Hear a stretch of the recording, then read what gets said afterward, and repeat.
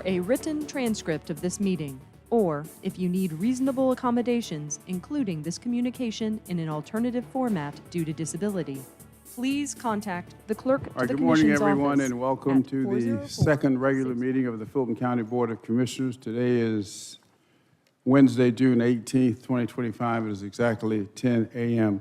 Madam Clerk, please call the roll for purposes of quorum. Chairman Rob Pitts. Present. Commissioner Bridget Thorne. Vice Chairman Bob Ellis. Present. Commissioner Dana Barrett. Present. Commissioner Mo Ivory. Present. Commissioner Marvin Arrington Jr. Commissioner Khadijah Abdul Rahman. Mr. Chairman, you have a quorum. Thank you, Madam Clerk. Please rise for the invocation, followed by the Pledge of Allegiance.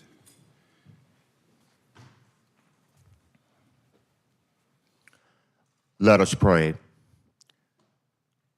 Almighty and merciful God, we thank you for this day, for your grace and mercy upon our lives. We pray now your blessings upon those who are present. Bless our Fulton County citizens. Bless now our board. Give them your strength and direction. It is in your name that we humbly pray. Amen. Amen. I pledge allegiance to the flag.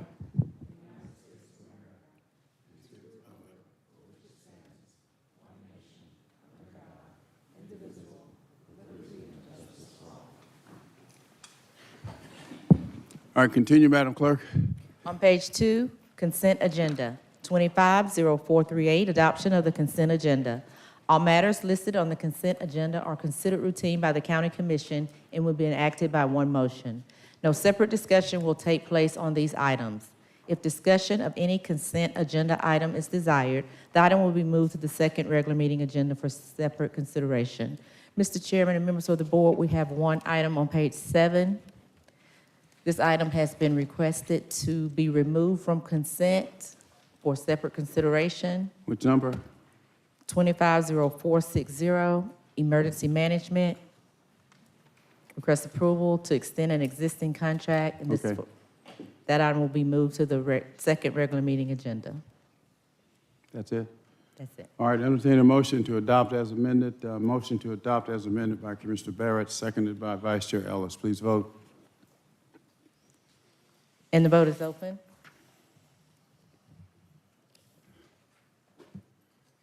And the motion passes, 4 yeas, 0 nays. On page 7, second regular meeting agenda. Mr. Chairman and members of the board, we have an item requested to be added to today's agenda by Commissioner Arrington. Is it an 250. emergency? Or what is it? It's 250487, request approval to only allow public comment on agenda items and not allow personal attacks on commissioners nor anyone. I don't think that's an emergency. Continue. 250461, adoption of the second regular meeting agenda. Mr. Chairman and members of the board, we have 2 items to be revised on today's agenda. First item on page 7, 250463, presentation of proclamations and certificates. Proclamation recognizing Pride Month. That title will be changed to Georgia Equality Day. Next item on page 8, 250466, finance.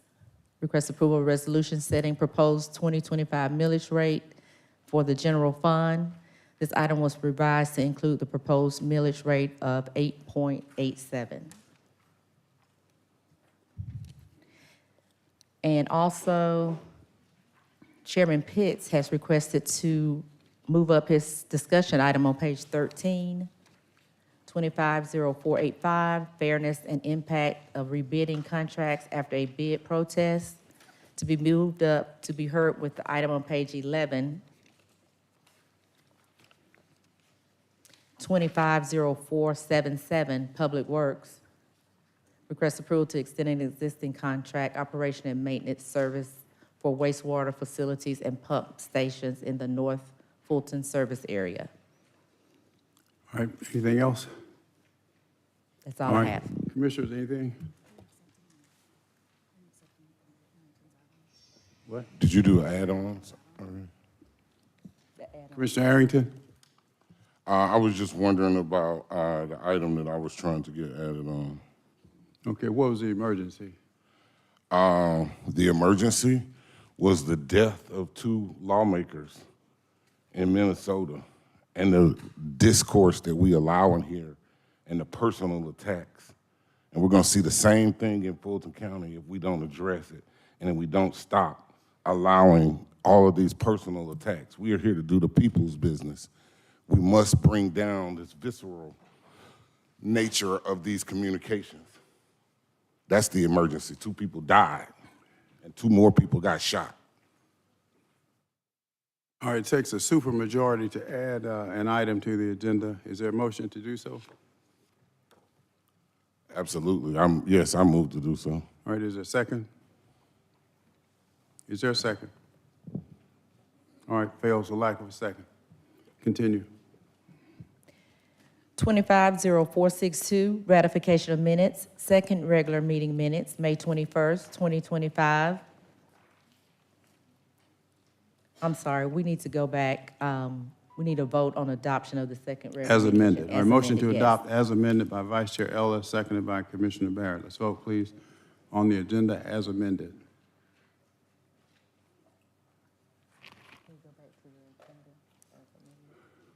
All right, what's going on?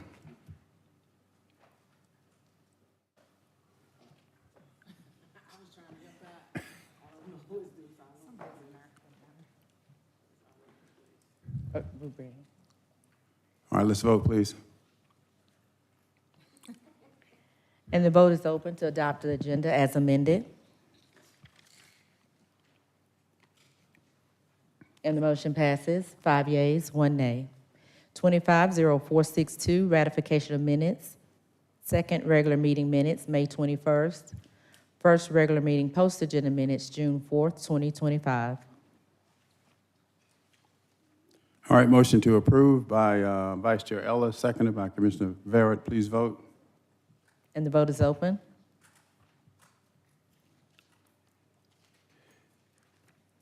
And the motion passes, 6 yeas, 0 nays. 250463, presentation of proclamations and certificates. Proclamation recognizing Georgia Equality Day, sponsored by Commissioners Barrett, Ivory, Chairman Pitts, Commissioners Arrington, and Abdul Rahman.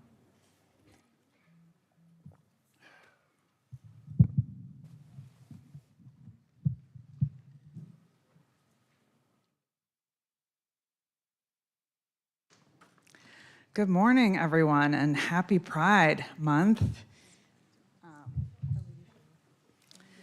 Couldn't let the month go by without saying something and doing something in honor of Pride Month, and very happy to have Georgia Equality joining us today. I'll just wait for everyone to get down here. And we have a proclamation for them that reads, whereas Pride Month celebrates solidarity, self-empowerment, and positive visibility within the lesbian, gay, bisexual, transgender, and queer community, and whereas on June 9th, 2019, the Fulton County Board of Commissioners adopted a resolution to recognize the month of June as Pride Month in Fulton County, and whereas Georgia Equality, based here in Fulton County, is celebrating 30 years of advancing fairness, safety, and opportunity for LGBTQ communities here at home and across the state. And whereas Georgia Equality has grown from a small local coalition to the largest statewide LGBTQ advocacy organization with more than 75,000 members, and whereas the organization has helped to pass protections for more than 1 million Georgians and prevented countless anti-LGBTQ bills from becoming law, and whereas Georgia Equality registers thousands of voters every year and urges over 1 million statewide to participate in every election. And whereas the organization defends the rights of transgender Georgians to access essential medical care and champions reproductive rights for all. And whereas Georgia Equality works with advocates and partners to improve access to affordable housing and evidence-based prevention and treatment services for people living with HIV/AIDS. Now, therefore, be it resolved that in celebration of Pride Month, the Fulton County Board of Commissioners commends Georgia Equality for its significant contributions to transform Georgia's legal, cultural, and political landscape for LGBTQ people, and does hereby proclaim June 18, 2025 as Georgia Equality Day in Fulton County.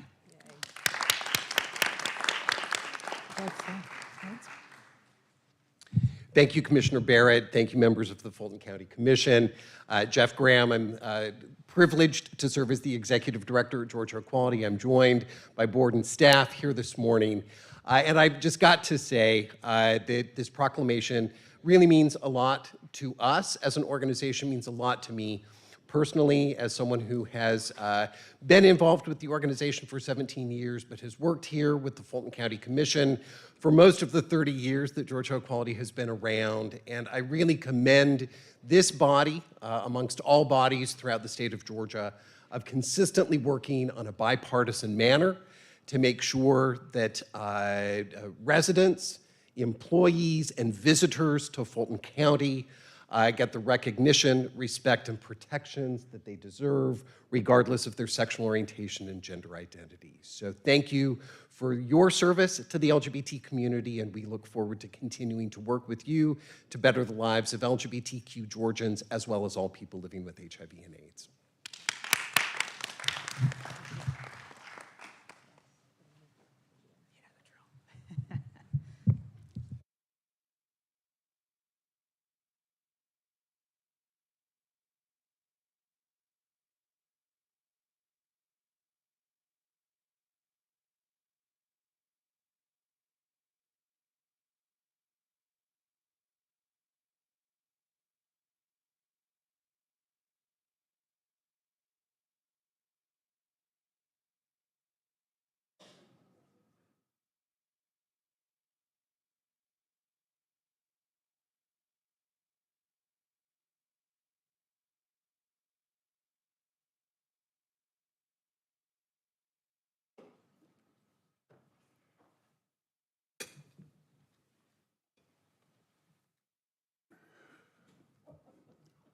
All right, continue, Madam Clerk. On page 8, public hearings, 250464, public comment. Citizens wishing to participate in public comment will be allowed to appear in person or may choose to participate virtually via Zoom video conferencing by registering on the county website, www.fultoncountyga.gov. Priority for public comment will be given to Fulton County citizens and those individuals representing businesses or organizations located within Fulton County. Speakers will be granted up to 2 minutes each. The public will not be allowed to yield or donate time to other speakers. The public comment portion of the meeting will not exceed 60 minutes. In the event the 60-minute time limit is reached prior to public comments being completed, public comment will be suspended and the business portion of the BOC meeting will commence. Public comment will resume at the end of the meeting. Mr. Chairman and members of the board, we will start with speakers in Assembly Hall. We have received 11 speaker cards. Will the first 5 speakers please come forward?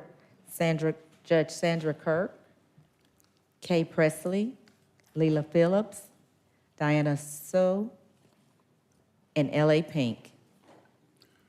All right, as always, when you have 15 seconds remaining, I'll say 15 seconds, and that's your clue to begin to conclude your remarks. First speaker. Good morning, Commissioners. This year marks 10 years of the Magistrate Court of Fulton County serving this community. Our team operates 9 courtrooms across 4 locations with just 3 staff members while maintaining the highest efficiency standards. My name is Cassandra Kirk, and I serve as the Chief Magistrate Judge of Fulton County. This year alone, we have closed 30,000 cases.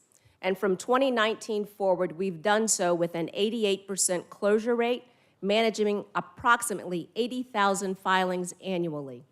Our AI technology saved taxpayers over $91,000 while serving 22,000 users.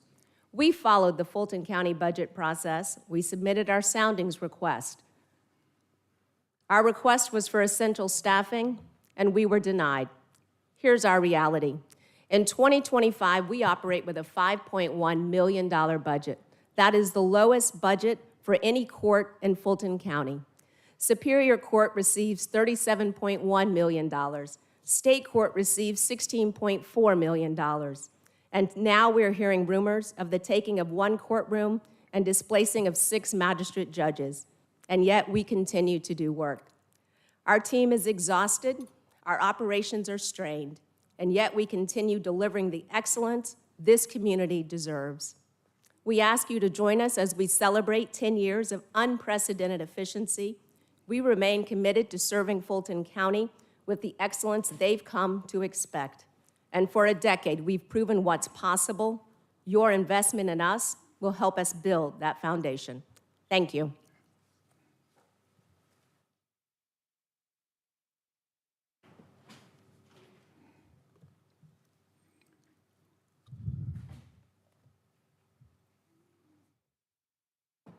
Good morning, everyone. My name is Kay Presley. Good morning to the board, Commissioner Mr. Pitts. I'm here as a resident of Fulton County to request an urgent investigation into the persistent food stamp fraud by an individual, which we are victims, my son and myself. This involved caseworkers and supervisors from the Department of Human Resources of Fulton County. This, Mr. Pitts, we are here because we have reported the matter over 2 years now to the Department of Health and Human Services, the District Attorney offices, the Inspector General, the Fulton County Food Stamps Office, numerous police reports, and also to the Federal Trade Commission. The individual in question, Kenyatta Simone Johnson, we believe, as a complaint was submitted, and the reason that we are contacting your office right now is that the situation necessitates an immediate attention. The individual has a documented history of fraudulent activities in Michigan, where we have also reported it and which we are victims of identity theft. This pattern of behavior, as we said, was taken up by the Michigan Department of Human Services, where the individual was charged for food stamp fraud and SNAP charges, Social Security fraud using our identity. This is a success. There was also manipulation of the lease. I have documents that I am submitting, and we're asking you to investigate it, documentation of this fraud. All right, 15 seconds. Okay. We'd like to know that this is a violation of Georgia law, OCGA 49-415, and on behalf of my son and myself, we need an immediate investigation. Thank you. I'd like to.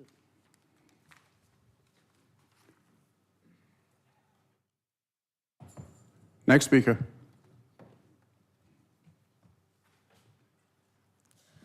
Hello, my name is Layla Phillips. I am 18 Speak years up a bit, old. please. Hello, my name is Layla Phillips. I am 18 years old. I would like to speak against the program Hope for Haven that is meant to help single mothers and women who are coming from traumatic situations ran by Tawana Allen. But instead, it is a very toxic environment. Single mothers are taken advantage of, being told that the cost is of each room, the size of a closet, is $950 and raising it to $1,050 once placed. Churches are funding this woman's program, and she is pocketing the money. If we cannot be micromanaged or controlled, she will kick us out. Me and my mother were told we had to leave even though our money was paid. We were told to leave because at 18, I babysat a mother's children while she was at work. Me and my mother are now without a home due to not being able to be micromanaged by this woman. And there are mothers being abused as we speak.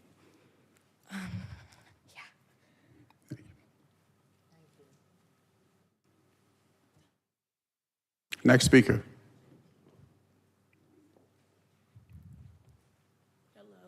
Hello, my name is Diana So. This was my daughter, Layla Phillips. I am reporting Hope for Haven, Tawana Allen. I am reporting Hope for Haven. We're supposed to be a transitional housing for homeless mothers and children. You're looking at a homeless mother. I'm a hard worker. I paid my money. My church, Chapel Hill of Atlanta, paid Miss Tawana Allen for us to reside there. There are surveillance cameras. Women are being emotionally and spiritually abused. We're under surveillance for 24 24/7. I'm speaking up for all the mothers, especially there's a mother with a child with autism. She was threatened because her daughter was jumping up and down, that defects were called. I was put out because my 18-year-old babysat a mother's children so she could work. The woman takes our funding, misappropriating funding from the state of Georgia, from churches, domestic violence shelters. Soon as we arrive, there are unreasonable rules, no grace, tons of fines. It hurt me. My mom died of pancreatic cancer last year, and then I lost my friend Angie Stone, so I came in distress, and I am a victim of domestic abuse, thinking that I can come to Hope Haven to get a fresh start, reestablish my credit, but she created great stress, threatened to have the U.S. Marshals kick us out, so I had to pay an extended stay for $500. So I'm pleading with the state of Georgia to stop funding Hope for Haven, Tawana Allen. She is misappropriating the funds that the great state of Georgia is giving her in federal funding. Please hear my heart, and thank you guys for this opportunity and giving me a voice, not just for me, but for every single mother that's homeless and unseen. I thank you all for this time.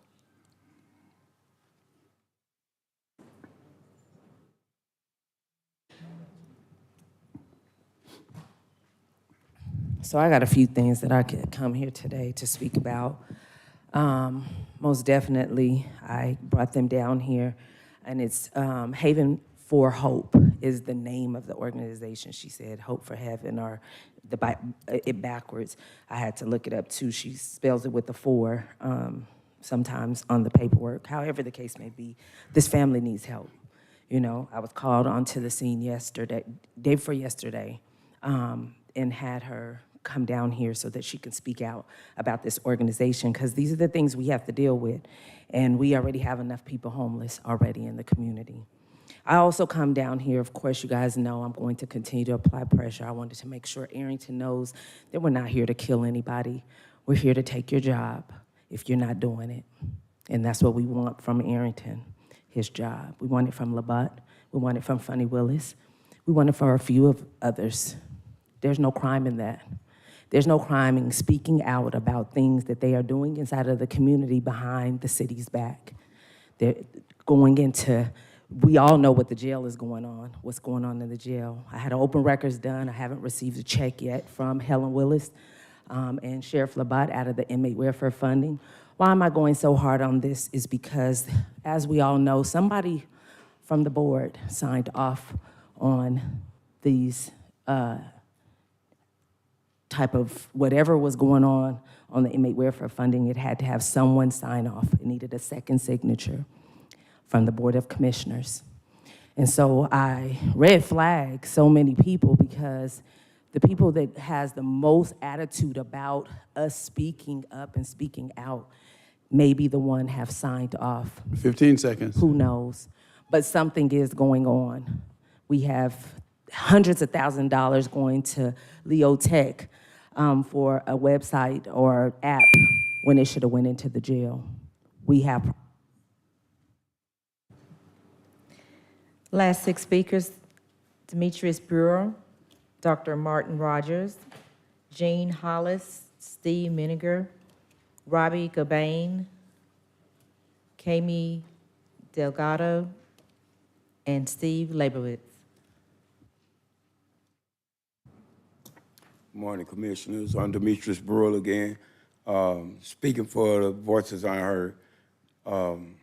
Yesterday, I got some information from an intern that it would be no more pickups here on Martin Luther King, 75. And this is a crew that's been out there for 2 years, just like I have. I'm not homeless anymore. I was helped. Pay attention. I just want y'all to pay attention to this group, because what I got yesterday, it didn't make sense to me when you're not picked up from Woodrow Park, Conley, P Street and Pine, 12th Street, 16th Street. I walked in the streets and I seen it for myself.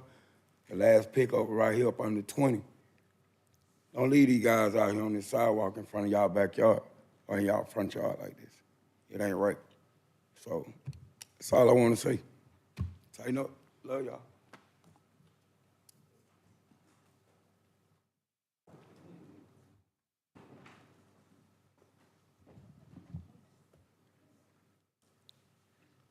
Good morning, Dr. Martin Rogers. As commissioners, your duty is to act in the best interests of the people. This is not the case in the Commission District 5. The community I live in will now be directly impacted by the development of a warehouse, a development the commissioner for the District 5 advocated for. This is something that has transpired in other cities that are also in the district. His dual roles and the clear conflicts of interest they represent are unacceptable. They undermine public trust and call into question his commitment to ethical and personal governance. Our neighborhoods need and deserve quality development, projects that bring real value and not an impact to our quality of life and everything that we have worked so hard for. To the commissioner in question, you are part of the problem. You've shown that you don't see anything better for us than a quick profit. It is evident what you stand for, and it is not the people, and we deserve better. As a resident and member of this community, I'm formally requesting that the Fulton County Commissioners with the county attorney review its current ethics and employment policies. Specifically, I urge you to incorporate clearly defined roles regarding outside employment or business interests that present a conflict of interest with a commissioner's public duties. Public trust is not automatic. It must be earned and maintained through transparency, integrity, and a demonstrated commitment to the people. Thank you so much for your willingness to serve the people that you represent.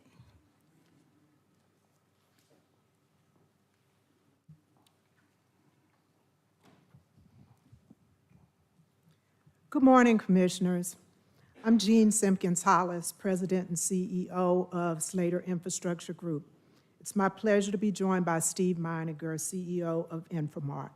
Together, our team forms Fulton County Wastewater Partners, a joint venture specializing in providing operational excellence to the county's North Fulton wastewater facilities and pump stations.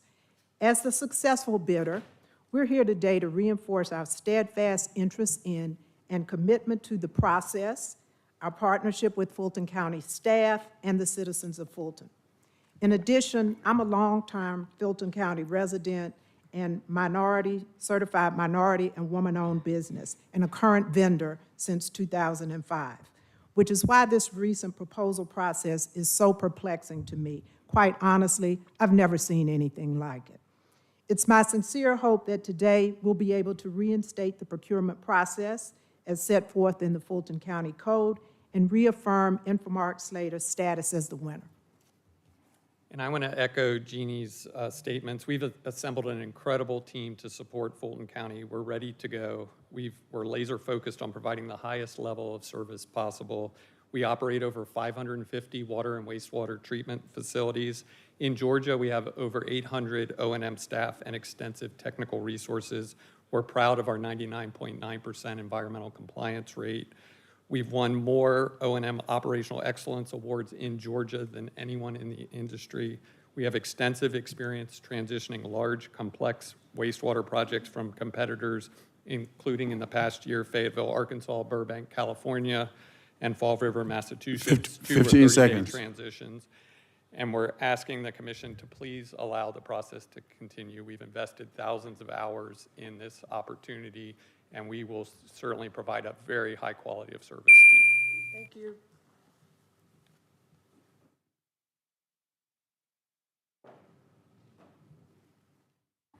Robbie Caban, Fulton County taxpayer, resident, homeowner, small business owner here on the topic of animal control again. You've received probably 100 emails from different people now advising you of the problems at Fulton County Animal Services, managed by county vendor Lifeline Animal Project. You are voting on an extension that's going to cost Fulton County taxpayers over $4 million today.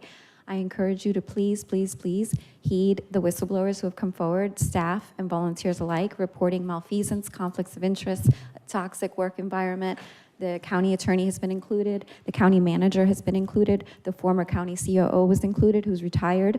There's been no corrective measure. You haven't implemented live streams, even though we have security. You know the animals are being abused, neglected, live in unsanitary conditions. You know Lifeline, the vendor, is not picking up animals. They're directing their staff to not pick up animals. The animals are multiplying, and they're able to fundraise off of every animal that multiplies. That appears a severe conflict of interest. That appears as though the county contract that you all have oversight of is completely defunct and working against itself. You've heard of the nonprofit industrial complex. This is no different. There is the companion animal industrial complex, and Lifeline is part of it. They are a strategic partner of Best Friends. There are lawsuits all over the country, in California, Riverside, in San Diego, over the same problems we have here in Fulton County.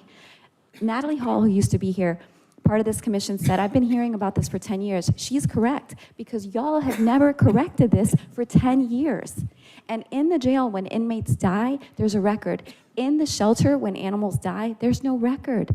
They're literally hiding this information, and you all, it's unacceptable because philanthropic dollars come from Lifeline and go to 15 Fulton seconds. County, that you trade our public safety and the care of the animals and public health for those dollars. That's unethical.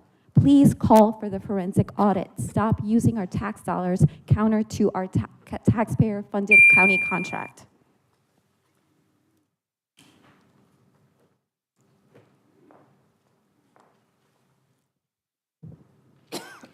My name is Kami Delgado. I am here today out of concern for the animal control contract with your county vendor, Lifeline Animal Project. While recently living in Fulton, I volunteered with Lifeline, and during that time, I saw animals being left neglected and untreated without proper medical care that I found near death. No clean water or dry bedding for the animals living in unsanitary and inhumane living conditions, causing sickness and disease outbreaks. Intake refusing to take in animals being sent to fraudulent rescues, animals being returned to neglectful owners, animals leaving unaltered, a toxic and unsafe work environment, severe mismanagement, and appears to be conflicts of interest. I responsibly reported all of this to each and every one of you. Dozens of other people have also come forward with proof, and you have continued to ignore. I was harassed, bullied, even chased to my car and threatened by the Lifeline director at the time, which I also reported to you. I was targeted, retaliated against, blocked from online platforms, and terminated by Lifeline CEO Rebecca Gwynn because I spoke up. I am concerned about Fulton County extending the existing contract for animal services before having doing a full forensic audit with no ties to Lifeline or Best Friends, who is a strategic partner of Lifeline. Extending the existing contract before investigating all of the current issues that were brought to you about Lifeline is irresponsible and wasted taxpayers' money. Our animals deserve better, and you continue to allow this. I'll be following up via email.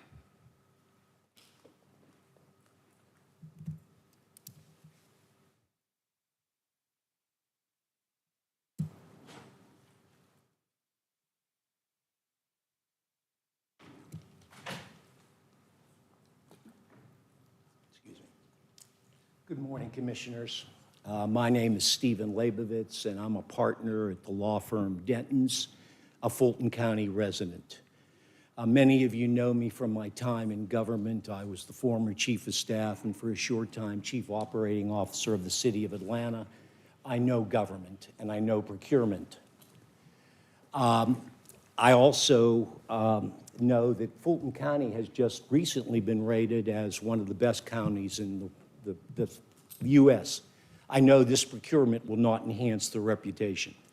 There are three principles that I want you to think about during this discussion. One, you have the authority, Commissioners, to put this back on the agenda. You have the authority to take it off. You have the authority to put it back on. Two, your code says in order to cancel a solicitation, it has to be done for cause and in the best interest of the citizen, for good cause. And three, all my client wants is a fair shake to be put back on. We'll deal with the protest that exists. Now let's talk about this. May 23rd, we get to get notice. We have a dinner with them. Transition is going forward. We have everything is going forward. Great. Three things happen. One, we get a protest from the last bidder. A protest is not good reason to cancel. No reason. Protests always come. 2, there's disinformation spread around. Again, not a good reason to cancel a procurement. No reason at all. 3, we have rumors that there's an environmental claim now. First, the environmental claim 15 doesn't seconds. stand. Second, that's not a good reason to cancel it. Think about it. If you want to look at these things, you have the ability to hold. You can hold the paper, get any additional information you want. That is nothing of these things are in the best interest of the county. What's in the best interest of the county is for you to put this back All right. on. Thank you. Thank you. Thank you, Mr. Leibovitz. Thank you. Mr. Leibovitz, thank you. Thank you. Thank you, sir. Madam Clerk. Mr. Chairman, members of the board, we have 4 speakers on Zoom. Okay. Good morning, Commissioners. The first person to speak is Matt Rowanzak.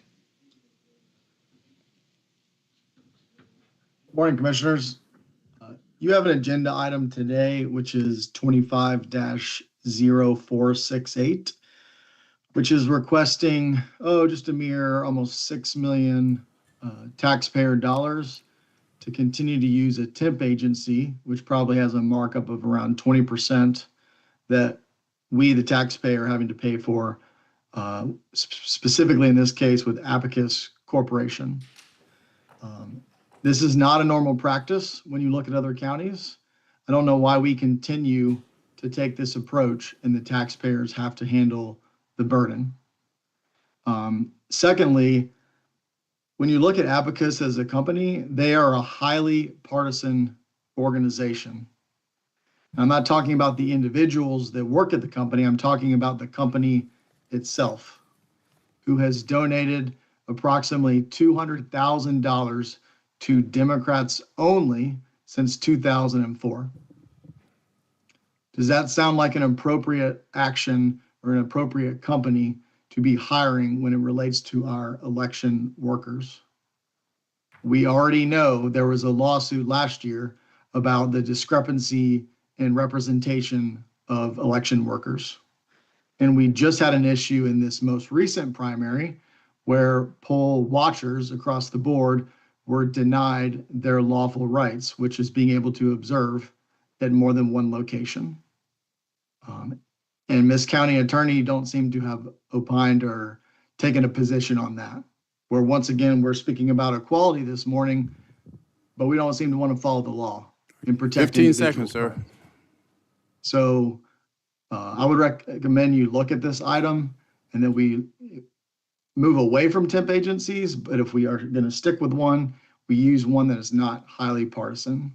Thank you.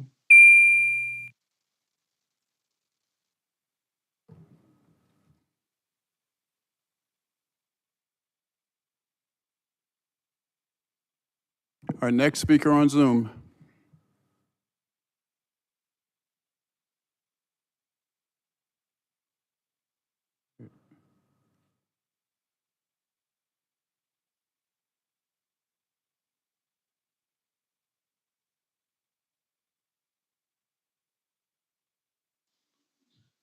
The next person to speak is Angel Note Taker. Angel Note Taker. And this concludes the Zoom public comments. Thank you very much. Continue, Madam Clerk. Continuing on page 8, County Manager's items under Open and Responsible Government, 25-0465, presentation of the Fulton County Operational Report. All right, Mr. Manager. Yes, sir, Mr. Chairman. Good morning, Commissioners. Steve Naraki is out this week, so I've asked Mike from the Strategy Office to present the Justice System Report. A couple of things just to highlight going in. The jail population at 2790 is a 250 person increase over March, so something to continue to monitor. 1829 of those are at Rice Street. We also have the Blitz plan that we'll report on this morning. It continues. It's about 73% complete now. 527 beds out of service due to repair or Blitz activities. When we get past that report, we do want to spend a little bit of time and ask Dr. Rochelle both, number one, to bring an item back, which is a decision on hoopla and that service, but then also just give you an overview of facilities either already built or planned that were a result from Project CARE and the Wellstar closings. I think you'll be impressed by all of the progress that's been made. Not that you're not familiar with it, but when you see it graphically, it's again, quite impressive. While not part of this report, coming up, of course, will be the millage rate recommendation, and Sharon Whitmore, the CFO, will discuss that. But we are recommending 8.87, which is the assumed rate for the budget, as well as part of the HB process that recently passed. So I think, Mr. Chairman, with that, we're ready to start. And we'll ask Mr. Rowicki to review the justice section. Okay. Good morning, Commissioners. Mike Rowicki, Strategy and Performance Management. Again, I'm just here to give you guys a brief update on the justice system for the operational report. Next slide, please. So here on this slide, what I'd actually like to highlight is 3 different measures. Number 1 is the average length of stay. What we want to note is that for the month of May, we're down to 36 days, which is actually just 6 days off of our target of 30 days. And we've made dramatic decreases in that number over the past several months. For the clearance rate for felony cases, you can see that for the month of May, we were at 102% on that clearance rate, which is a good number, which means there are more cases going out than coming in through the system, and that is a 34% increase from last month.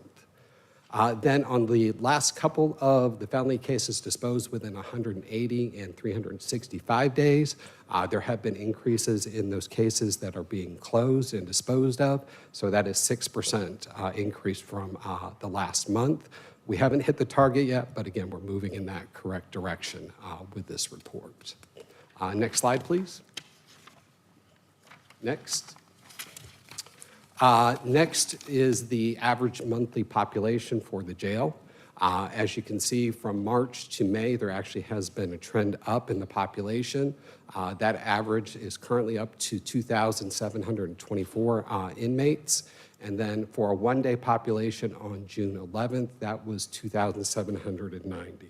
Again, that steady increase that may be due to summer trends that usually tend up in the jail population. But again, it is not dramatically jumping up as it has in the past. Next slide, please. This slide is actually just a breakdown of the previous slide. It just gives you by location each of those jail populations with the main ACDC out of the county, South Annex, Marietta Annex, and the Alpharetta Jail. Just additional information for you to review. Next slide. Here is our slide, is the current length of stay for inmates in the jail. The average duration is about 210 days currently, with 1,561 of those inmates have been there less than 90 days, which is about 56% of the population less than 90 days, which is a good thing. That population that is greater than 1 year is about 16%, or 456 inmates at this point in time. Next slide. This slide is your jail population, facility utilization, which basically gives you the bed counts as they currently look, with beds that are in use, vacant beds, beds that are in repair, and those special custody beds. Joe Davis will go through some of this information in more detail in his presentation on the jail blitz, so I'm not going to spend too much time here, this information purposes. Next slide, please. Special note here is that this is one of the slides that we have brought back for the board, which is our full inmate analysis of the jail, which gives you how many inmates are actually in the jail that are indicted or unindicted, which is about 22% right now. Then we have our indicted and accused populations, which are about 66% of the population overall. And those that are either serving their sentence or are on other hold conditions that they're waiting for either another jurisdiction to come pick them up or a hold for some other reason, that is currently at about 12% of the total population. But again, this is now fully automated. This will be part of the report as we move forward in our series. Next slide. Here is your unindicted population by days in the jail. As you can see, there currently are 572 unindicted people in the jail. About 466 of those are there less than 90 days, which is a good number, which is about 81% of that unindicted population. We currently only have one person that has been in there greater than 1 year. That is due to competency issues. So that is the reason why it is greater than 1 year for that. Next slide. Electronic monitoring update for those that have looked at this data in the past. Currently, we are at 716 participants on the ankle monitoring. That actually is down by about, where we're currently at is about 47% of what our total high was at 1518 when we set that cap for the numbers. Next slide. This slide basically gives you additional information on the breakdown month by month for that ankle monitoring. So you can see exactly how many people have been there over 1 year and how many have been there less than 1 year on ankle monitoring. Next slide. Next, please. This will be of interest to many of you.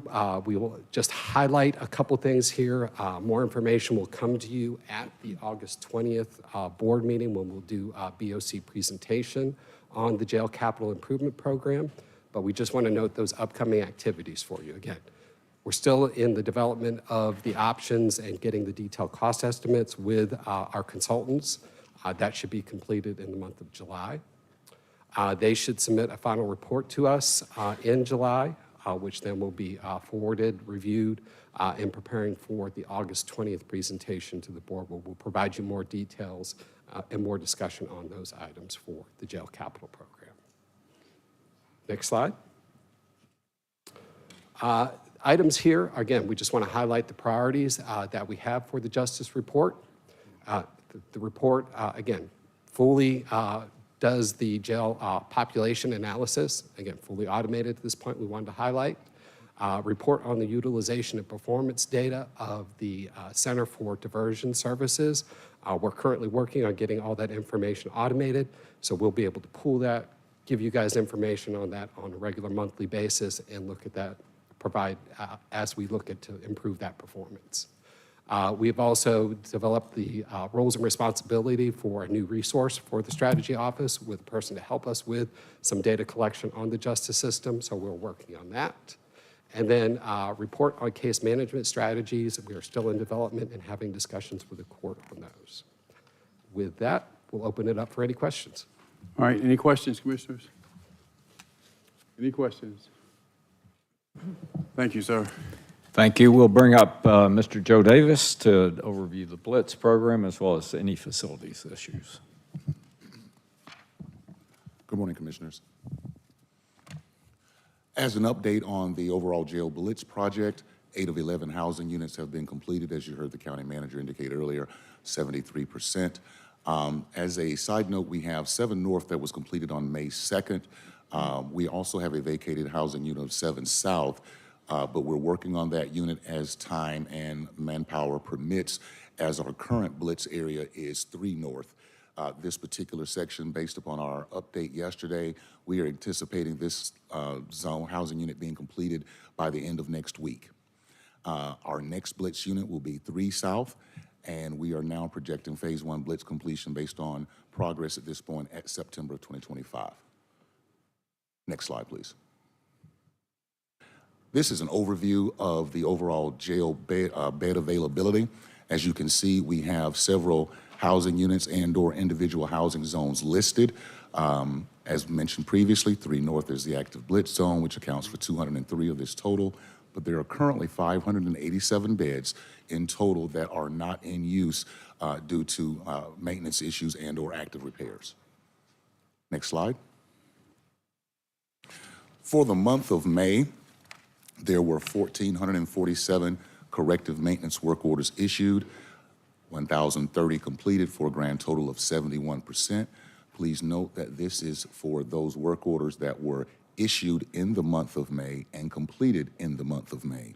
There were 82 work orders completed after the end of May through June 12th for a grand total of May corrective maintenance being at 77%. A grand total of 1,287 corrective maintenance work orders were completed from, and I think that might be a typo, and I'll have to go back and check the exact number, but there's at least 1,287 corrective maintenance work orders completed from May 1st through June 12th. On the preventive maintenance side, we are continuing to see a really steady high-level output on the completion of preventive maintenance.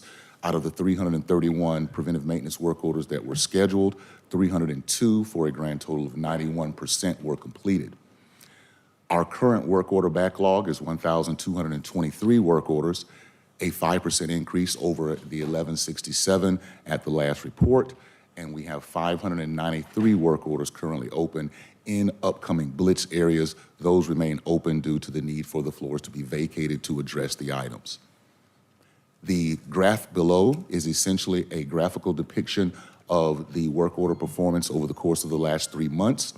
As you can see, we have seen a steady increase a significant increase over the prior month from 928 work orders issued to 1,447 issued over the month of May.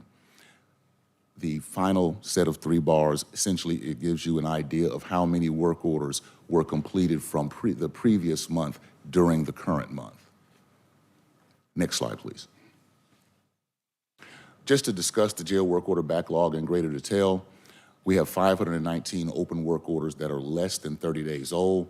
This represents 42% of all our total number of open work orders.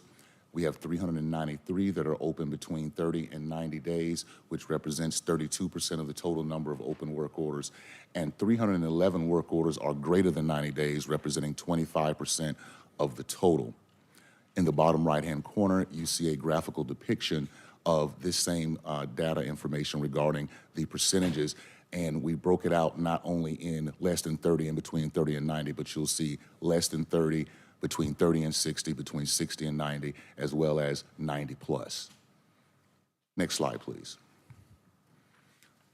Last year, the board approved $3.2 million for a series of what was deemed to be critical repairs or upgrades and allocated $3.2 million.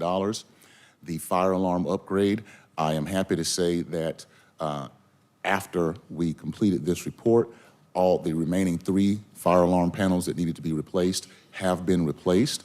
The next step is meeting with the vendor to determine, now that we have full communication with the fire alarm system restored throughout the building, using the information the system is reporting, our next step is to actually identify the field devices, i.e. smoke detectors, strobe lights, things of that nature that need to be replaced for one reason or another, whether they were damaged, covered with dust, things of that nature.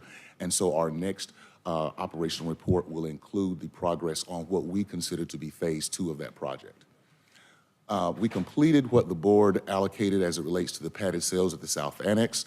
Unfortunately, those padded cells have been damaged and are now in need of repair, and we're working to address that. The kitchen equipment that was ordered for the main jail kitchen, those particular items, 3 gas kettles, 1 double vat fryer, and a walk-in oven, those replacements have been completed. They're fully installed and now operational. As we have continued to report, the laundry equipment in the jail is fully functional, and we have this particular project on hold. And just to give you a piece of additional information, one of the reasons why this particular project is on hold is that we have an upcoming bid solicitation for the last item, the elevator modernization, and from the time that we priced it to now, some time has passed. We need to ensure that we have sufficient funding to cover the total cost of the modernization.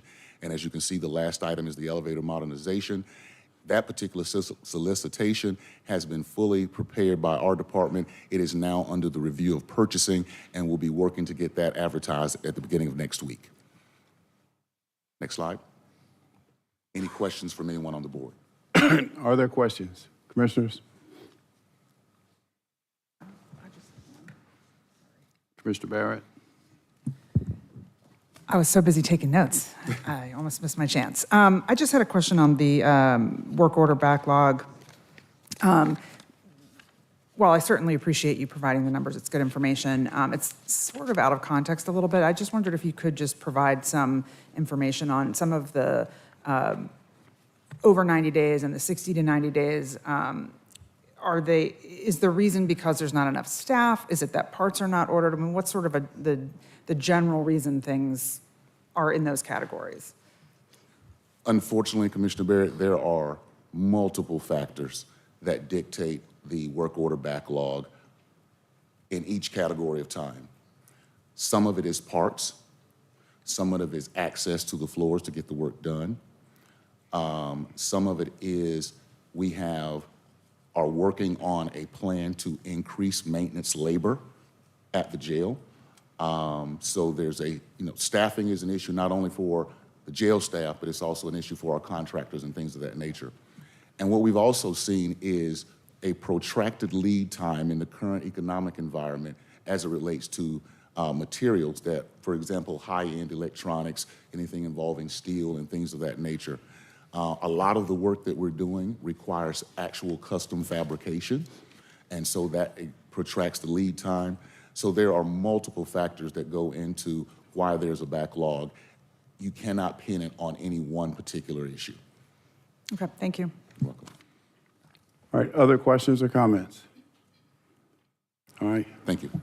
Mr. Thanks, Manager? sir. Yes, sir. I want to turn it over to Dr. Rochelle to, again, talk about the hoopla decision that's needed and then an overview of our facility strategies in HHS.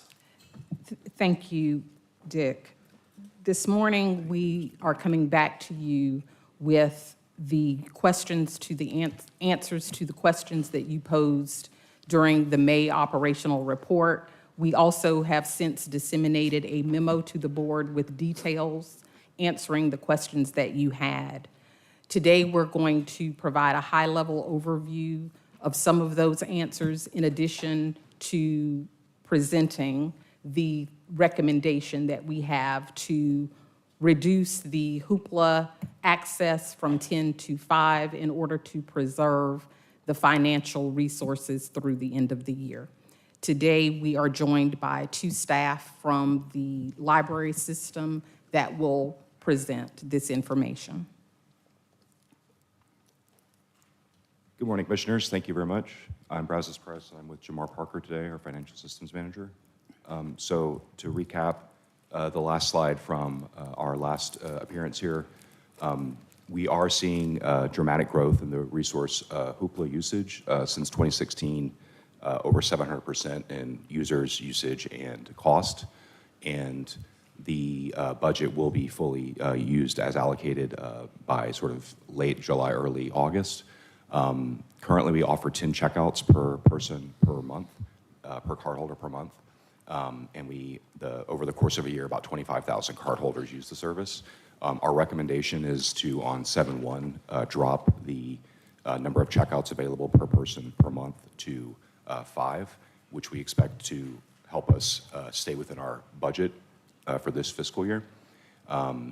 Alternatively, we expect needing perhaps about $625,000 in order to keep it as is without exhausting that budget. Next slide. And we do expect growth in this resource to continue. So we had some great questions at the last board meeting. I did follow up with the account representatives from Hoopla and verified that there's only 3 ways for us to really cut down on costs. We can decrease access by monthly checkouts like we talked about at the last meeting. We can also do the price tiering, which we're going to go into more depth of this meeting, as well as by instituting a monthly cap on the budget. And the way the monthly cap works is basically it's broken out daily, and then if you reach the limit in a given day, then it stops access. The library does charge $40 per year for non-resident users, and those folks are able to check out physical and electronic materials. We are looking at updating our non-resident fee structure and perhaps also splitting out the ability to check out physical and digital materials into 2 different types of categories. It would be possible to change the number of checkouts within a year. So one of the questions was about, during summer there's more utilization, and that is possible. We are concerned that changing access within a year does create communication issues to the public with marketing and explaining what's going on. And in the past, we have negotiated with vendors to save money, as well as canceled resources such as Collection HQ that were primarily used by staff, so we've saved money that way. We are looking at other resources based upon usage. And as Dr. Rochelle mentioned, we sent a full FAQ memo to the board. Next slide. So we did want to dive a little bit more into the tiering by price. So we looked at the percent of titles that were checked out in given price buckets. And we did see that the most popular titles, the top 100 that were checked out in the last 12 months, you can see on the right-hand side of this graph, we see 80% of those are above $2. So again, the way hoopla works is if we do tier by price, the lowest that we can tier is $1.99 in order to maintain the service at all per format. So as you can see on the right-hand side, of the top 100 titles that people check out, those are primarily over $2. But if you look on the left-hand side, if you look at the total universe of titles, we are seeing a much lower percentage of the more expensive titles. So that's 51% over $2 in that category, with 49% being the lower than $2 price range. Next slide.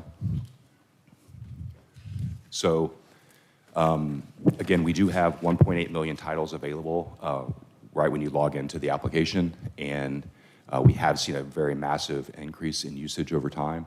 And in the last 12 months, we had 133,000 titles checked out within this resource, which is about 3 times our most popular electronic resource, Overdrive. So what it really does for our patrons and the way that we position it is it allows a much greater breadth of access to materials than they would have otherwise with e-resources. And the recommendation is still to drop the monthly per patron checkouts from 10 to 5 because the other cost savings options are tiered based upon price of checkout and decrease the total number of titles available. And with that, we have a next slide for questions. All right, the recommendation is go from 10 to 5. Any questions? Objections, disagreement? Commissioner Thorne.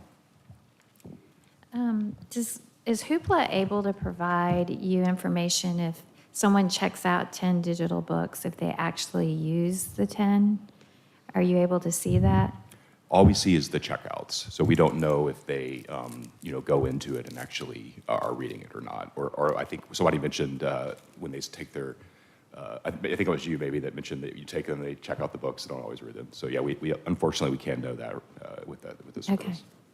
And then non-residents. Have you looked into the non-residents that pay the fee to use our cards? Do other counties not provide a digital service? Or what is the situation there? Mm-hmm. Yeah, so we've looked at basically updating our fee structure for it. So I think the last time the fee structure for it was adopted was really before digital materials became so popular.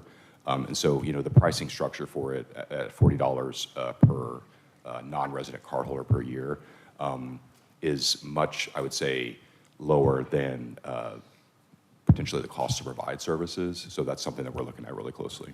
Great question. And have we looked at what other counties do, what DeKalb County does in their library system for digital books? We're definitely always looking at, what the universe of usage is. In this particular service, we're one of the top users in the country. I think we're 16th in the country, 17th in the world. I know that specifically with Hoopla, it's a topic of conversation with libraries across the country because of the way the fee structure is based upon usage rather than titles. So because, every time somebody uses it, it costs something. So we're not the only organization that's having the same sort of issue with kind of runaway usage and cost. Okay. I just know years ago I had a girlfriend in Cherokee County that just raved about how she could get digital books in Fulton County. And she used Fulton County libraries more than she did Cherokee's. So maybe by cutting back or raising their rates, it will encourage other library systems to expand their digital access. Thank you. Thank you. All right, Commissioner Barrett. Thank you, Mr. Chairman. I just had a question about First of all, I'm very supportive of the recommendation that you all are making. I think that makes sense. I'm just wondering from a projection of growth on into the future, how long do we think that 5 titles will be sustainable? It seems logical to me that for next year that'll work, but I don't know the growth percentage, and I don't know if there's a point at which the growth levels off. But do you guys have some thought about how many years we can kind of keep going with 5? I mean, I think so. That's a great question. It's certainly something that we do expect growth to continue regardless of what we do with the checkouts. So we are going to run into at some point where our utilization will again outpace our our ability to provide the service. So I think that definitely checkouts is what we would look at in the future to decrease if we had to kind of stay within the budget again. I think for sure a year, so it's sometimes counterintuitive the way that the data has played out. We dramatically invested into the resource in 2020, and it was definitely, there was a big spike then, and we sort of were thinking that will continue in 2021. We'd see another big spike, but that didn't end up happening. It ended up being about the same as 2020. So sometimes there's counterintuitive things like that happen. But Jamar and I speak basically every day about where we are with the budget. And so we're monitoring it on a monthly basis to see, is this roughly in line with what we are expecting? And whenever it goes outside that, we obviously have conversations with the library director. It does seem like it would be helpful to have some sort of a 2 to 5 year projection that's rolling, so that we're prepared and, for whenever we do kind of hit another stopping point. Yeah, thank you. We'll certainly look at a longer range strategy for sustainability. Yeah, thank you very much. Thank you. All right, other questions or comments?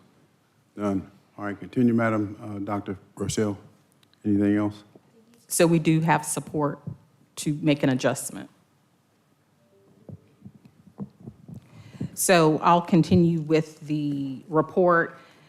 As you know, in 2023, we lost 2 hospitals in Fulton County with WellStar closures. As a result, the board declared a state of emergency and supported the commissioning of a study to determine the impact to our constituents and to general health care in the area.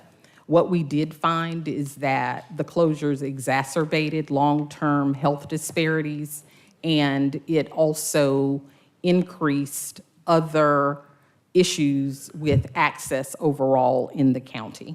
As a result, we did complete a study in April of 2023 in collaboration with Ernst & Young and Morehouse School of Medicine.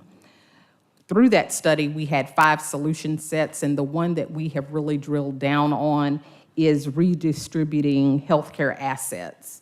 We looked to redistribute those assets, add provider capacity, expand the Fulton County health and behavioral health footprint, and just enhance overall access. So today I'm going to be providing an update as it relates to this project and where we are with the completion of restoring and adding capacity of healthcare assets in Fulton County. This map shows you graphically where we have added access points in Fulton County. I'm pleased to share that we have completed the addition of 4 access points, specifically physical locations. As the map illustrates, we've added the East Point Primary Care Clinic. We added that access point in October of 2023, just a few short months after the study was completed. We have made a 5-year funding commitment to the primary care clinic, and I'm pleased to report that we are seeing month over month, year over year increase in the number of constituents that are using that healthcare clinic. We also negotiated with Grady during the MOU process for the new MOU. Right now, that this year's investment is $43 million. When we negotiated that agreement, We negotiated 2 new access points. Both of those access points have opened, one at Cascade and one at Lee and White.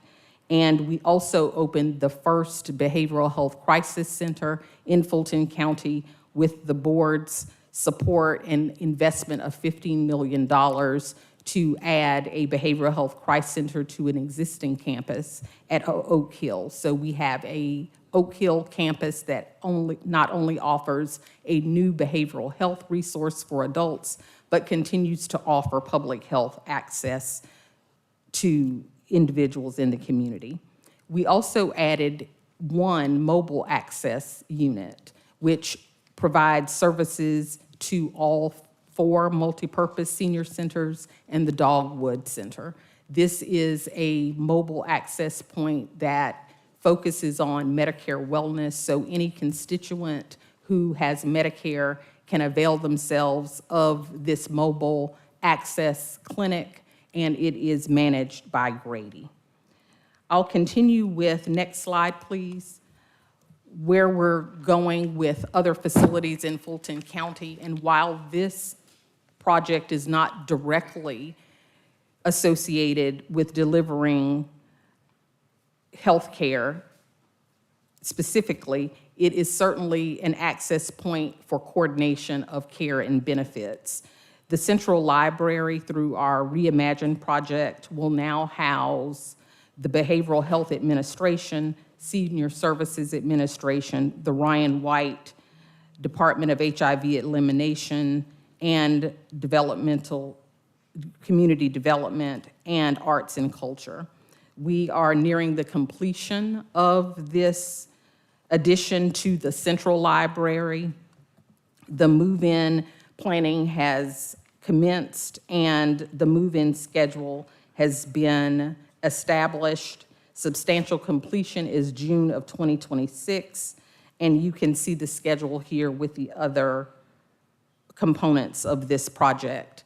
The majority of the departments related to this move are going to come from 137 Peachtree, which is across the street, and we have plans right now to use that building for the Consolidated Affordability Accountability Court. However, we certainly know that there is great interest in that facility from a sales perspective, and we will continue to look at all options. The next project, next slide please, is our 4700 North Point Parkway project. This project, as you know, has been underway for a while. We purchased this facility in 2019, and we were able to use this facility during COVID for testing and other COVID administration features. We are now back on track with using and building out this facility as it was initially intended, and our current budget for this project is $15.4 million. We do have our contractor in place, and we will be building out approximately 85,000 square feet of the 108,000 square feet that are available. This facility will house public health. The Royal Drive Public Health Program will move into this facility. We will also have developmental disabilities, as well as behavioral health, DUI court, and we will have new offerings with senior services. There is approximately 20,000 square feet available to build out. The overall plan for this facility was to also include wraparound services. The approximate cost to build out the remaining component of HHS North is approximately $5 million. We are looking at a variety of options for funding because we will have sale of assets when these departments move out of the locations that we have currently, as well as the discontinuation of lease. We will certainly work with finance to determine if, based on how the funding was structured if these are viable options. We also will continue with, again, building this out completely early on in the negotiations of how we would fund this, and the vendor that we selected, we thought that we would have to prioritize all of the services that we originally want to go into this facility, but we have learned that building out the 85,000 square feet will only take an additional $300,000 to $400,000, and we have created a source for building that out. So we will build out the complete facility inclusive of senior services, and we anticipate the project completion in the first quarter of 2026. I would like to also add here that on today's agenda, 250469, we are seeking your approval of HHS South, which is the feasibility study to build a similar structure in the South with a similar project design and offering of healthcare assets in the South. Moving on to the next project, which is the South Fulton Training Center. Next slide, please. This is the restoration of an asset in South Fulton. During COVID, we discontinued some services or created services that were virtual in nature. However, due to continued criminal activity, break-ins and such at the South Fulton DD Training Center location, we had to discontinue services at that location. So when we came back to in-person services for the safety of staff and constituents, we have been transporting those constituents to our central location in close proximity to where we are. Of course, that is a hardship on those families, and we made a commitment to restore this South Fulton Training Center access point. We are rehabilitating a former HHS facility in South Fulton using ARPA dollars, and we anticipate move-in at the end of the year. We did run into an issue with mold remediation, and that has stalled the project by approximately 45 days. And so instead of moving in October, we are now projecting a December move-in. Next slide, please. The final project is the BHCC North. We have been awarded a $500,000 contract from the State Department of Behavioral Health and Developmental Disabilities to determine the feasibility and a possible design structure for a similar structure as our Oak Hill facility.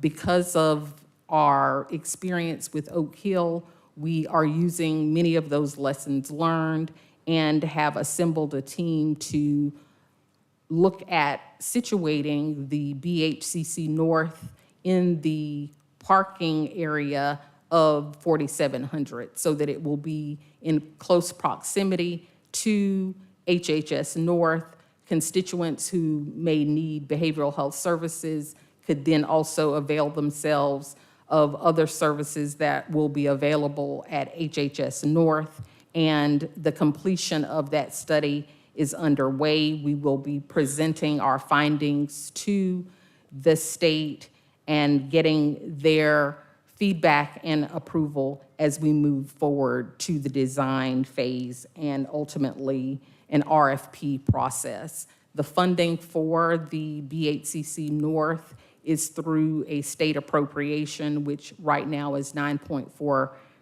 million a year. That appropriation is also used for during the construction phase on an annual basis. We anticipate this facility would take 24 to 36 months to build. In comparison to Oak Hill, we were on a very rapid construction schedule for a variety of reasons, but this construction program will be aligned with the funding, which is an annual construction budget of $9.4 million. I will stop there, Mr. Chairman, and entertain any questions you may have. Thank you, Dr. Rochelle. Commissioner Arrington?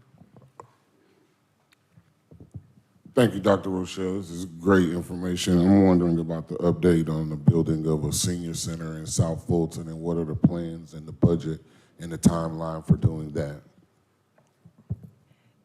That's thank you for the question, Commissioner Arrington. As a part of the HHS South feasibility study, we are anticipating the inclusion of a senior services component in the same way that we have with HHS North, which is inclusive of multi-purpose as well as adult day. So that will be a part of the design that we're seeking for HHS South.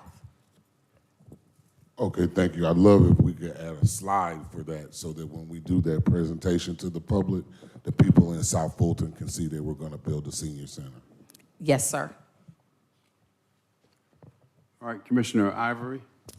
Thank you so much for that thorough report. You mentioned when talking about 4700 North Point Parkway project that you found a source for the additional dollars. I think you mentioned somewhere between 300 and 400,000. What was that source?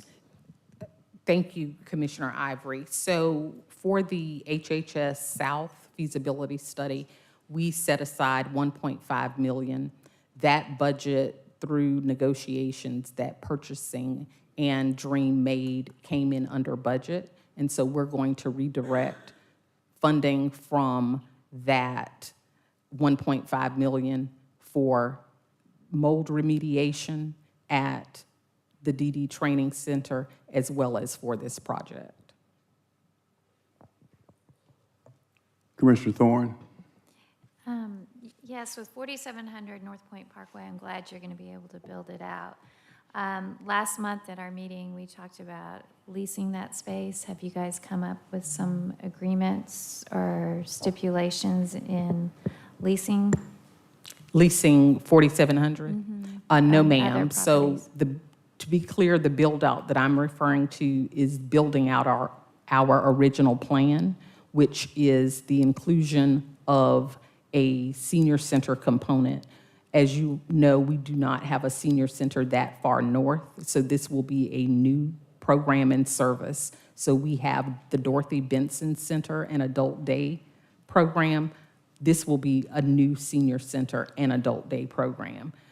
When we looked at our rough order of magnitude originally, we did not believe that we would have the financial resources to build out our original footprint, which includes, again, behavioral health, DUI court, developmental disabilities, public health, inclusive of a new vital records program.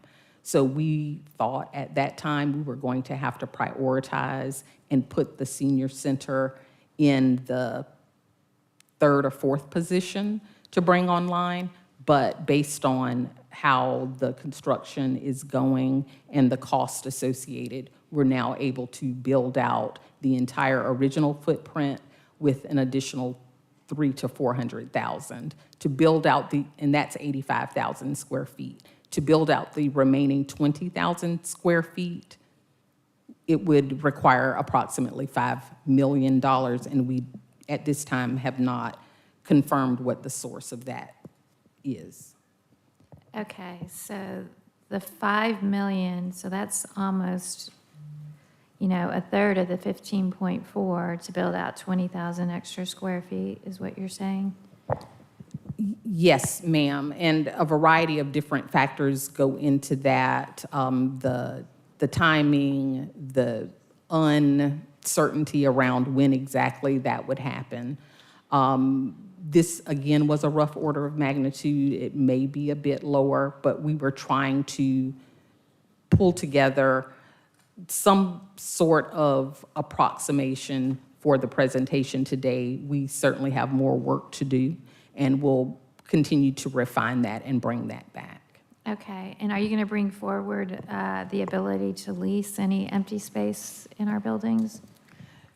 We certainly will bring forward a plan for the use of that space. The original thought was to add additional resources for the community so that it is not only inclusive of Fulton County assets, but for example, it could include the Department of Family and Children's Services or other community assets. So we certainly will bring a plan back to the board, inclusive of wraparound services that could be for lease or other purposes, and we would take direction from the board.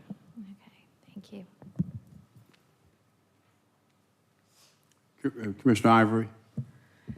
In your central library move project update, it indicates that the 7th floor was constructed to hold behavioral health, senior services, Ryan White, and so on. Those agencies are where right now? Community development, Ryan White, and senior services are all at the 137 Peachtree location across the street.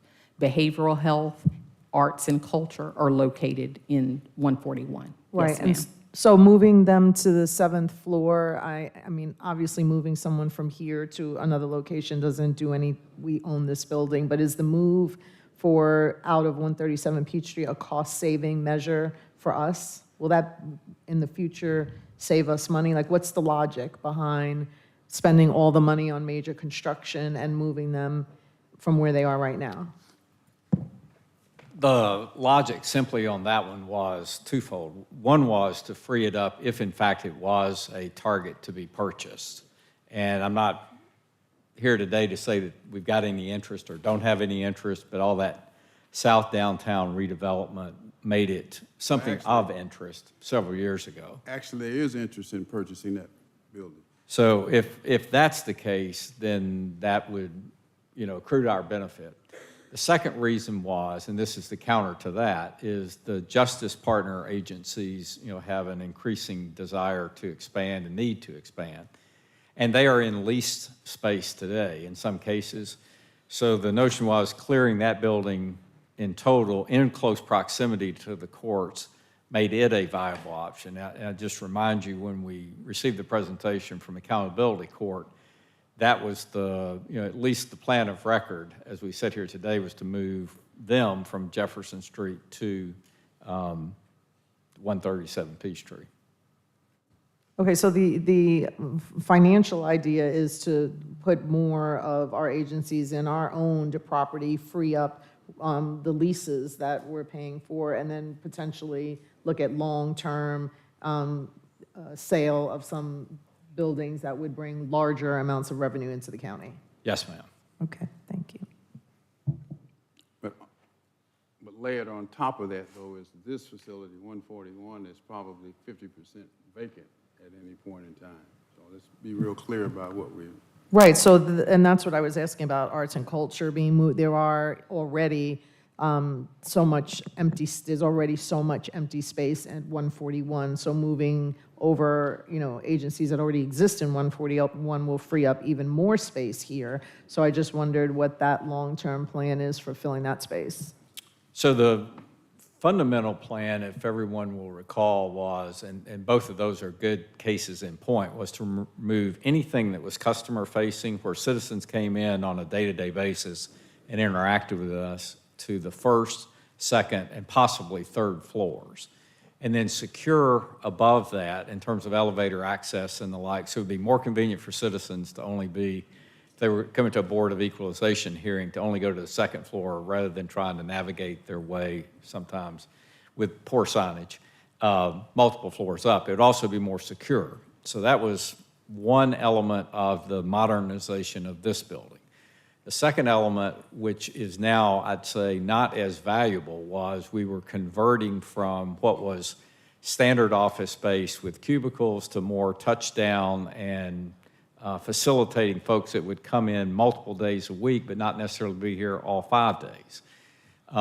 That, because of the construction cost as we saw those come in, is not feasible, because all of that is being funded vis-a-vis ARPA dollars and kind of the last piece of our overall $300 million ARPA grant. So now I think it's time for us, and maybe this is also consistent with your question, because I'm not sure we answered it, is to relook, and we've asked Joe Davis and Tim to do this, relook at our entire footprint for purposes of current use, projected use, and by the way, including the courts, because they are right now kind of got a mini project to accommodate just the 2 state judges that are being added. So that's going to require reshuffling of courtrooms, which was alluded to earlier, but then also staff support for that.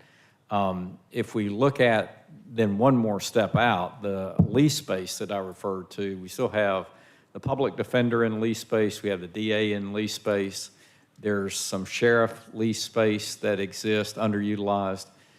So there's a global, if you will, approach to say, once we net all of this down, how much lease space can we eliminate, that being a fairly straightforward goal. And then if we're not using more of a touchdown kind of approach, do we then have enough space if we have people here generally 5 days a week? So there's more work to come to flesh all of that out.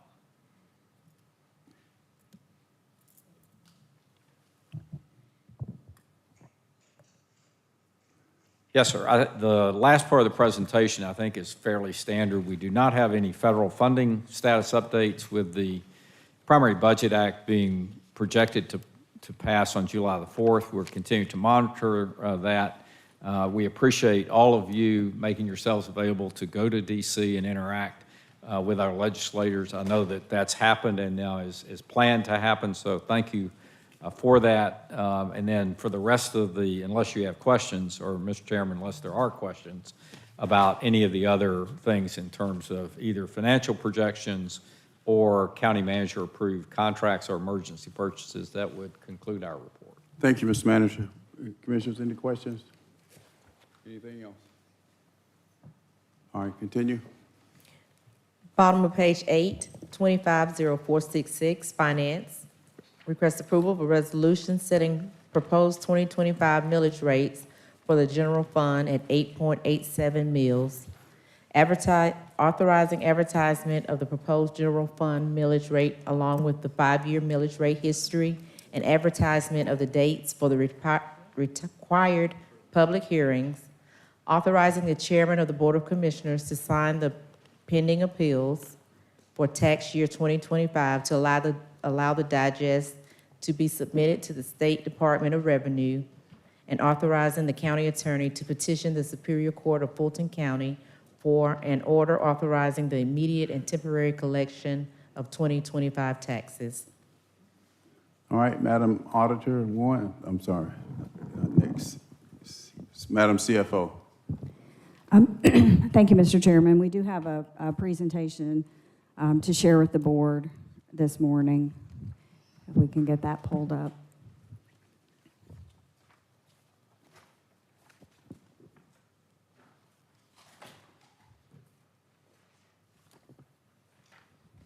Thank you. You can go to the next slide.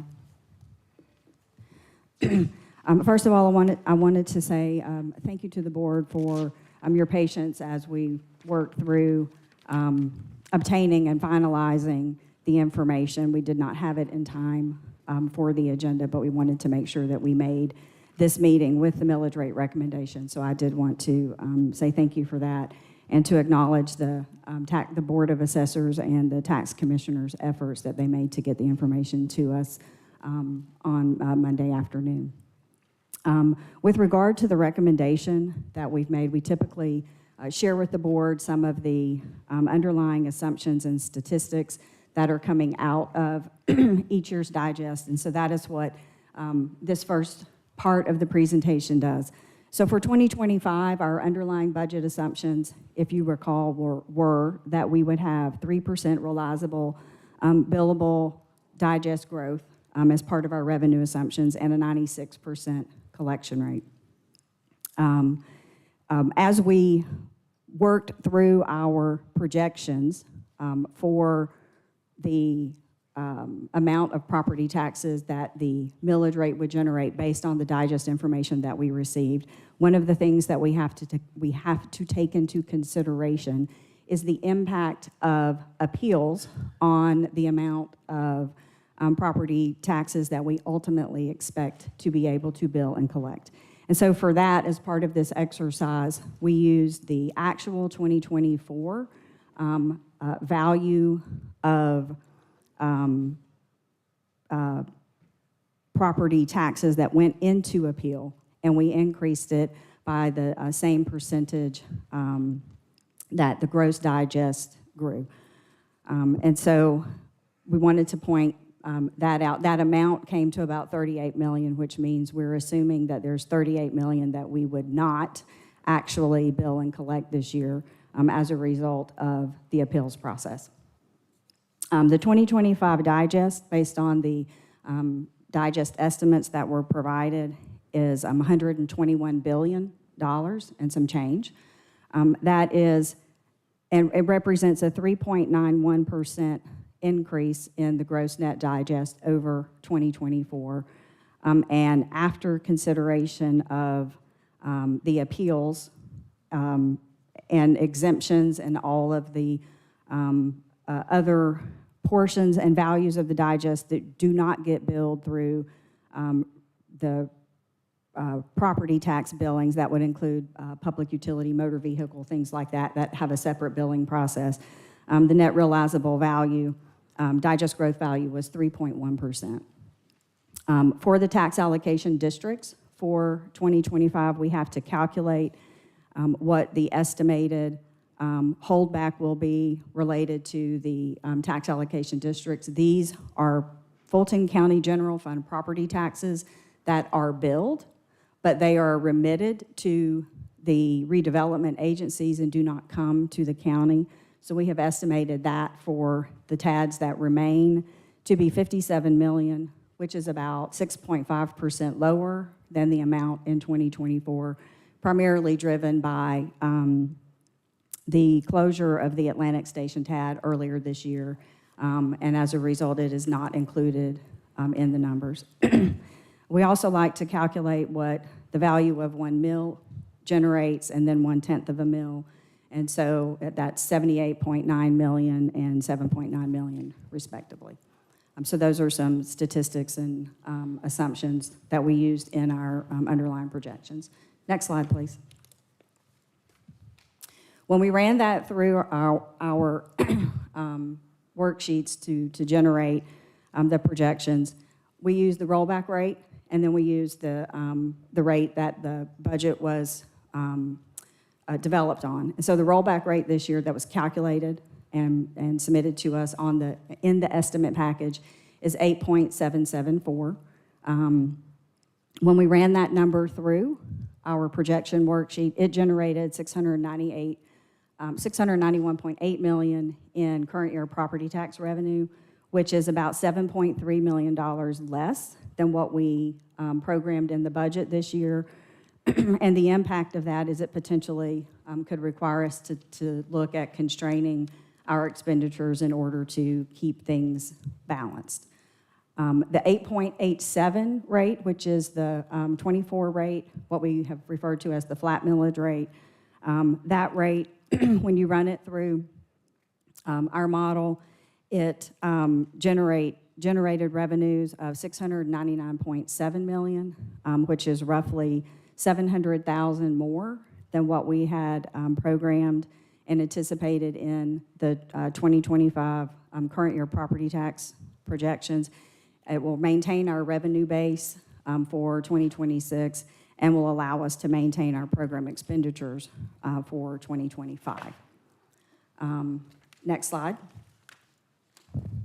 Our recommendations, recommended action and next steps, we're recommending the 8.87 as the proposed 2025 millage rate for the reasons that were shown on the previous slide, primarily that it meets our revenue projection that we included in the 25 budget and will allow us to maintain our expenditure expectations for this year.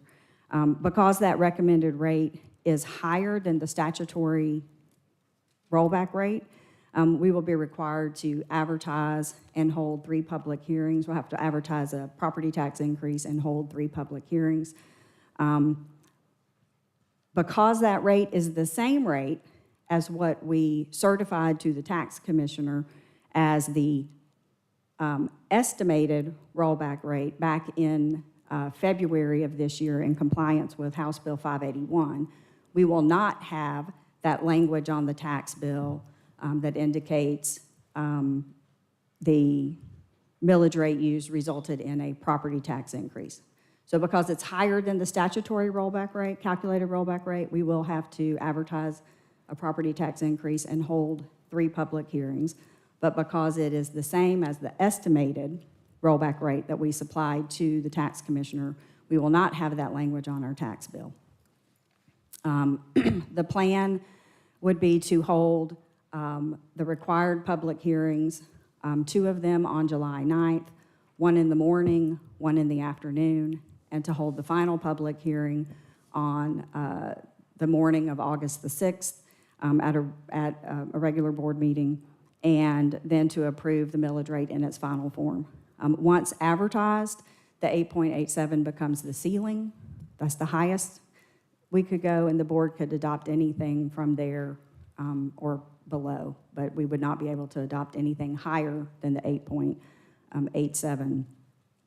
And then lastly, our recommendation would be that we consider requests related, because we're still formulating what the full cost of the DOJ consent order may be this year and in future. Our recommendation would be that we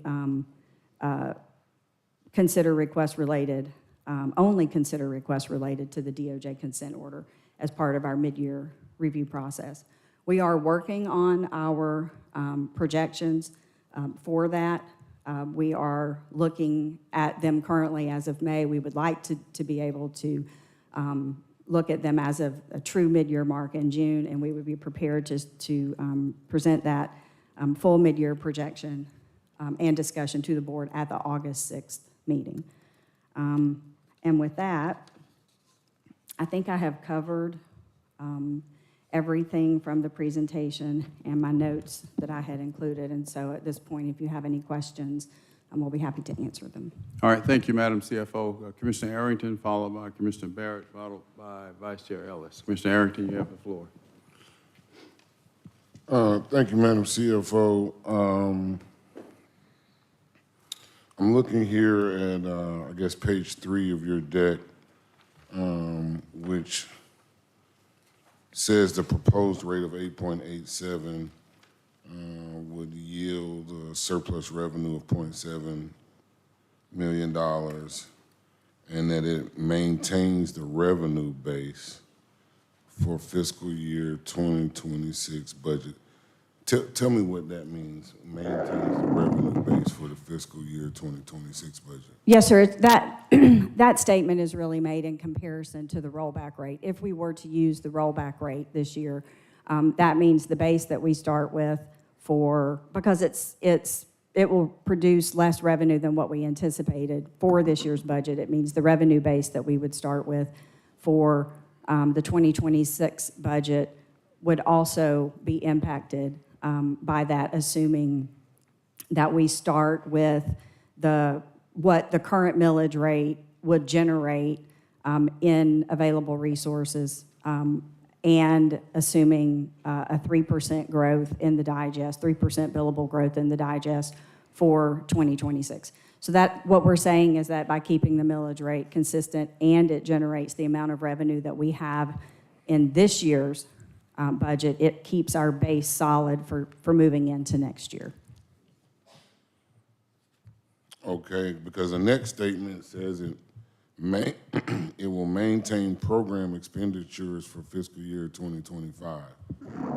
Yes, sir. That simply means that it would generate because it will generate the revenue that we built this year's budget off of. We would not need to consider any sort of spending constraints to keep things balanced, because we would not be getting the same amount of revenue from property taxes that we had built the budget around and we expected to receive.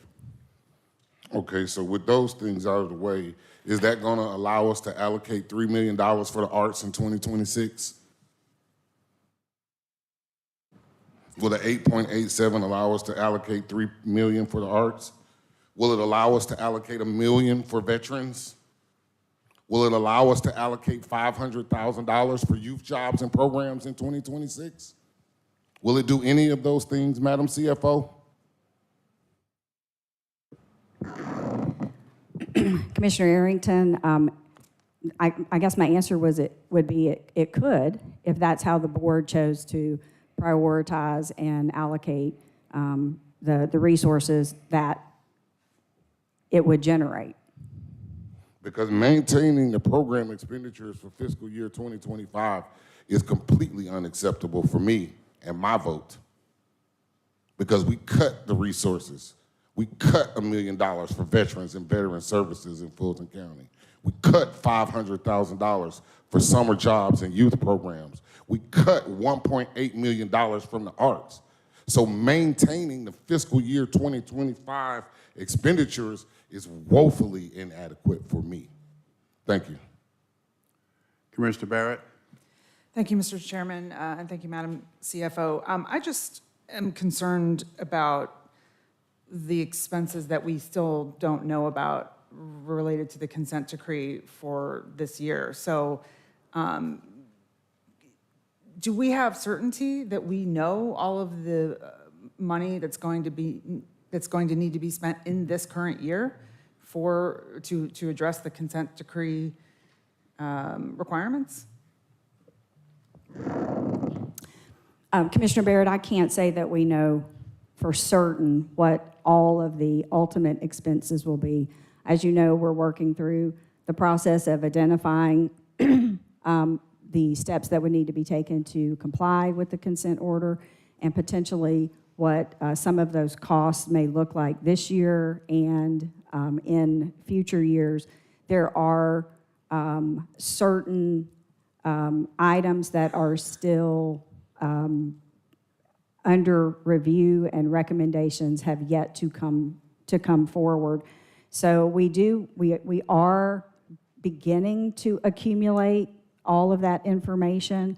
We don't yet have the full picture, probably won't have that full picture for a few more months, particularly around the ultimate recommendations that will come out pursuant to the staffing analysis that is the study and analysis that's being completed. So no, we don't have the full cost. We're still developing them and trying to keep track of what we think the impact may be in this fiscal year and then what the impact may be for a full fiscal year based on whatever those particular items may be.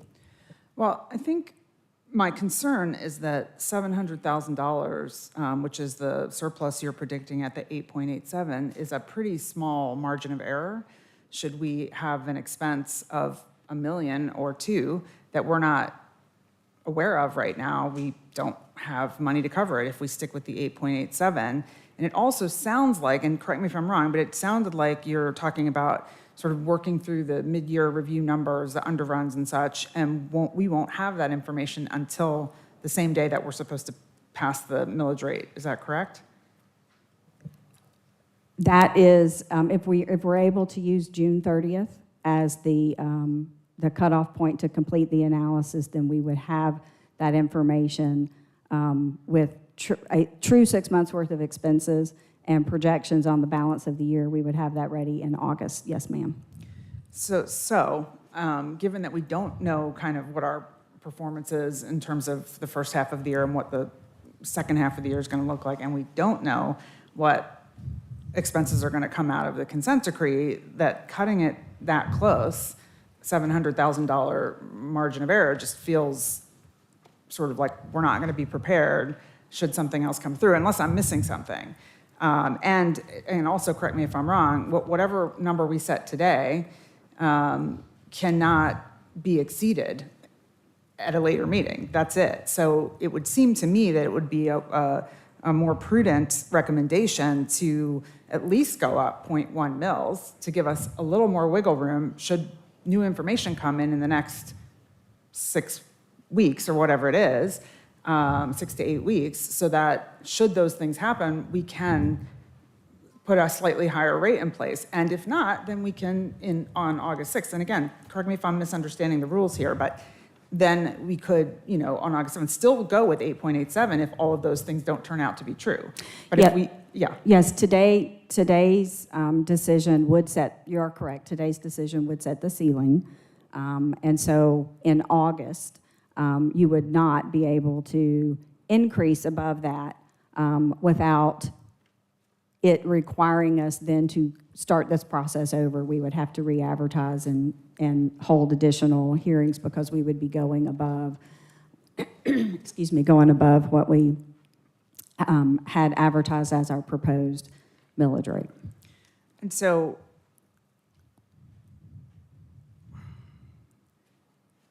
let's just so that this is part of the conversation. When we passed the budget, there was about 13.9 million, I think, was the number that we said we weren't going to spend because that was going to be used to address some of the beginnings of the costs of the consent decree stuff. Yes. And all of that money has been allocated at this time, correct? Yes, ma'am. And then whatever else has been allocated, which I believe the number is higher than 13.9 so far, has been taken from non-agency.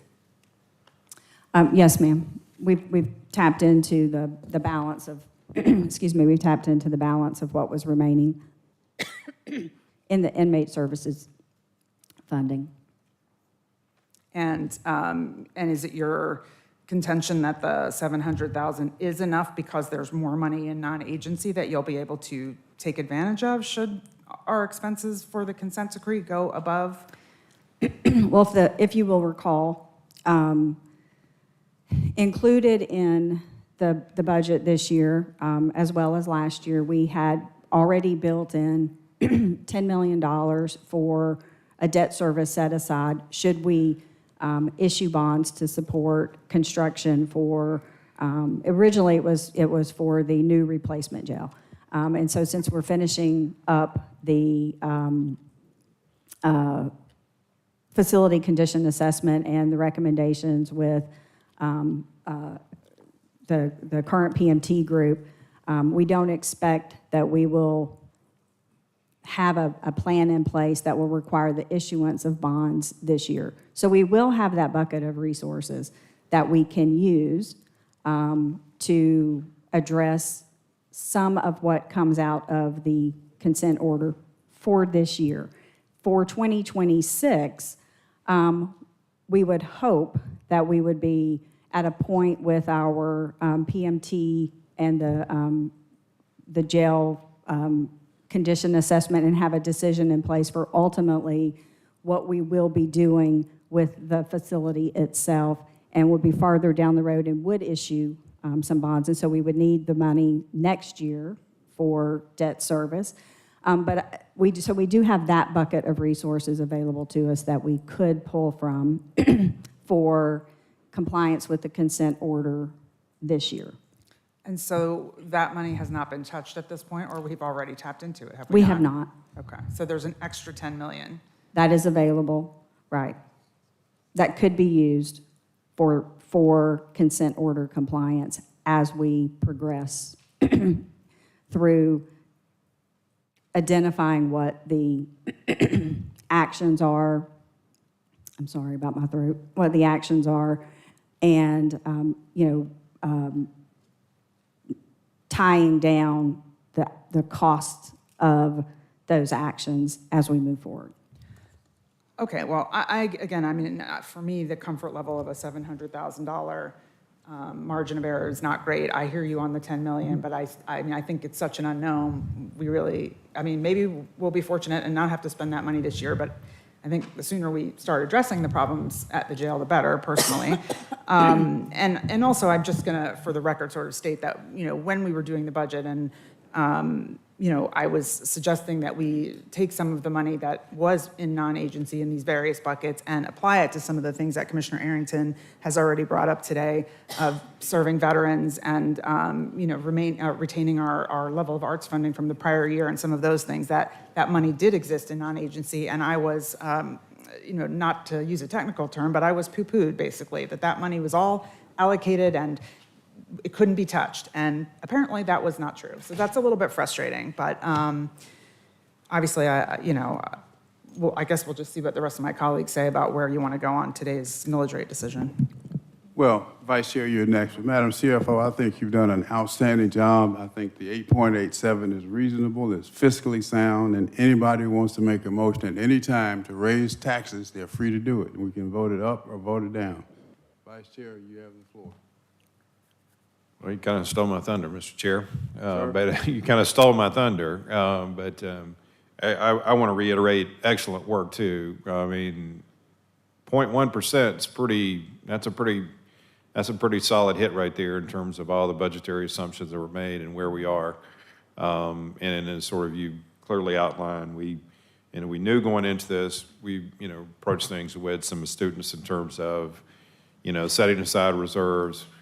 For a year in which we had a lot of unknowns, and we still have some unknowns kind of going throughout the course of this year. So, I do want to commend both the process that took place as well as, the conservatism and the smart assumptions that were made. And I'm going to go ahead and make a motion that we agree to advertise at the rate of 8.87. As a resolution outlines. That's my motion. All right, is there a second? All right, seconded by Commissioner Thorne. Motion on the floor is set it at 8.87. Commissioner Abdul-Rahman. Thank you, Chairman.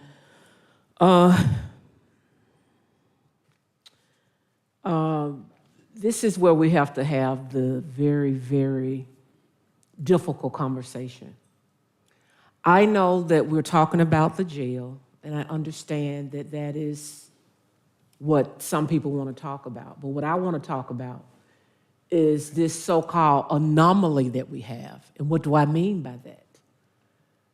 We don't know federally what kind of funding is going to be snatched from us. Nationally, counties and cities are having to step in the gap when it comes to behavioral health, when it comes to seniors, when it comes to veterans, when it comes to arts and culture. And so, in good conscience, I want to save the taxpayer citizen. Yes, I do, because I am a taxpaying citizen. I don't want my taxes to go up. However, I do not want one citizen of Fulton County to become homeless, to have an issue with behavioral health, to have an issue with anything that we can step in the gap for. Because remember now, we serve all of Fulton County. And so we're at a point now that we're going to have to ask all departments, y'all got to tighten your belt. You're going to have to look at where you can cut the lean. But we're also going to have to task the county manager and his staff with what are the unknowns, which is really a hard idea to decipher because it's changing almost daily. And so in good conscience, I would not be able to go with an 8.87. I would not. Because we have too many unknowns. Now, what do I mean when I say that to the Fulton County taxpaying citizen that is being beat up every day? You go to the gas station, you go to the grocery store, my dry cleaning bill, everything is going up. I know that that is pause. It makes you think. But on the flip side of that, because you want to say the less of two evils, for the lack of a better word? What devastation is Fulton County going to have if we don't take a realistic approach? We do have the consent order of the jail, but we also have real-life individuals that if we don't look at trying to do this balance act, we're going to do more damage. See, federally, decisions are being made that are affecting us locally, and that's left out of the conversation. Decisions are being made federally that are affecting us locally because, in my opinion, for whatever that's worth, government is local. And so what do we do locally to make sure that we stand in the gap? Department heads, hear me now, and I may get in trouble for saying this. You're going to have to come in front of us and justify your ask, at least with me, because we're going to have to tighten up somewhere. And if you can't come here and have a conversation with us about anything else, you're going to have a conversation with us about your budget. This is where the rubber hits and meets the road. Fiscally, Fulton County has to run in such a way that we not only keep our rating, but we do not want individuals to fall in the gap. Somebody has to stand in the gap. And as much as I don't want to say it, I have to make a motion for 8.92. I hope I've got colleagues on here that will support that. But we have to look at it fiscally, asking the department heads to do what they need to do. But it's not fair for us to ask arts and culture, hey, you all wait, hey, you all do what you need to do. We're going to try to come to the rescue and then come and say something different. Now, I'm one of the biggest arts and culture fans as anybody else, but I understand they are being hit nationally. HIV, nationally. Behavioral health, nationally. Housing, nationally. And I know that we are not in, quote unquote, the people business. That's what some people would want you to think, but we are in the people business. So sometimes we're going to have to make decisions that are not popular and people don't like them, but they must be done for us to do what we need to do, which is to make sure that we stand in the gap, we keep our rating good, and we do what we need to do locally, what's best for everybody, and especially for the least of these. So I'm going to make a motion for 8.92. All right, substitute motion, instead of 8.87, 8.92. Is there a second?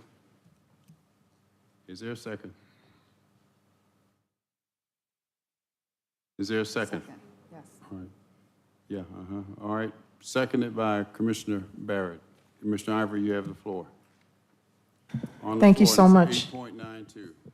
Thank you so much, Commissioner Khadija Abdul-Rahman, for that. A lot of what you said really hit me in my heart about the considerations. A year ago, before I was elected, I sat in that audience when I came to every commission meeting and heard this same conversation when the millage rate was being discussed. And I thought, what would I think if I won and I came to this body about keeping a rate flat when everything in our society continues to go up? And I heard during public comment different constituents come up and say, please don't raise our taxes and please give us more services, which made me understand that many of our citizens don't understand how it actually works, because those two things can't exist in the same time frame. You cannot not raise the millage rate, but then give more services, because the services come from the money that we take in from property taxes. And so I feel like fundamentally, when our citizens completely understand how it works, they would be in support of spreading out the cost of raising the millage rate amongst all property owners so that everybody could get more, that the services that we provide, which continue to go up in expense, could be spread out and given to everybody. So that's just how it works as prices increase. So if you're at home and you're a parent like I am of 6 children and I see all my 6 children, I don't want to just address one of the crises that my children is having, one child is having. I want all my children to be able to get more for what they need. And maybe not at the same level, but they all should do that. So then what do I have to do as a parent? I have to get a part-time job. I have to figure out a way to get more money from the job that I'm working at currently. Or maybe I have to get 2 part-time jobs in order to bring more money in to pay for more things that all 6 of my children need, not just one. And I'm not going to just say over and over, year after year, to my other 5, I'm not giving you any more money. Lean down on what you're buying. You have to just figure it out and do it that way. And that's what we do to our departments. We just tell them to keep on coming and leaning down what they're spending while the price of things are going up, while changes are happening. And I'm a very fiscally responsible person, always have been. But it takes courage, like in DeKalb County, to raise taxes in order to pay for infrastructure, because the price of things continues to go up as you ignore them needing to be done. So the first thing I want to say, which I don't think is a function of our finance department, and the way that we are all pressed to get information and to process it and give it to us, but I received the rate last night at 5 p.m. to consider a vote not even 24 hours later. And I don't blame you for that. I blame it just the way our government operates, the way things are going, but it's not fair to us as commissioners to be asked to vote on something that we were given the night before at 5 o'clock. I don't feel like I have enough information.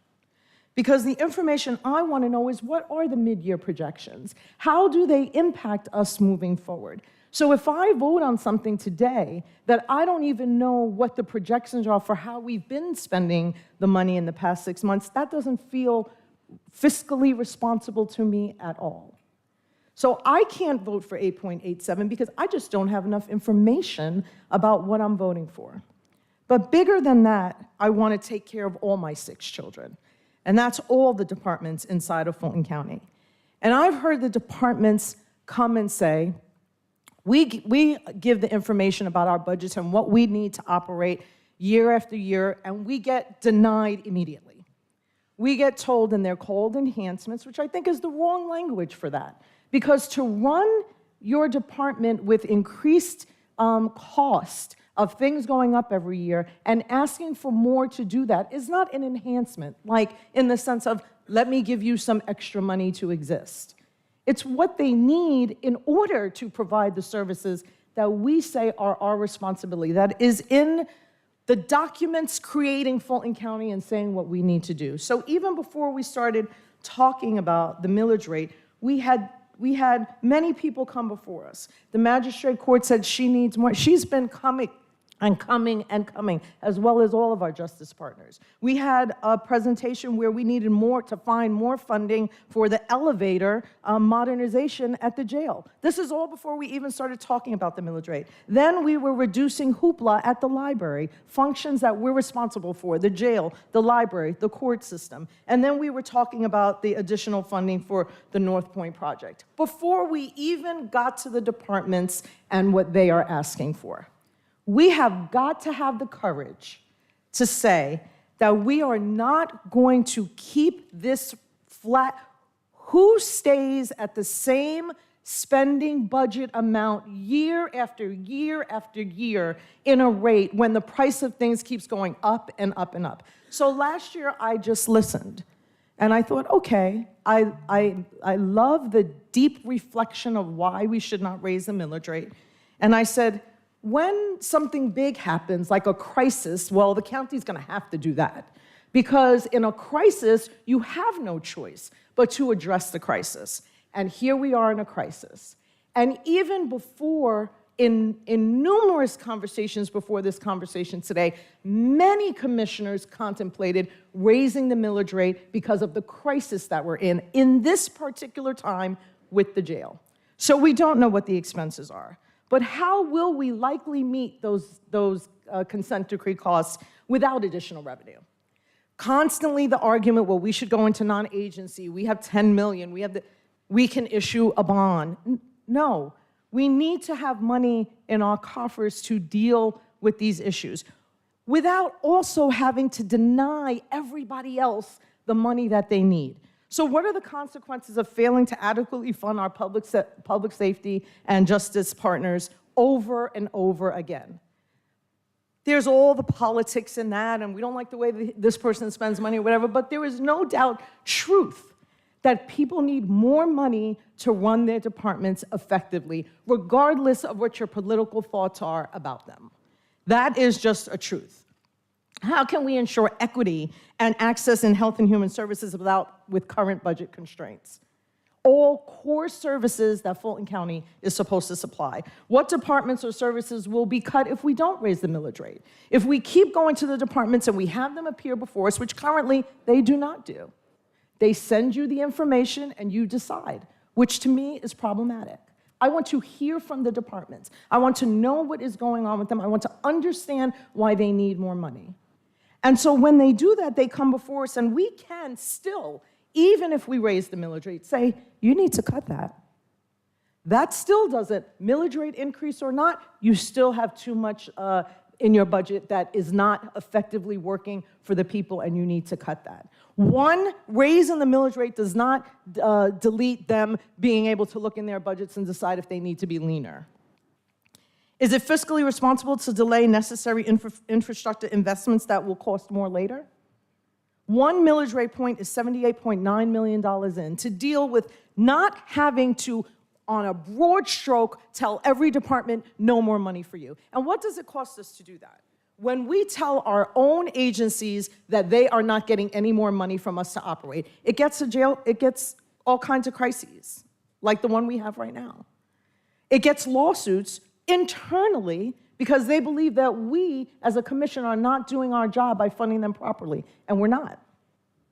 If we don't take a hard look and fund properly, which costs more, because I, as a parent, will get a part-time job, another full-time job, if I have to bring more money in. Okay, my 4 minutes is up. I think you get the point. So I'm going to say that I would like to put a motion forward to raise the millage rate to 9.87, which would bring in an additional $7.89 million, 1 point millage rate increase. We haven't raised the millage rate in years, and the price of everything continues to go up. I personally will be a part of having to pay more taxes. I am willing to do that for the seniors. I'm willing to do that for the veterans. I'm willing to do that for the children. I'm willing to do that for the inmates at the Fulton County Jail. And I'm willing to do that for all of our justice partners that work so hard to reduce the problems that we have, which go together. Problems in the justice system create problems in the jail. And if we can fix that, then we will all be better served. So you recommending 9.87? Yes. All right, is there a second for the 9.87? And then we'll decide. Second. Madam, I'm sorry, what do I need to do? Oh, yeah. you want to dispose of the 8.92 before going to the 9.87? Yes, sir. All right. I will withdraw the 9.82. Thank you. Then wait a minute. 9.82. Commissioner Barrett, you. Wait, 8.9. 8.92, I'm sorry. Just a minute.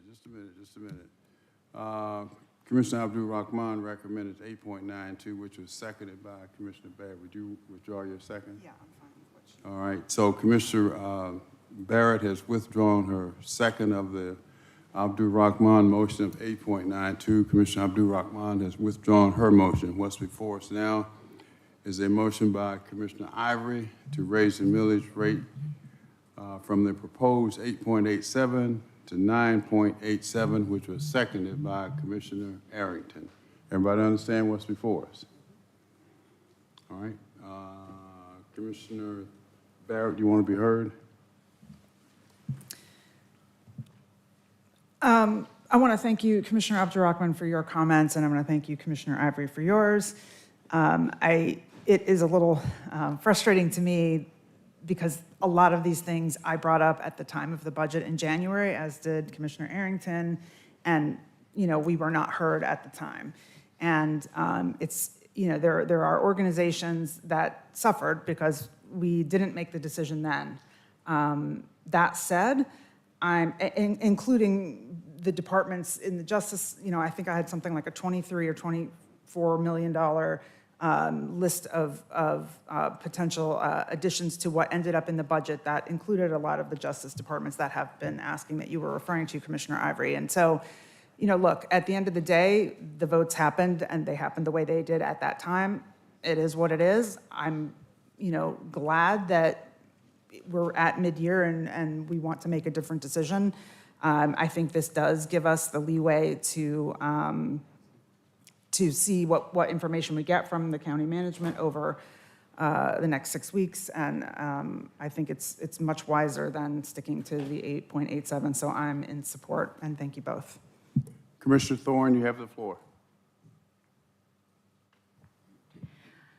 Wow.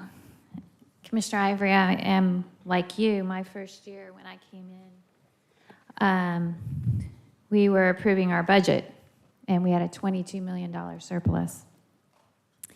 And as I sat there and listened to the list of items that were just added, things I didn't even know what they were, programs I didn't know what they were, spending $22 million in about 20 minutes, we were over budget by $37 million, and then boom, we approved the budget.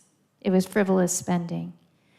So I feel like we need some kind of constraint. We need people to tighten our belts. Have we had any federal cuts that have affected us? Can anybody speak to that?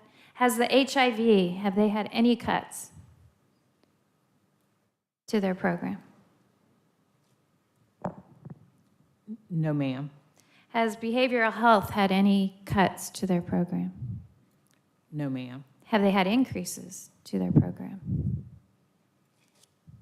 We don't have the new fiscal year budget, so I can't speak to increases for the upcoming fiscal year. But we have had the state that's come in and granted us money approved. For the Behavioral Health Crisis Center, yes. Yes, yes. And we're working on housing, we're working with our veterans, we're working with our seniors to expand services with the current budget. With our new facilities that we're going to be opening and all of that. Yes, those constituents can be served in those facilities. So I appreciate the finance team, all the work you've done at creating a recommendation to us. But I do understand we have reached the highest rates of inflation. Last year, it was a 38, 39-year record inflation because of frivolous spending on the federal government level, which when you want to lower interest rates, you don't go and spend. You don't introduce money supply. That's basic economics that was touted as an Inflation Reduction Act, which is ridiculous to any economist. We have interest rates. People are struggling for home ownership. They're struggling to make rents. They're struggling to pay their taxes now. And we think that increasing our taxes by more than 10% is going to help those people because we're going to make them more dependent on us because they're not going to be able to afford to live here. So we're going to need more social programs. We're going to need to expand senior services even more. We're going to have to do more funding for housing because we're going to increase taxes and make it unaffordable for people to live here. I have children that are trying to buy their first house. I have children that look at the taxes here and they look at other cities and they're like, what the heck? I'm not going to buy here. I'm going to go somewhere else because the taxes are so much lower. So I feel like the 8.87 recommendation is a good recommendation. It makes us tighten our belt. It makes us make the hard calls. You talk about our justice partners. We've increased spending in our justice partners year after year. What is it, $605 million we're spending this year on justice partners? We've increased it year after year after year, but it's never enough. They come down every year wanting more and more and more. It would be nice. It would be great. It would be fabulous if we could fund every single request that we have. But we can't, not at this time. Not at a time when we have record inflation and high interest rates. Now, hopefully in the future, those will come down. Inflation will come down. Interest rates will come down. Things will settle. But right now, I think it's a struggle for the most basic needs for people to have housing, to have interest rates where they can't afford to buy, drives up the cost of rentals all across. And I'm hoping that we can get some fixes to the economy here. But right now, I can't burden the taxpayers with more than a 10% increase in their taxes. Vice Chair Ellis. Well, just want to go back to, we adopted a budget, I think that 5 of us voted for, is that correct? For the 2025 fiscal year budget.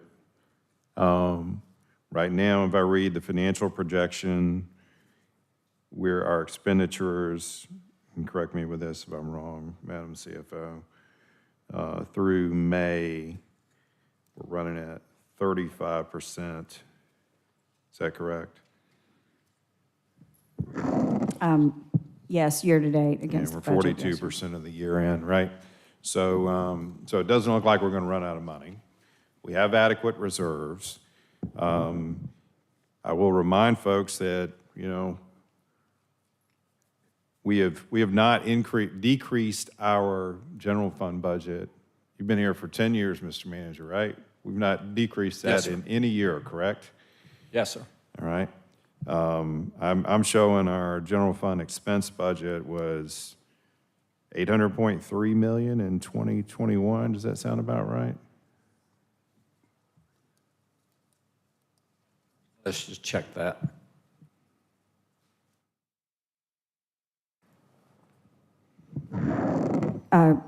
Vice Chair, that sounds about right. Okay. I don't have the And our number. general fund budget this year is at 989.7, is that right? Yes, sir. Okay, so point is, we have been investing, and while a millage rate may remain flat or it may go down, an individual taxpayer is still probably paying more in taxes with those adjusted millage rates because their home values are going up. So we're not asking people to stay the same, pay the same amount of money, even when we hold the millage rate flat. You know, I hear him and haul and cry about, you know, folks that come down and, you know, that they're not getting funded. And, you know, I recognize that, hey, I do a day job and I've had to deal with funding cuts in my own organization, make adjustments and do things differently. And that's just a way of life. But some of the folks that have come down and made, you know, complaints about things this year. I mean, let's just sort of we had one, you know, this morning that came down and made some remarks.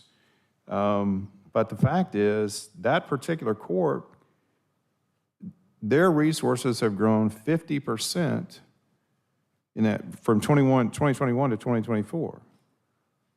And then their 2025 budget is 13% over their actual spending, and 11% increase over the prior year. So if anybody takes a step back and looks at what they've done, what we've done, we have invested in these operations. So that's a fallacy to say that we've cut resources for any of these justice-related partners. Budgetary year over year, more, if you look at it in terms of 2024 actual spending, probate court up 14%, district attorney up 7.3%. We talked about some of the stuff with behavioral health up 14.5%. We've made significant investments in operations. Our budgets have grown substantively. We are in the county that collectively pays the highest amount of taxes in anywhere in the state of Georgia, with a combination of taxes for the city, school systems, and the county. I think we've done, as was demonstrated earlier in the reporting, from Dr. Rochelle, the discussion related to health investments and that balance throughout the county, and doing it in a way that was fiscally astute and going to be impactful throughout all of the county. So I'm a little bit of a loss as to how we are here today when there are 5 of us adopted a budget and there's nothing that's sort of gone off track in terms of our projected spend or whatever that would suggest that we are going to run out of money and be in a financial crunch in 2025 in such a way that it would necessitate us having to raise taxes at all, and certainly not to the degree of 10%. So I would appeal to my colleagues that we stick with, what we told citizens when we adopted this budget, that we were going to assume a flat millage rate, and that the numbers bear it out, and that we should adopt it. And I would encourage us to do that today. Commissioner Arrington? Thank you. This is my 11th year serving as commissioner, and we have not increased the millage rate in any of those 11 years. Every year that our county manager has been here, he has, based upon the millage rates and the budgets that we adopt, departments budgets were cut, if my memory serves me correct, like 10%. I think it was 10% cut for 3 or 4 years in a row, and then a 5% cut. And so while there may be while the number may have increased, the budgets have increased or have decreased on an annual basis every year. We're facing a jail, and even just all throughout the county, right? I mean, one of the biggest problems we have is that we're unable to hire and to retain people. And the reason we're unable to hire the people that we need to hire and to retain the people that we need to retain is because we don't pay enough money. People can go over to DeKalb County and get double and triple overtime. They can work in a new jail. They can work in a new building. They don't have to worry about whether the ceiling's gonna fall in on them or whether an inmate's gonna pull some metal out of the wall and attack them. And so, Commissioner Ivory is right. I really don't even know if the 9.87 is enough, because we just got the 8.87 last night. And I've been saying this for years, that we do this backwards. We do it backwards. We need to know what the budget is, right? And that's the same thing Commissioner Ivory and Commissioner Barrett just said. We got to know what the budget is before we set this stuff. We can't come in here and say, oh, well, okay, we're going to modify the budget after we set the millage rate. Huh? Don't we have to know what the budget is going to be so that we can adapt the millage rate to the budget? So I don't know if the 9.87 is enough, but I'm happy to hear from Commissioner Ivory that she would like to have that cushion, if nothing else, so that we can restore $1 million to our veterans and the veterans in Fulton County and veteran services, so that we can restore the money to the arts organizations, so that we can restore money to our youth summer jobs program, which just got eliminated altogether this year. After 10 years of allocating money to a youth summer jobs program, gone this year. In a year when the federal government is cutting money, Fulton County, as Commissioner Rockman said, should be standing in the gap. We should be increasing our money to these organizations, to arts organizations, to veterans, to youth. Our youth are 50% of our population, but they're 100% of our future. Fulton County should be doing the opposite of what the federal government is doing. And the adoption of this rate does not mean that we actually have to adopt it. But this gives us the room. It doesn't actually have to go up to 9.87, because if you look, let's go look back at this slide deck. Adopt final millage rate on August 6th. Please go to page 4. Please go to page 4. Adopt final millage rate on August 6th.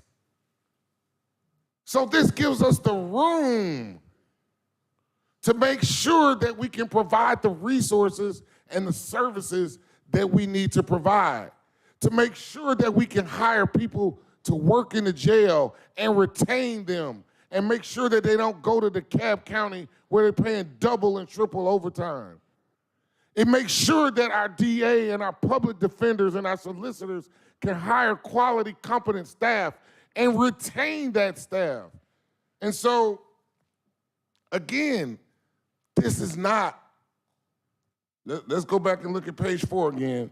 The final millage rate will be adopted on August 6th. This gives us the ability to adopt a millage rate lower than 9.87.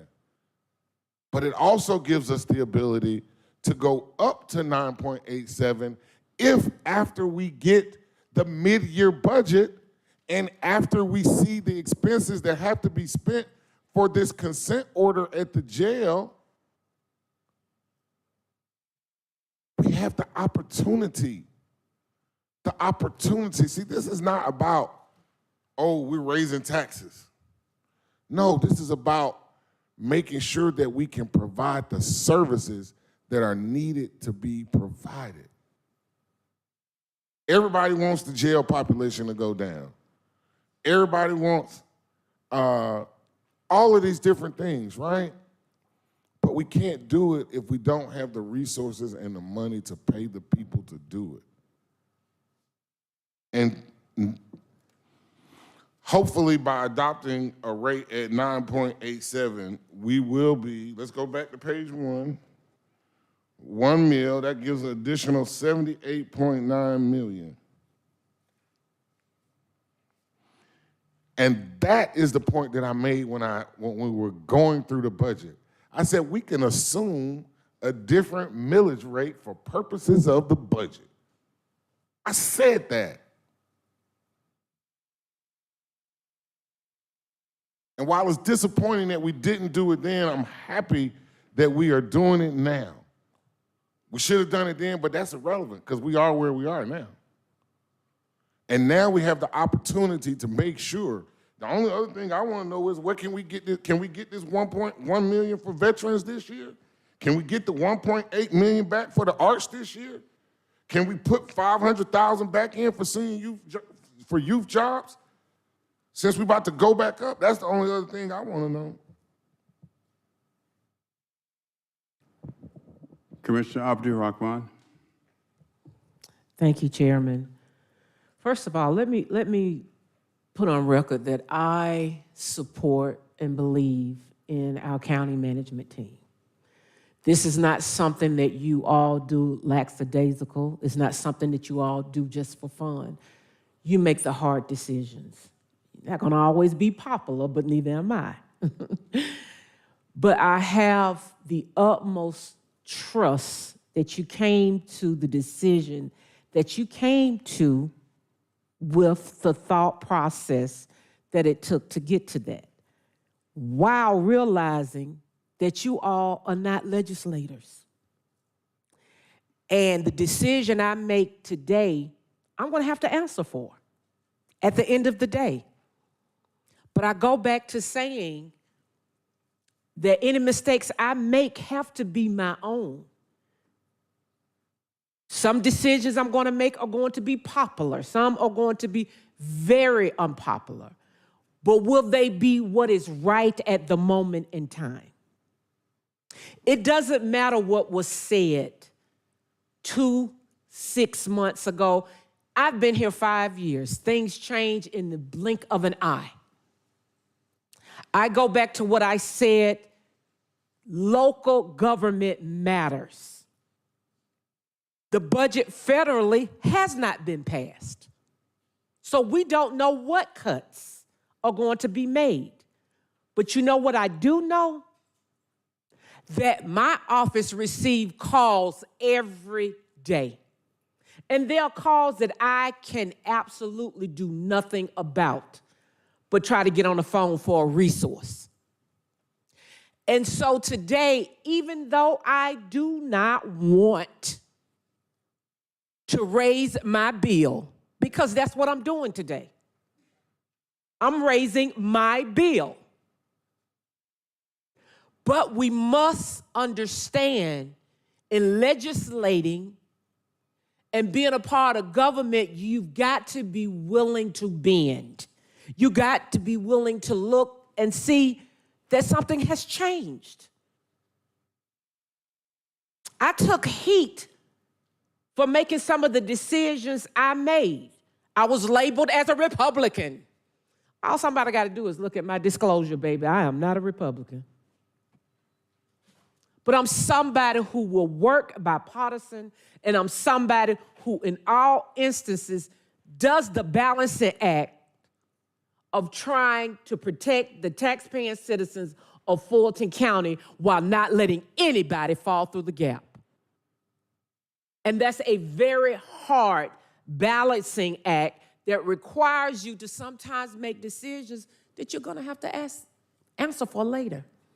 And today, for me, that's the day today. But having been one of the commissioners that stay in the field, and I'm not taking anything from my other commissioners, because they all work hard for their districts. But with me, I spend just as much time looking for resources, referring people to resources, while resources that we don't have at the county or are limited at the county may be cut off, may be pulled back. And we are in an anomaly. Why do I say that? I'm saying it again. It's not just about the jail. And I understand we hear that over and over again. It's about accountability, and accountability comes with understanding we are in unprecedented times. The need is greater. It's people that were working last year for the federal government that have no job now. They didn't know they were going to be out of work. And so I say to my colleagues, but more importantly, I say to the listening public, I did not get to this decision haphazardly. Neither did the county management team. But the difference between the county management team and me, I'm voted in. I'm accountable to all the tax-paying citizens. And it is with good conscience, a little reluctance, but I get it. I understand that this is a need now. It is no longer a want.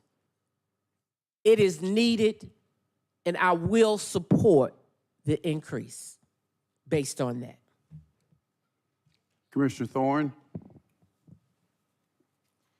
So raising the rate, at first $0.5 was suffice, but then, we can get a whole mill. So now that's good. We can get 78 million more. I feel like we're just throwing numbers and just trying to see how much money we can get the taxpayers to spend. Raising the mill, it's an 11.3% increase in everybody's taxes.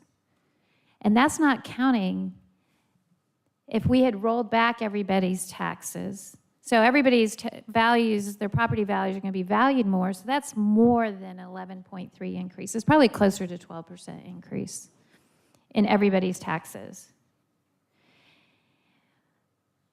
We have a finance department that has combed the budget. They do this every day of the week. They are looking at our budget. They are looking at our spending. They are tracking what we're doing. And we just throw out, well, we think we need $78 million more, and we just need to raise your taxes. Let's not forget when the $2 billion jail was around, no problem. Let's just raise everybody's to 12 mil. Just raise everybody's taxes 30% because we need a new jail. Oh, we're concerned about incarceration, yet we want to increase capacity for our jail so that we can house 4,000 inmates in this fancy $2 billion jail for the 2,700 people that are incarcerated that may or may not be from Fulton County. A lot of them are from other counties, but they have to be housed in our jail. But we don't care about putting the burden on the taxpayers by raising their property taxes more than 30% to cover that. Oh, and there was even talk when the hospital closed. Let's just charge a hospital tax, a 7 mil to everybody. Sky's the limit on the taxes that we can charge. We just throw numbers out of the air. We don't sit here and look at detailed spending. We entrust professionals who work every day, who touch every department, who are here, that are analyzing and working on getting a responsible spending plan.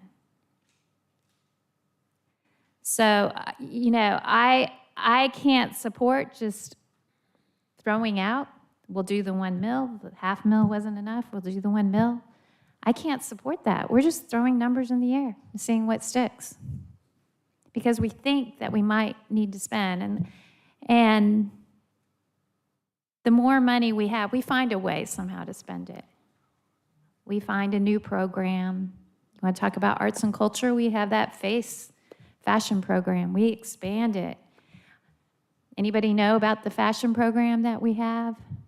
How much we're spending on that? I wouldn't know because my arts people don't get informed. They ask questions and they don't get informed on that board. It just kind of gets spent by the Arts Council. You want to talk about Fulton Films? We just increased their budget just through money. Oh, they need another $1 million more, $500,000, $250,000, whatever it is. It's a goodie bag. It's your tax dollars, and we just go ahead and just want to expand, want to provide more, which it would be great if it wasn't on the backs of the tax-paying citizens of Fulton County. And to me, to increase property taxes by more than 11.5% on people is a serious decision. And granted, I know this is just the ceiling. And if you do pass this, I hope you will be responsible and try to bring it in lower when we do the actual, after we have the hearings. I encourage everybody, if you want your taxes paid because you think we need to provide you more programs and more services, then absolutely come down here and speak. We'll have 3 hearings. But if you want us to not raise your taxes, we're 8.87, we're raising your taxes. Your properties are valued more. We are raising your taxes. It's just a matter of how much you want us to raise your taxes. So I hope people will come to the hearings. I hope they'll speak out. And that's all I have to say. Thank you. All right. Commissioner Ivory. When most of us, all of us, ran for office, I know that we did not vow to join a theater production, make dramatic statements, or use the pulpit to, make outlandish remarks that are just political in nature, but don't have really to do with the everydayness of living. And the people that we are to serve are the least of us, actually. That's what we all should be worried about, the folks that are the least of us. And I will never figuratively, or as a pun, sit on an ivory tower when I'm in this seat. I will think about the people that need what we're supposed to be providing. So there's never going to be a goodie bag. There's never going to be a let's just do this. I'm going to be thinking about it in every single way, and then I'm going to take responsibility for what I decide because there are problems. So when our average duration of length of stay for currently incarcerated inmates is at 210 days, which is more than half of a year for a mother who wants to know when her child is going to be able to get out of the jail, then I know we aren't giving enough money to our justice partners. So nobody has to convince me if they've gotten an increase before, whatever. We're still not doing enough when our average duration of stay is 210 days, more than 1/2 of a year. So just think about when was the last time you saw one of your relatives in a 6-month period that you were related to. So that's what I'm looking at. So I'm not looking at goodie bags or a distrust of our finance department. I believe wholly in your professionalism and your astuteness with our budget, but I know that whenever I've come to the county manager or even to the CFO to say, how can we do this to help with these services? The answer I get is, well, where's the money gonna come from? If we had more money, we would be able to do it, but we don't have the money. And if that is the answer from the professionals that I go to for guidance, then I just know that they're doing what they're doing with what we have. But if we had more, we could do more. And so it's a tough decision that not just this body, all bodies have had to deal with this across the country, across counties in Georgia. 159 of them have to decide how to bring more money in. If there is another way, then please, I want to know. But right now, as we decide on what the top cap is going to be, we cannot keep it where it is for the last 11 years or for whatever the amount of time is that it's been flat. So I'm going to ask all of my colleagues to supporting our departments, supporting our constituents, the least of them that need more help from us in crucial areas that we are responsible for: courts, jails, libraries, human services, animal services. This is what we are responsible for. So let's do the right thing, be strong and courageous, and give our citizens what they need.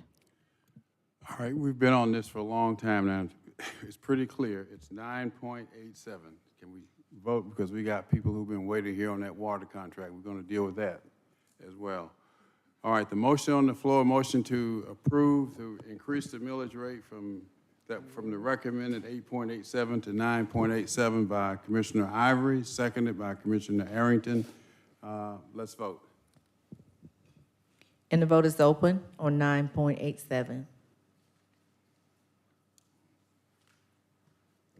And the motion passes, 4 yeas, 3 nays. Next item. On page 9, 250467, Finance, presentation, review, and approval of the June 18th, 2025 budget soundings and resolution. Madam CFO. Thank you, Mr. Chairman. We have 2 items in the soundings presentation. We have transfer funds from non-agency to the county manager's office to support the appointment of the correctional operations technical advisor. And we also have some changes to the annual hardware and software maintenance and support list. 2 items on that, both of them with the tax assessor's office, to increase annual spending authority by $1,500 each. No additional funding necessary. All right, any questions for the CFO on this one? All right, thank you. Motion to adopt by Commissioner Abdul-Rahman, seconded by Vice Chair Ellis. Please vote. And the vote is open. And the motion passes unanimously. Next item. 250468, registration and election, request approval of a statewide contract in an amount not to exceed $5,824,000 $388 to provide temporary staffing services. Motion to approve by Commissioner Abdul Rahman, seconded by Commissioner Arrington. Commissioner Thorne, you have the floor.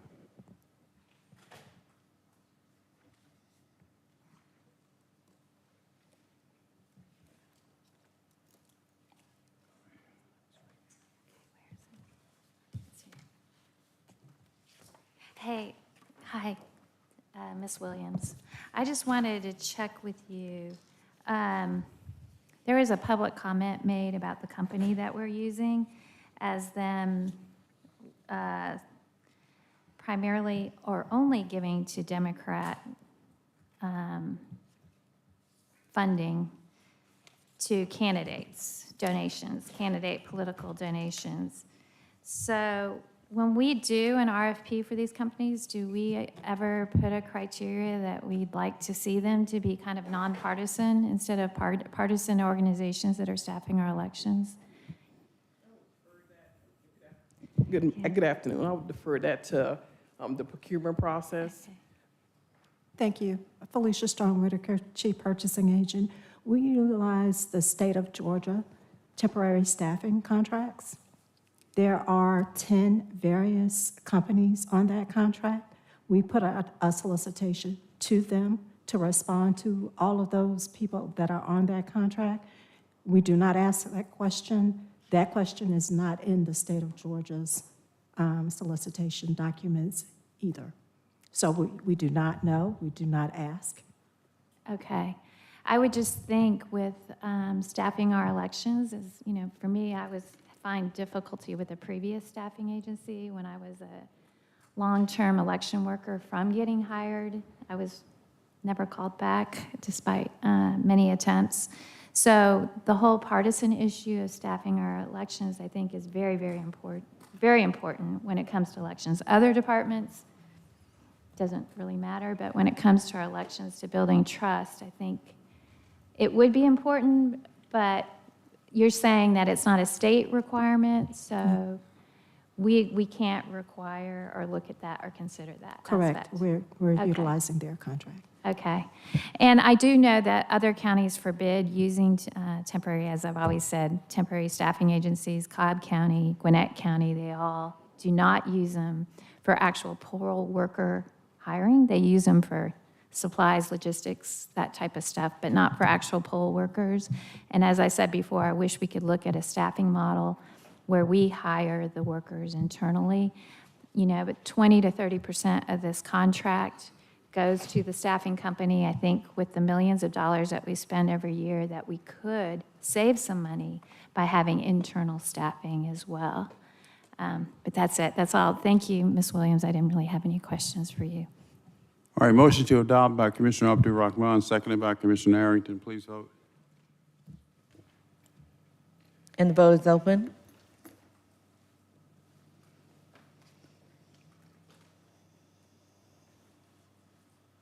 And the motion passes, 5 yeas, Next 2 item. nays.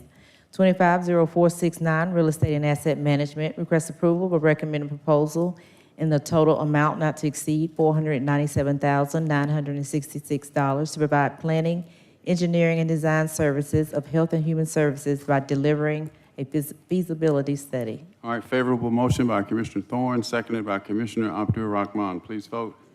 And the vote is open.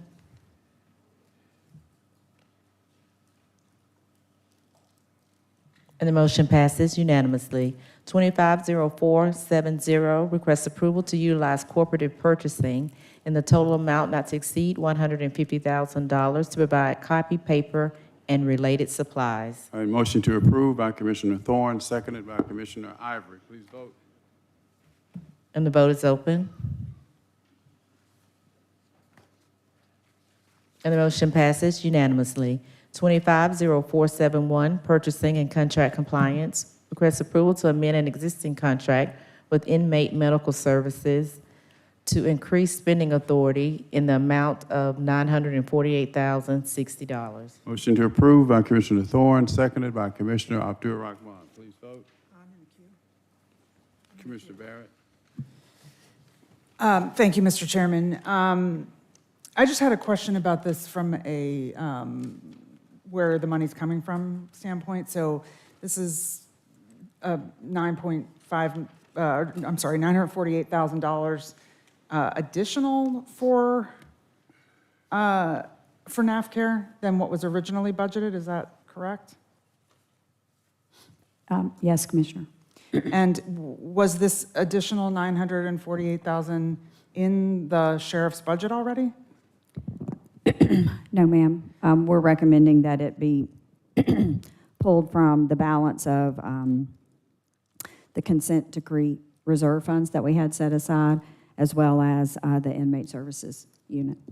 Okay, so this is one of the items that was already discussed that's part of that Yes, batch? ma'am. Okay, great, thank you.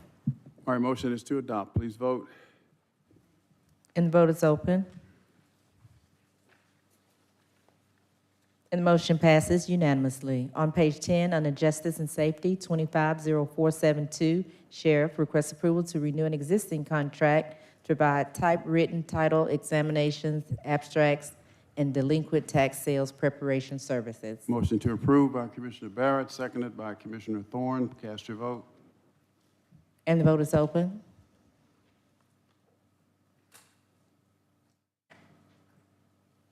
And the motion passes, 6 yeas, 0 nays.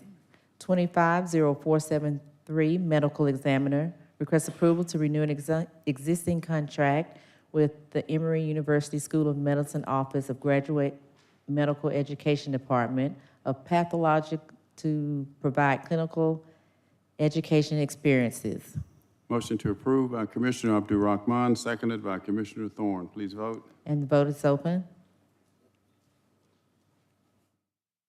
And the motion passes unanimously. 250474, requests approval to renew an existing contract with the Emory University School of Medicine to provide clinical education experiences for students enrolled in or visiting students participating in a rotation with the medical school's MD degree. Motion to approve by Commissioner Thorne, seconded by Commissioner Arrington. Please vote.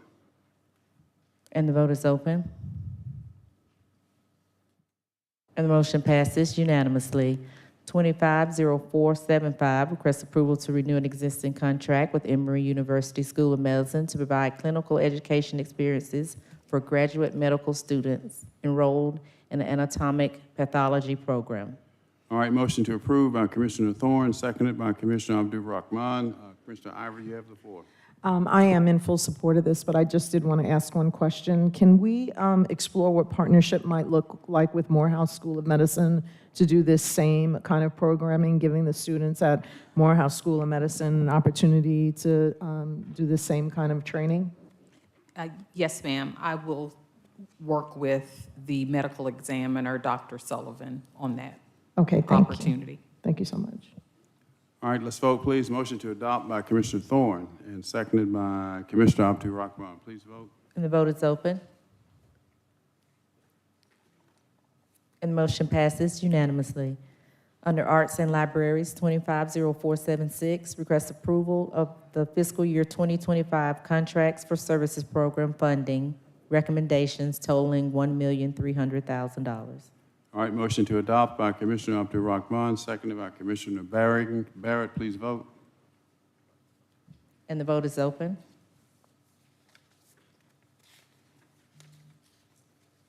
And the motion passes, 5 yeas, 0 nays. On page 11, 250477, Public Works, requests approval to extend an existing contract for operation and maintenance service for wastewater facilities and pump stations in the North Fulton service area, and the amount not to exceed $7,381,500.47. And also Chairman Pitts' item on page 13, discussion 250485, fairness and impact of rebidding contracts after a bid protest. All right, both of these are dealing with the same subject matter, so let's take them all together. Let me start by saying that I know all three bidders. They're all capable, all fine firms, and they've done great work for us, but one of them is going to win and two are going to lose. Mr. Chair, point of order. Yes, sir. One, I think it's going to take some time to get through one of these items, let alone two of them. Number two, it is now 1 o'clock, and certainly, at least I could benefit from hearing from the county attorney about these items in executive session. So I'm gonna make a motion that we go to executive session. Well, we could do that, but the representatives have been here, so it's okay. Whatever you want to do is fine with me. But we're going to deal with these two today, so we can do it now or 2 hours from now. Madam County Attorney, because we're going to discuss both of them.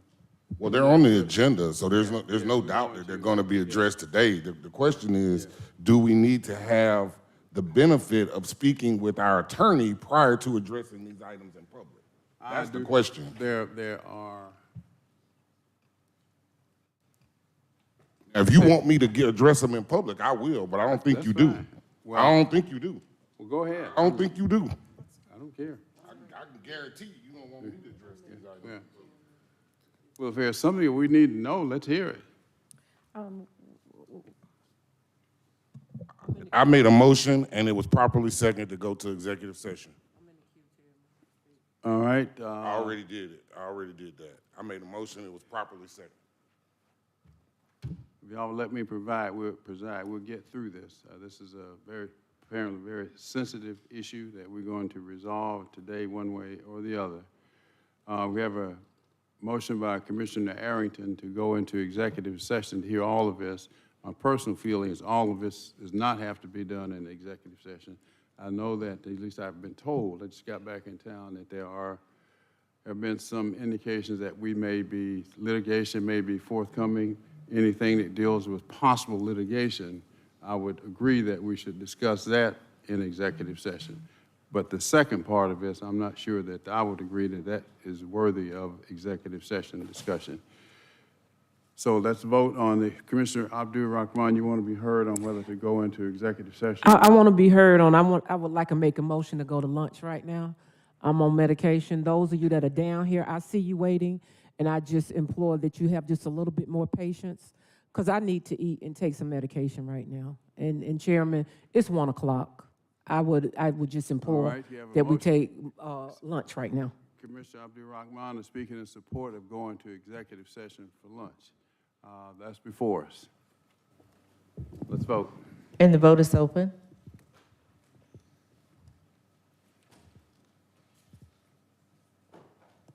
And the motion passes, 5 yeas, 0 nays. All right, we're going to recess for lunch and executive session where we're dealing with issues of personnel, litigation, and real estate.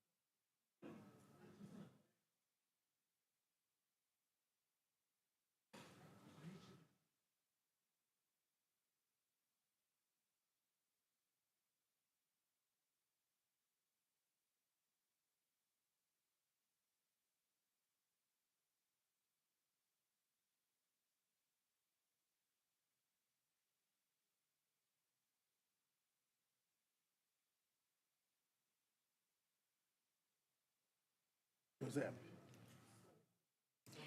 was hot in there. We need to fix the AC. Where? Back there.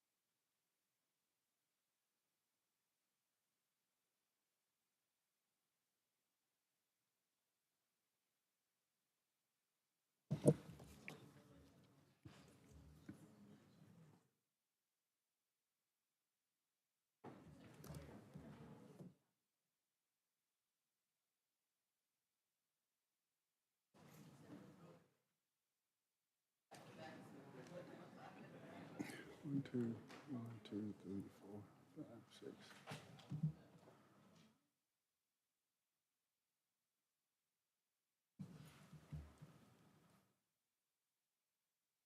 All right. Everybody ready? We're missing one.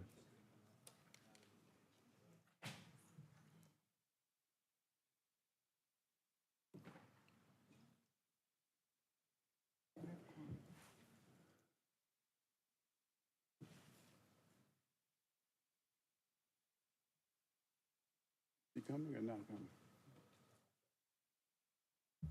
1, 2, 3, 4, 5, 6.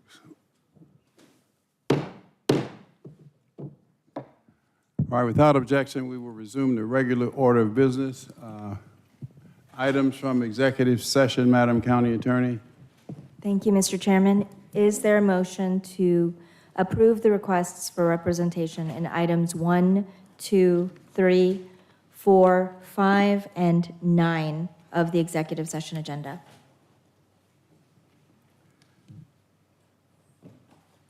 So we need to check fix the screen. Here. What's wrong with the screen? What's wrong with the screen?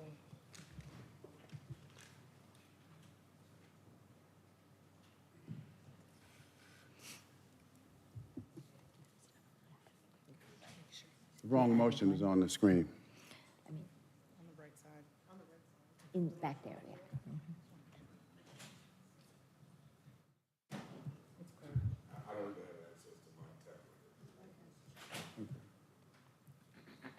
You good?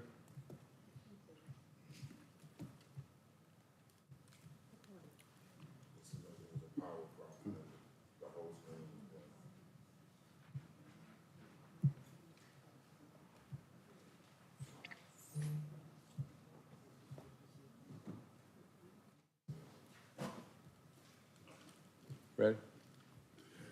All right, items from executive session, Madam County Attorney, would you? Do you want me to repeat the Yes, motion? yes. Okay, is there a motion to approve the request for representation in items 1, 2, 3, 4, 5, and 9 of the executive session agenda? You have a motion to approve by Commissioner Arrington, seconded by Commissioner Barrett. Let's vote, please. And the vote is open. And the motion passes unanimously. There are no further action items from executive session. Pardon me? No further action items from further executive items. session. All right, continue, Madam Clerk. We were, Oh, Page 11, 250477, Public Works. Request approval to extend an existing contract for operation and maintenance service for wastewater facilities and pump stations in the North Fulton service area in the amount not to exceed $7,381,500.47, along with the discussion item on page 13, 250485, fairness and impact of rebidding contracts after bid protests. Okay, and what I was saying before we broke for recess, rather for lunch and executive session, that repeat again, I know all three bidders are all capable and can do a good job for us, but two or one will lose and one will win. This is one of the largest contracts that we have issued, probably second only to the jail healthcare contract. This one is approximately $13 to $14 million a year for 5 years with an additional 5-year extension, 1-year extensions with a built-in CPI. So this thing totals much more than about $150+ million. If you recall at our previous meeting, the item was on the agenda. It was recommended to be pulled from the agenda by the executive branch. I objected to that at the time. The board, though, agreed to do with that. My reason for objecting at that time was based upon the allegations, and I repeat, allegations that I had received, as many of you did also, allegations about the makeup of the evaluation team, interference from a commissioner during the quiet period, talking directly, indirectly with one of the bidders, which typically would serve to disqualify a bidder. Protests have been filed by at least one or two. We had multiple letters from the attorney, and I can just go on and on. So, but at this point, now what I said at that time, and I'll say again, I predicted that this would get messy, and I think that's a term that we can all understand, and it has gotten messy, and I can understand people fighting for it based upon the value of it. So as I see it today, we have two options. One is to vote in favor of the firm that was originally recommended by the department or the administration, or to follow the administration's recommendation, throw out all the bids and rebid.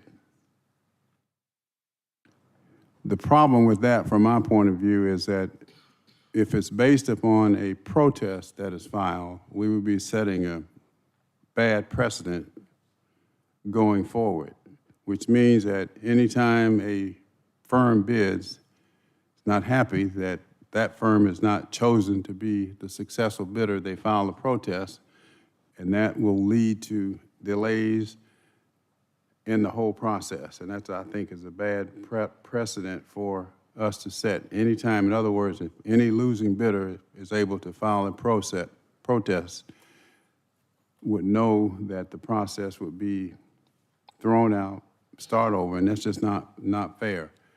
There were some issues that I still believe need to be addressed and answered before moving forward. And in spite of all of that, one thing is for sure, that we cannot approve a bidder today. Even if we approve a bidder today, the protest will have to be addressed. We can recommend today, but and Madam County Attorney, Madam Purchasing Agent, you can correct me if I'm incorrect, but even if this board were to agree upon a successful bidder today, there have been at least 2 protests filed. Those protests would have to be adjudicated or resolved before an official award. Is that correct or incorrect? That's correct. In the meantime, the first item on the agenda on these 2 is to extend the contract with the existing operator, because it's going to take time to, well, either way, it's going to take time. The rebidding is going to take time. I don't believe it's going to take 6 months. Maybe that should be changed up to 6 months, and we get to it as quickly as we can. But nevertheless, we are going to have to extend the contract with the existing provider for a period of time at the existing rate. Now, if it's up to 6 months, that's an additional $6 to $7 million based upon the current rate. But again, my overriding concern is that we resolve this issue today one way or the other, and I'm really concerned about the precedent that we would be setting if we reject the firm that was originally recommended based upon a protest that was filed. And that's where I think we are today, so what's your pleasure? Point of order, Harrington, Mr. followed Chair. by I'm gonna, Mr. Barrett. point of Yes, order, sir. Mr. Chair. I'm calling for division of these two items. One has nothing to do with the other, and so I'm calling for No, division. we're not taking both of them together. I'm just saying, the first one is before us, as is. Okay, because you were just discussing the second one. I'm discussing both. Okay, well, I'm discussing that's why I'm both. calling for division. No, I'm discussing. Point of order, I'm calling for division. We're gonna take both of them. I'm calling for division. Not together, Commissioner Harrington. Well, then you're not taking both of them. We're going to take all of the items on the agenda. All of the items on the agenda are going to be addressed. So if you say we're taking both of them, that implies that they're being taken together. That's not correct. I know it's not correct. We're going to hear all these items on this agenda. I don't understand what you're saying. Point of We're going order. to hear all these items on this agenda, and I've called for division. We're taking them separately. Okay, well, then they're not together. I didn't say they were together. You just said we're going to hear them both. We are hearing them both. We're going to hear all of the items on the agenda. We're going to vote on them. We're going to hear separately. all of the items on the agenda. There are two items that deal with this issue. They're not two items that deal with any issue. There is one, each agenda item is a separate item, sir. Each agenda item is Point of order. Are you finished? Point of Each order. agenda Point item of is a order. separate item. No, let him go ahead. Go on. I'm responding to you. I've already called for division. It's not necessary to call for a division because you're going to vote on one, then vote on the other. Okay, so then we're not hearing both of them. You had the clerk to read them together, and you started discussion. You started discussing the second item while we're on the first item. We sounded the two together to be voted on. That means they're being heard together. That's what that means. That's That's not- why I called for division. That's not, you're That's why I incorrect. called for division. You're not correct. Well, you're not correct. Anything else? Oh, I got a lot. I've got a lot. You have the floor. Yeah, I've called for division. It's not. I made a division is point not- of order and I called for The division. division is not necessary. You had to the take clerk read first. both items together. You had the clerk call both items. We have a I point of- called for division. It's not necessary. Point of order, question for the parliamentarian. Can you call for a division on an item that's not a non-voting item? You called for a division on an item and two items have been read together. I have don't raised give the a shit. question. I don't care what you All right, did. point of order. I don't care what Decorum, you did. decorum. Decorum. Decorum. We're going to vote on the decorum. Vote on what you want to vote on. I call for division. You cannot call two We're going items to deal at the with the same time. decorum issue first. Profanity was used on the floor by a member. The decorum was called. Those who believe that that was a violation of our decorum, would you put this in the machine, please?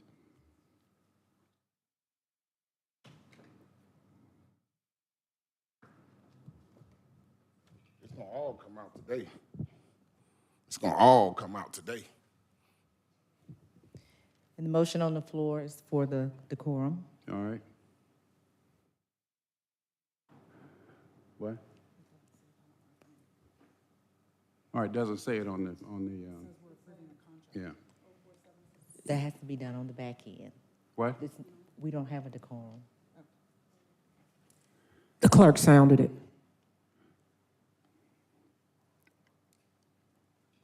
And the vote is open on the decorum.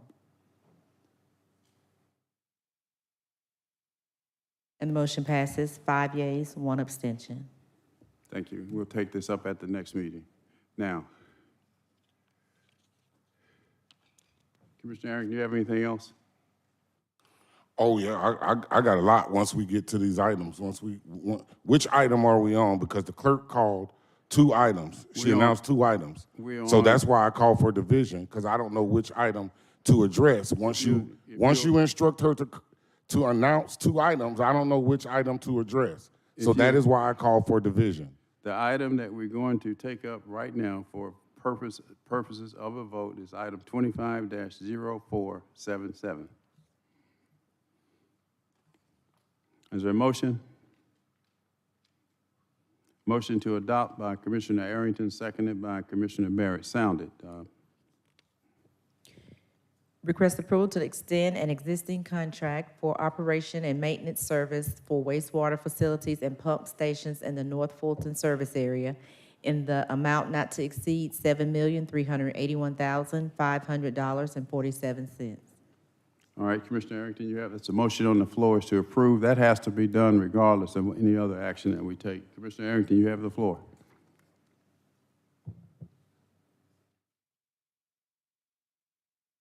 I already cast my vote for that. Commissioner Barrett? Commissioner Thorne? All right, let's vote. And the vote is open on the motion to approve. And the motion passes unanimously. All right, sound the second one.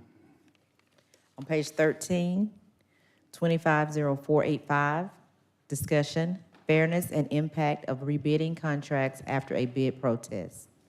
All right, this is a discussion. Commissioner Arrington. Oh, okay, y'all, this is what's really going on. His best friend and his business partner's wife is the one that got the lowest bid. And so that's why they want to shut me down and they don't want me to say nothing. That's what's going to come out. That's what's really going on here with this contract and why you don't want to put it back out for bid, because you want your best friend and your best friend's wife to get the contract. That's what's really going on. Your best friend and your business partner. Commissioner Vice Chair Ellis. I'll just go on record to say that the previous comments from the commissioner to my left were totally out of line and inappropriate. The reason that this is here before us is because apparently two issues that seem to be at play. Some process by which the thing was bid as well as the bid protest. And do we have, it sounds like we had advice. What is the advice from our council in terms of we've moved forward to extend the contract? What is the advice from our council and staff in terms of bringing this to a conclusion? Is it to hear out the bid protest and then move forward? Or is it to cancel the solicitation with a new bid? So perhaps I'll respond first, and Ms. Strong-Whitaker can add if she feels it needs to be supplemented. We believe that the best course of action is to rebid it due to the posture it's in currently. Rebidding, the cancellation of the original bid and rebidding is consistent with procurement code and with the facts of this case and with state law. So that is our recommendation for the best course of action. Okay. I mean, I'll say where we are is really unfortunate. I think, you know, as the chairman had alluded to before, there are three very qualified firms that bid for this. And if there were, you know, if there were missteps that were made, you know, in terms of our process, that made that a process which, you know, calls for what your recommendation is, then that kind of stuff does not need to recur.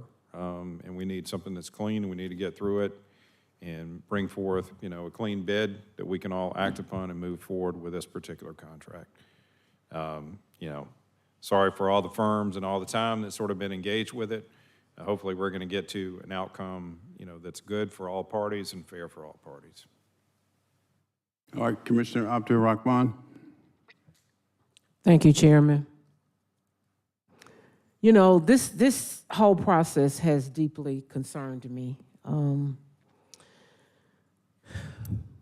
The county, Fulton County has an obligation to be open, honest, and move forward in the way that's prudent for all.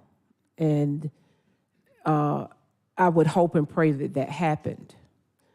However, I would be remiss if I did not tell you the amount of complaints that I have gotten from employees, Fulton County employees, that demonstrate, and I won't call anyone's name, but for the record, I will say we should represent Fulton County in the best and highest light at all times. When we have employees or an employee allegedly having conversations or refusing to have conversations, when we have an employee that has inserted their own personal preference, at what point do we double check our process? It is not uncommon when one bidder wins and one bidder loses that certain tactics will be put in place.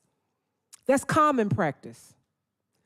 What I have a problem with, and I want this body to know that I have a problem with, and I want the general public to know that I have a problem with, the internal or the suggestion or the allegation of an internal person having a role in that causes pause. And so I ask that we do everything that we do or can do to make sure that the integrity of the process remains intact. So many times bids are done, one wins, one loses, the winning party celebrates, the losing party investigates. That is commonplace. What is not commonplace is for this entity, and I know we have had allegations, that you have heard today. What should not be commonplace is anyone that is an employee of Fulton County to put their own personal motives into this situation for any reason. Let the process take place. Let this be a call from this county commissioner. I can't speak for everybody else. Stand down. Be fair with the process. You're an employee of Fulton County, and your role is to allow the selection process to happen fairly and not to be brought into question. Now, to my colleagues, whether I agree or disagree with you, I'm asking you to do the same thing. Let the process take place, a fair process, an open process, but also let us be mindful that any time that you have a bidding process of this magnitude, a size of the contract, somebody's not going to like it. That is that is a downside of bidding on contracts. There are winners and there are losers. I, myself, do not want to be part of any tool that anybody uses because they got sour grapes. And I'm not saying that that is the case here. But even if that's a hint of it, even if we have an alleged employee that feels a certain way, we have to let the process play out. To me, this has an opportunity to put a black eye on what we do here when it comes to procurement. Are we going to give a nod to individuals not liking the process and throwing a monkey wrench in it? Are we going to give a nod to individuals that they know the contract is up for bid, they don't like who got it, and so in their role as an employee, they make it very hard for the winning competitor. I don't know that happened. That's why I'm saying allegedly. But what I will say to the individuals in this galley today, and what I would say to my colleagues and the county manager staff, let us learn from whatever mistakes we made with this, intentional or unintentional, and let us never, ever be at this junction again.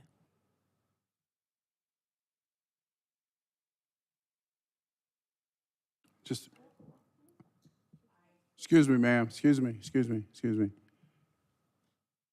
Anybody else?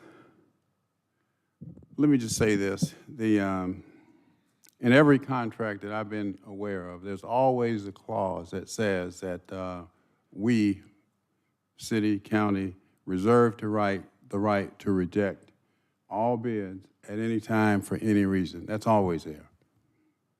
But that doesn't make that right. And Mr. Arrington uses an expression about equal and equitable. I mean, there was a time when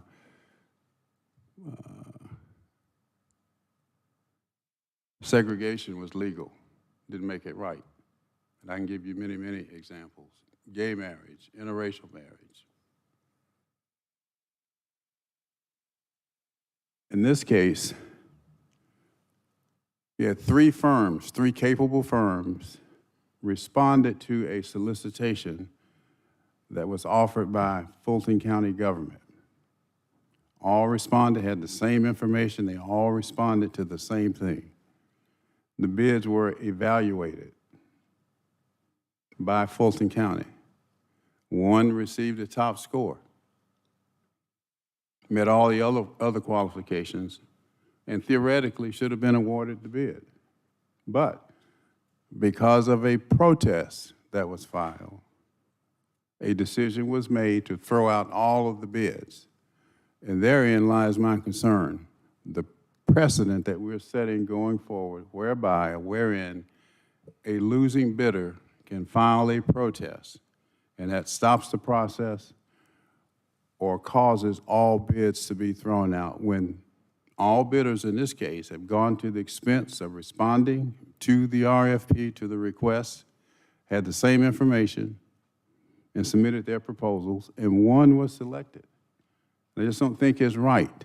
Even though we have the right to cancel at any time, it's not right and it's not fair, which is why I raised my objection at the last meeting when the board, over my objection, my concern, voted to proceed.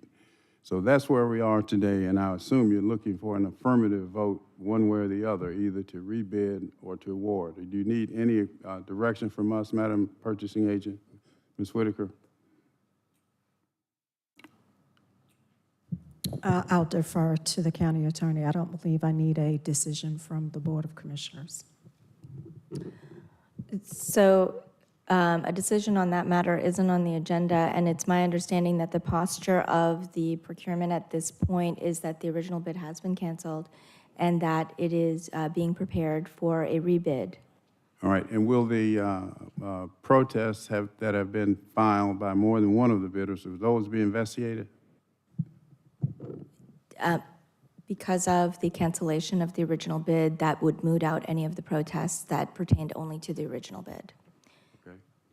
All right, Commissioner Barrett, do you want to be heard?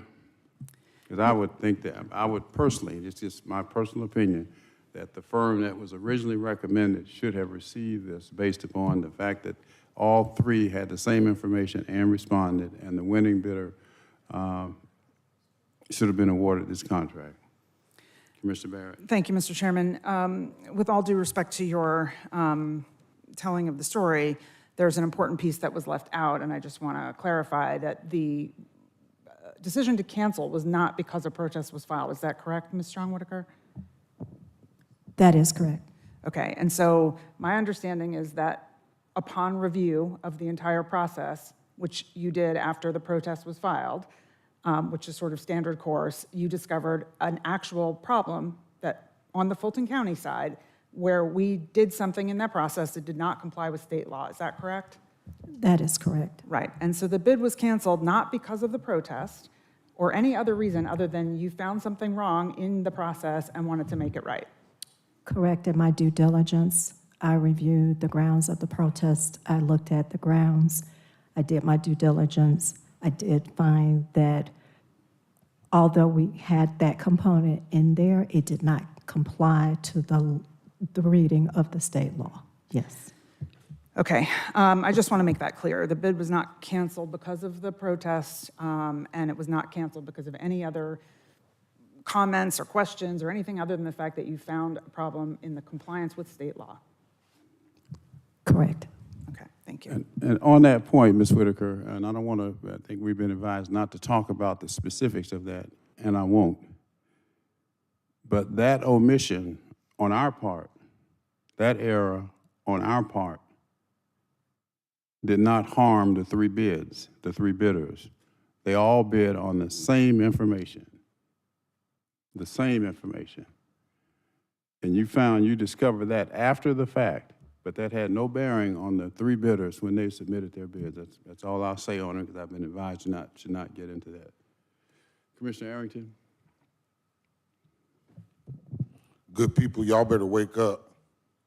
Good people, wake up. You see what's going on? He wants to push the contract to his best friend's wife.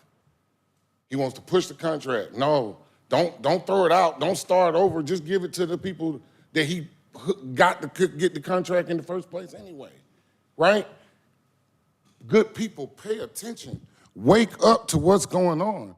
He's going to clarify or say that this was thrown out because of a protest, when we all know that it was thrown out because there was a law that was not complied with, a state law. We just went back there and we just had that discussion. And now he comes out here and says, oh, well, this is being thrown out because of a protest. We should just give it to the company that got the recommendation. You better wake up, people. You better wake up. He's trying to give this contract to his best friend and his business partner's wife. That's what he's trying to do. Wake up. Commissioner Abdul Rahman, I won't respond to nonsense. Go ahead. Well, I'm going to respond to it. First of all, let me apologize to the listening audience, because we should not even take that posture. Because once you point a finger, 4 others are pointed back at you. In public comments, we had an elected official that felt strongly enough to come down here and accuse one of our commissioners of using his position to get a warehouse in the district. Now, I don't know if that's true or not, but don't start pontificating and putting stuff in because that's what you want to do. Just because you have an ability as an elected official to do it, don't make it right. That is wrong, Commissioner Arrington, for you to do that. I agree with you. You have a right to say anything you want to. But to say it public in this forum is wrong. And if nobody else is going to say it, that's fine. I'm going to say it. We know that we have problems with contracts. When we have problems, do we rebid them or do we not rebid them? We cannot start taking personal attacks at anybody. Any comments I said allegedly, and I said on behalf of the employees of Fulton County. Because employees of Fulton County, if they have nobody else to go to, they will come to Commissioner Khadijah. And so I felt like it rose to the occasion to say it publicly and go on record. But let's not do the community a disservice here to make somebody think that one particular person got all this power to make sure one particular company gets a contract when it was bidded out to 3 capable companies, okay? All 3 of the companies were capable. And so let's not do a disservice to the taxpaying citizen of Fulton County to make this a personal mudslinging agenda when, truth be told, all of us up here are at fault because we represent Fulton County. I can't push my finger at Felicia, Strom Whitaker, the county manager, the county attorney, or any of my colleagues because I'm pointing a finger at myself. We represent the entire Fulton County. Let's have respect for the process and let's have respect for each other. Commissioner, thank you for those comments. And I'll say this at this point and no more. I will not criticize, no matter what is said about me, because only one person benefits from brothers saying things about brothers. And I'm not going to get involved in that. There's one beneficiary of that, and I will not be a party to it. You have the floor. Thank you, Mr. Chairman. Bringing it back to the issue at hand, I just want to clarify again your assertion that the fact that we did not comply with state law did not give an advantage to one vendor over another may or may not be true, but it is not the point. The point is we did not comply with state law. We have an obligation to comply with state law. And for that reason, we cannot continue with awarding a contract to a vendor when our process was flawed to the tune of not complying with state law. So the fairness part of it is not relevant. And when it is rebid, it was, equally fair, but had a flaw in the process. And when it is rebid, it will also be equally fair. So, I just want to, again, be clear that the point of pulling the contract, the RFP, was because we found a flaw in our process in that we did not comply with state law. You have anything else, Commissioner Arrington? Oh, no, I said everything I had to say. Anything else? Anybody? All right, continue, Madam Clerk. 250478, Library, request approval to use Beltline TAD funds for the purchase of automatic handling systems to be distributed at 6 library locations. The cost of the purchase is not to exceed $1,100,000. All right, motion to adopt by Commissioner Abdul-Rahman, seconded by Commissioner Ivory. Commissioner Thorne, you have the floor.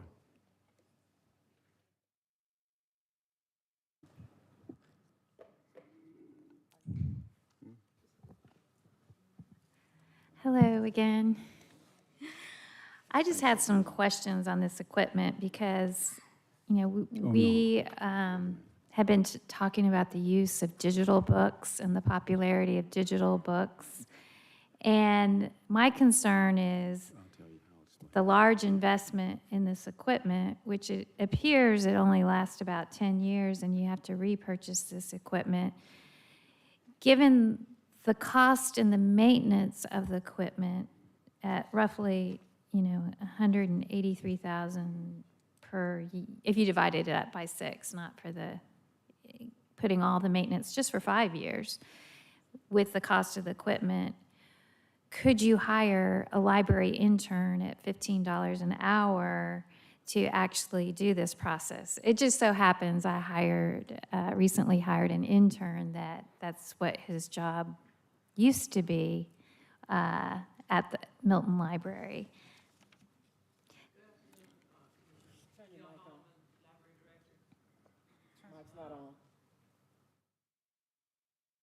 I'm sorry. Good afternoon. You are correct in that has worked in the past when we had to do it that way.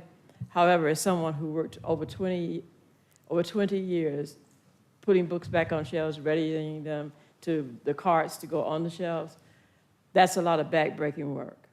And that's why it has been a godsend, so to speak, that you all allowed us to have funding initially when we built and renovated these various libraries.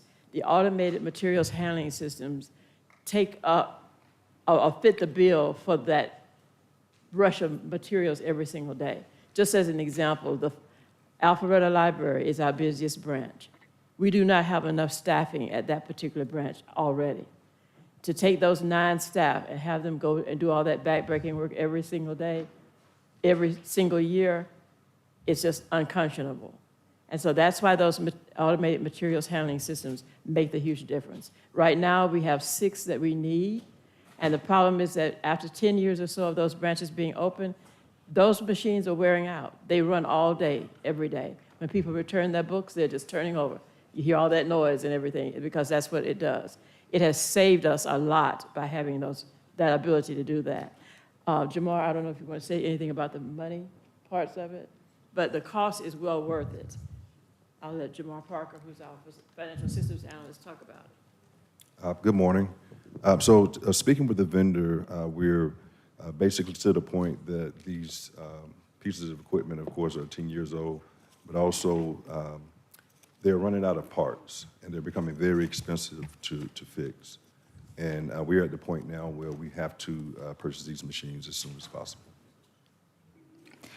Are there multiple vendors of this type of equipment, or did the one vendor tell you, okay, your equipment age is at 10 years, it's going to cost you more, we recommend that you spend $1 million and buy new equipment from us?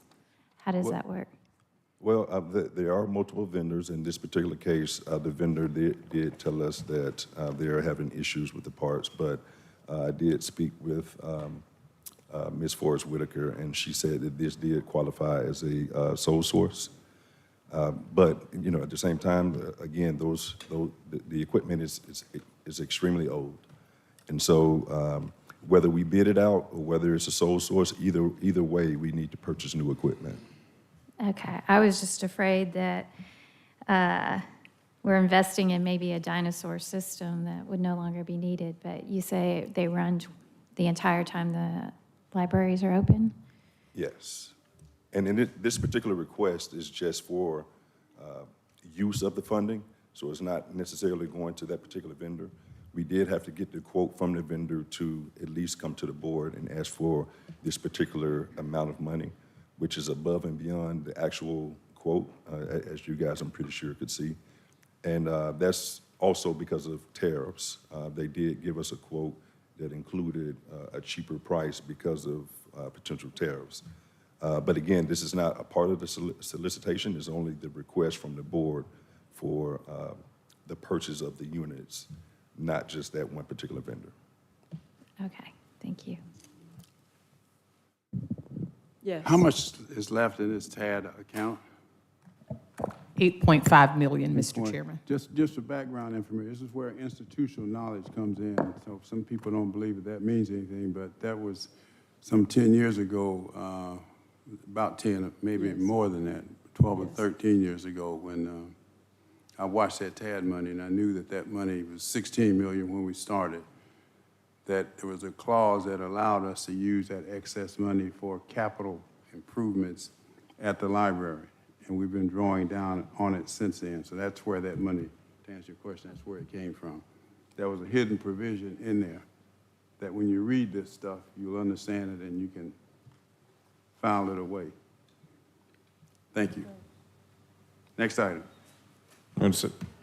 Yeah, let's vote, I'm sorry. Mr. Vice Chair Ellis, you want to be Yeah, on? just specifically, it's within the way the Beltline TAD was structured, there were pilot payments that were automatically qualified at the beginning and allowed for that. And, you know, I'm definitely in support of this, you know, and I would just, we've got a great library system, you know, if anything, I would encourage us to be more vocal about kind of, you know, bringing to light those things that need to be updated, repaired, et cetera, you know, so that we're not, you know, have citizens that are telling us about it, you know, after the fact. You know, so don't be afraid to bring those forward. And it sounds like we've got, you know, funds still available within just the piece of the TAD money to be able to utilize on that based on what I just heard. Is that correct? Yes, sir. Okay. I did confirm that $8.5 million is the current balance in the Beltline TAD. Yeah, so let's not, I mean, we've made significant investment in these, our taxpayers have made a significant investment with this, with the bond and et cetera. So, you know, let's not be shy to use that money and bring forth, you know, kind of legitimate good requests so that we keep these things in great shape for a long time to come. All right, let's vote. The motion is to adopt. And the vote is open.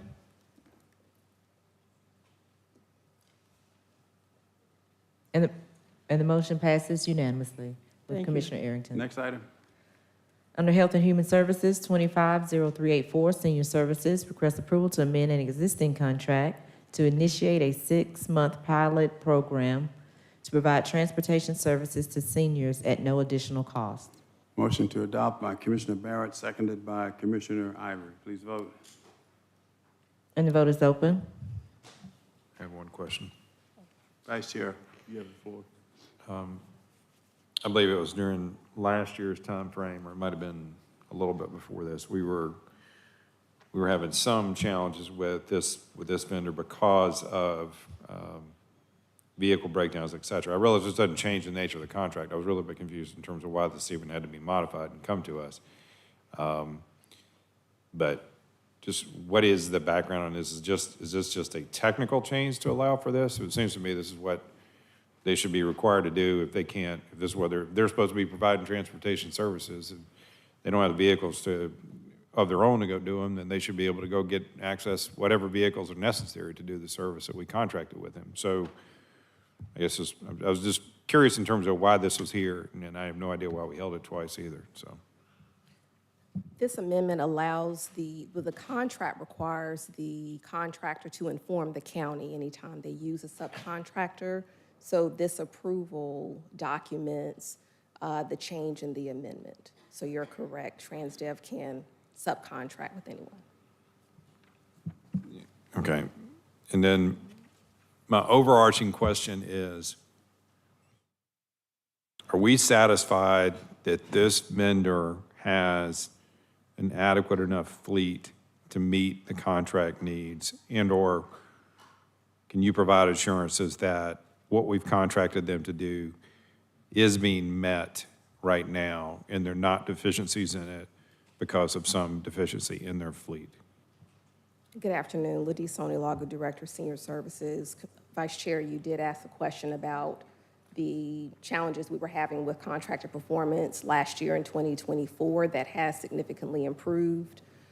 To answer your current question, do we feel confident about the fleet and their ability to provide the service? They are providing the fleet per the contract. The challenge is the age of the fleet. So this subcontractor and the pilot will introduce an idea of how to bring in a more youthful fleet to serve our seniors, and so they can fulfill the terms of the contract.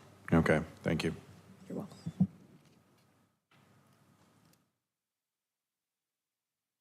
And the motion passes unanimously. 250479, request approval of for Fulton County Finance Department to enter into a contract to provide liability, accident, and excess automobile liability insurance coverage for senior AmeriCorps volunteers and to pay related costs of $533.59. Motion to approve by Commissioner Abdul Rahman, seconded by Commissioner Thorne. Please vote. And the vote is open.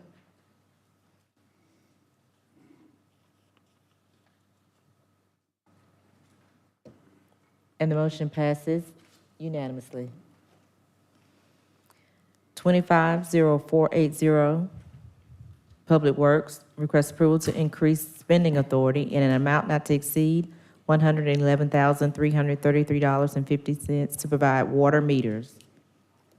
All right, motion to approve by Commissioner Barrett, seconded by Commissioner Thorne. Please vote. And the vote is open.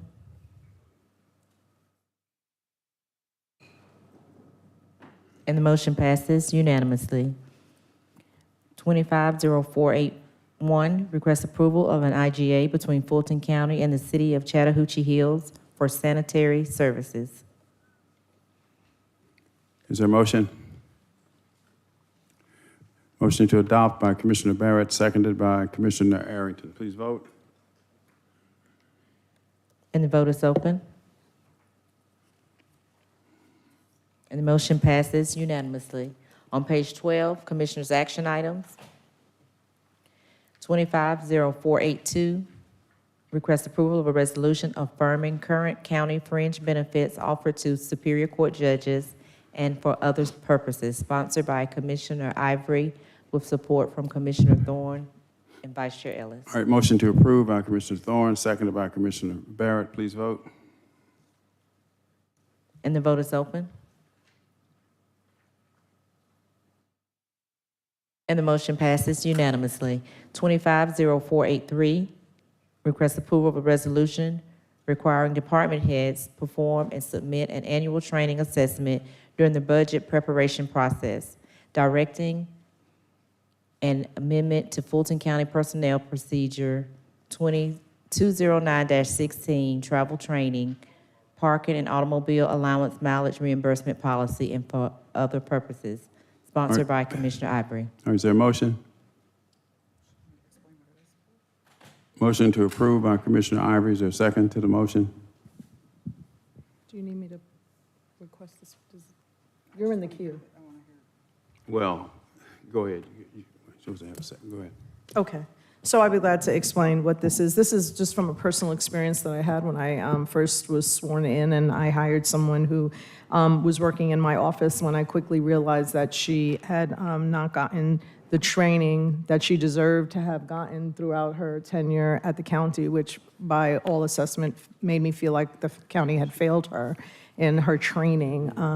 And so this resolution just requires department heads to go through and perform a training assessment of the employees in their department prior to the budget process so that they can then say, this is the amount of employees that need training, this is what it would cost. And I sat down with our head of HR to make sure that I was correct in the way that I was writing this and thinking about it, and he agreed that I was. So it's just planning for employee training, which ensures departments can meet professional certification requirements, keep skills current, and prepare for any emerging needs that they may see are coming, and make sure that their employees are prepared for it. Annual assessments help departments estimate training and travel costs accurately. They avoid budget overruns and take advantage of early registration savings on training courses. This resolution directs updating Fulton County's Personnel Procedure 209-16 to formalize this new requirement and ensure clear and consistent implementation. It's the responsibility of the department heads to submit these assessments to inform the county manager, the finance department, and the board during budget review. Time sensitive? Well, it's just sensitive in that we're going to be heading into another budget season, and it's an opportunity to give our head of HR an opportunity to let the department, give them any guidance they may need on how to assess what training needs folks have to, again, look at savings that can be savings that the county can find by adequately shopping for training courses or any certifications that are out there, and not wait right up until the point where, the full rate may not be, will have to be paid instead of maybe an early bird sort of training. So it just says, like, let's get to the business of training our employees in a way that is planned and directed. And this is just the personal experience that if I would have had this, I think I would have been able to help out one of our employees greatly. That's not a Commissioner word. Barrett? Thank you, Mr. Chairman. Commissioner Ivory, I know we talked about this briefly, Yeah. and I certainly appreciate the motivation, and I think, everybody can agree that we want to make sure that our employees are getting, access to training as needed, and that, they're being afforded that opportunity. I think I would personally be more comfortable if it was more of if this were more of a ask to our head of HR and to the county manager's team to come up with a proposal for how to address skills assessment and training opportunities versus a requirement for all departments to do something. And it feels a little bit unspecific to me. So what I would like to do is make a motion to hold if it's not time sensitive, so that we can maybe get a more fleshed out version. I don't know if you're amenable to that or not, but. I'm not opposed to if you need more information about it, but I've done that exercise already. So I didn't propose this resolution in a, unresearched manner. So I've already spoken with our head of HR as to how this is his recommendation on how we do it. And this is why I brought it to the board to do it. I've made it formal because I don't think that we've had something formal, and leaving it up to the department heads to just do it is exactly what failed the employee that I was working with, because it was not a requirement. It was more just a suggestion that folks do it, and they were not doing it. So I have already flushed it out. This is the flushed out version after speaking with the head of HR, and I do want to move forward to make it a requirement because I think our employees deserve that. It doesn't require anybody to spend money that they have to spend. It just says to do an assessment, and then if you find that you do need to give employees training, to submit that with the budgetary requirements for it so that it can be considered during the budget process.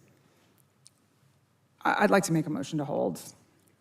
All right, so there was no second to the motion to approve, so we don't need to do you have your motion is to hold? Yeah. Or is there a second to the motion to hold? I'll second.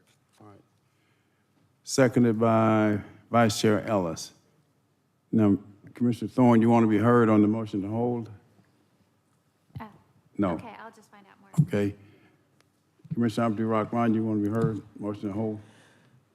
I just want to go on record saying even though I understand where Commissioner Ivory is coming from, I'm a little reluctant to support this because, one, does this really need a resolution for what she's trying to aim at? I just want to be real careful about not only what lane we stay in, but requirements operationally of what our county manager and our HR department is doing. I don't know, and after we hold this, I may be convinced, but I've read it and I've heard her comments. Do we really need this? Because if the person that you hired said that she wasn't trained, is that a training issue? Was she trained incorrectly? Was that something that got through the cracks of what HR does? I'm real leery about resolutions being put in place in lanes that I specifically don't really want to be a part of. If that is understandable, County Manager, as to what I'm saying. And I could be, like I said, this is gonna be put on hold anyway, but I'm just saying in my mind, I've thought about other resolutions we put in place, and we have to be very careful as to what we're asking or requiring when you all required anyway. Now, if someone didn't get what they were supposed to out of it, if someone did not get the full crux of it, that's one thing. But another thing to require it of individuals that maybe some are doing it, maybe some are not. So from an operational, I'm just wondering if, in fact, we need this, for one. Two, is it enforceable if they don't do it? And so I just want to openly put it out there that I'm kind of, when it comes to things that I just want to be crystal clear that maybe should be handled by the county manager's department or by the HR department exclusively, in my mind. And we know how far that goes. Everybody have their own opinion. So I just want to put it out there. Not that I won't support it, Commissioner Ivory. I'm wondering, one, do we need it? Two, how do we enforce it if they don't do it? And so those are my concerns. Okay, Commissioner Ivory, followed by Commissioner Thorne. Thank you so much to all commissioners for asking the questions. I don't have any issue at all with holding it and answering any questions that you want further insight into it. But I do want to just highlight that we don't already require anything. So there is already no requirement. So I'm not coming on top of a requirement and asking for more of a requirement because there isn't any requirement. And I also have already spent the time with our head of HR if this was in line with what he could do and would recommend and thinks is a good thing. So I would not have ever skipped over that process. He's not going to tell you no, Commissioner. No, well, I mean, I'm not. Let me just say this. Let me just say this third thing then. Well, if that's the case, then I want to have a whole meeting with a bunch of people tomorrow if no one's going to ever say no to me. But the third thing is that there's no, I don't believe as an educator that there's ever a such thing as overeducation, overtraining, or giving people the opportunity to learn more whether or not they're going to do it. So I'm not opposed to, I'm not advocating for an enforcement mechanism for training. I want just to know what this does, which is it just says to each department, perform and submit an annual training assessment in your own department about who you think could really benefit from it. And then let's give it to them at rates that are well planned out and is at a good cost savings to the county. And that's really a planning measure for that. And we don't require it now, but I think we should. And I think that more education is a wonderful thing. So I'll be glad to answer anybody's questions after this goes on hold and bring it back up at the next meeting. Commissioner Thorne? Yeah, I'll be brief. I just would like to know the cost associated with this. I know you can't, not every department's going to have the same cost, but what are some examples of some costs? And are we opening ourselves up to some kind of liability? Like someone could say, oh, I was fired because I didn't get training. I should have had more training. You should have sent me to a technical college. You should have done this, where maybe they weren't the right person for the job and the job requires on-the-job training and they just weren't getting it. Is it going to open that up? So those are just a couple of questions I'd like to get answered first. Thank you. Vice Chair Ellis, the motion on the floor is to hold. Yeah, and I have the same reservations as both Commissioner Abdul-Rahman and Commissioner Thorne. I think training and individual assessment, a lot of times it's an individual management thing. I mean, I've managed people for a long time. I look at all my staff in terms of trying to assess what their individual needs are, and you work and you develop particular plans around that. Also, there's a question in terms of when we hire people, they're required to have certain skill things that are sort of annotated out in, the job requirements. And if we're hiring people that don't meet the job requirements, that's not a training issue, that's a hiring issue. And I don't know if that's what played out within the scope of, an individual situation here, that I'm hesitant to react to this in terms of policy as opposed to, an urging process in terms of just the way that we approach the management and development of people, generally speaking.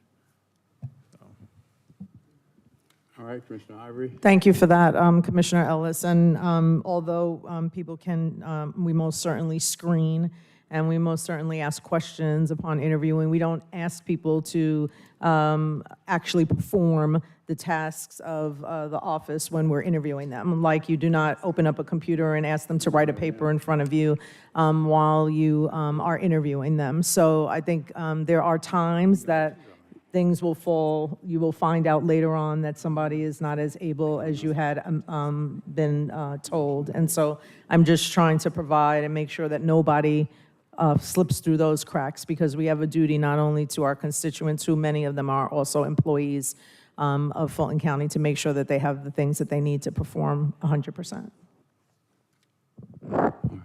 Anything else on the motion to hold? Commissioner Arrington. Yeah, Commissioner Ivory, and I don't know how many department heads you've spoken with, but I would recommend talking to them about how they may implement it, or if they feel it's necessary for their department. It might be something more relevant to just commissioners than to actual departments, but I guess if she came from a department, maybe not. But just my 2 cents worth. All right, let's vote on the motion to hold, please. And the vote is open.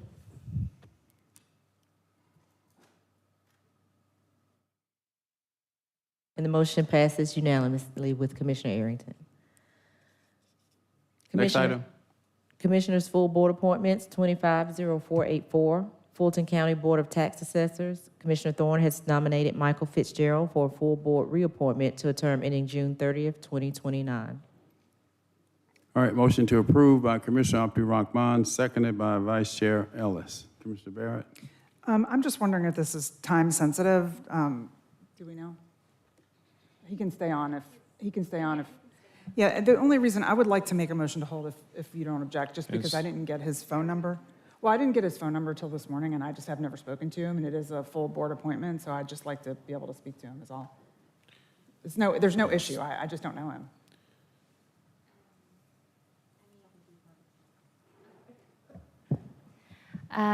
He's been on the board for, I don't know how long, 8 years or so, and I think everybody pretty much is very familiar with him. He's one of my most active board members, and he spends countless hours with anybody who has a tax assessment issue. Well, but working with it's a him. full board appointment, not a district appointment, so that's why I just. But he was put on the agenda on Friday. You could No, have I understand, raised but it. I asked for a phone number from your staff, and I didn't get it till this morning. When did you ask? I don't remember. It was probably yesterday, to be fair. And it's not a criticism of anybody, I just would like to talk to him. If it's urgent, we can vote on it, and if I don't have the support on a motion to hold, I don't. But I'd just like to be able to talk to him. It's not a complaint about him, I just literally do not know him. So, yeah, I mean, I'd like to make a motion to hold, and I would ask my colleagues to just give me the grace to Right. be able to talk to the Is guy. there a second to the motion to hold? Is there a second to the motion Yes. to hold? no, I'm sorry. All right, one more time. Is there a second to the motion to Okay, hold? All right, fails for lack of a second. Thank you. Vice Chair Ellis? Oh, he seconded. It's after the fact. Well, I'll make a I seconded as you were doing it. She had to withdraw her second so that I could put my second in there. Seconded while Commissioner Abdul Rahman had her second in. So I had to wait for her to withdraw hers before I All could right, the put mine motion in. on the floor is to hold. Any discussion on the motion to hold? Vice Chair Ellis, you want to be heard? Yeah, I would just request that we move forward with this, and while, you know, I recognize these are generally district appointments, this is a representative in the northern area of the county, which is entirely, you know, represented in terms of by Commissioner Thorne and I in terms of where this rep is coming from. I think maybe the only one that's located in, you know, either District 1 or District 2. The term is about to expire. This board does a lot of important work, and we're coming into, or we're in a very busy season for them. And to go into something with uncertainty around them operating at a full board, you know, I'm not supportive of that without any real basis to hold this up, particularly for somebody who's been on here for, you know, 8 years or so. Commissioner Arrington? Just like the election board member, he will continue to serve in his role if he's not reappointed or until he gets reappointed. He continues to serve on the board unless and until a new appointment is made. So I don't think this would have any interruption of services for our Board of Assessors, and he would continue to serve. And like you say, he's been on there 8 years already, so he's going to continue to serve. So there shouldn't be any reason to not give Commissioner Barrett the time that she needs. And it just absolutely will not affect the Board of Assessors nor this person's role on the board. Commissioner Chairman. Abdul-Rahman? What? What do you? Mr. Chairman, if I may, I just wanted to note that there is a recent statute that the most recent amendment provides that there is no holdover for this particular position. So at the end of the term, there will be an empty seat until the next opportunity for the board to be able to make an appointment. What is the update? What is the law? What's the citation? It's a state statute, 485295. 48. Georgia Code 485295. Okay, if you can have your I'll office email send it that to to you. me. All right, Commissioner Abdul-Rahman? I want to thank the county attorney for stealing my thunder, you know. Any other time you don't say nothing. No, I'm just kidding. I'm sorry about that. Please, I'm just playing. Please, I'm just playing. Seriously, though, I think here again, I want to be careful in my comments, but I also want to be realistic.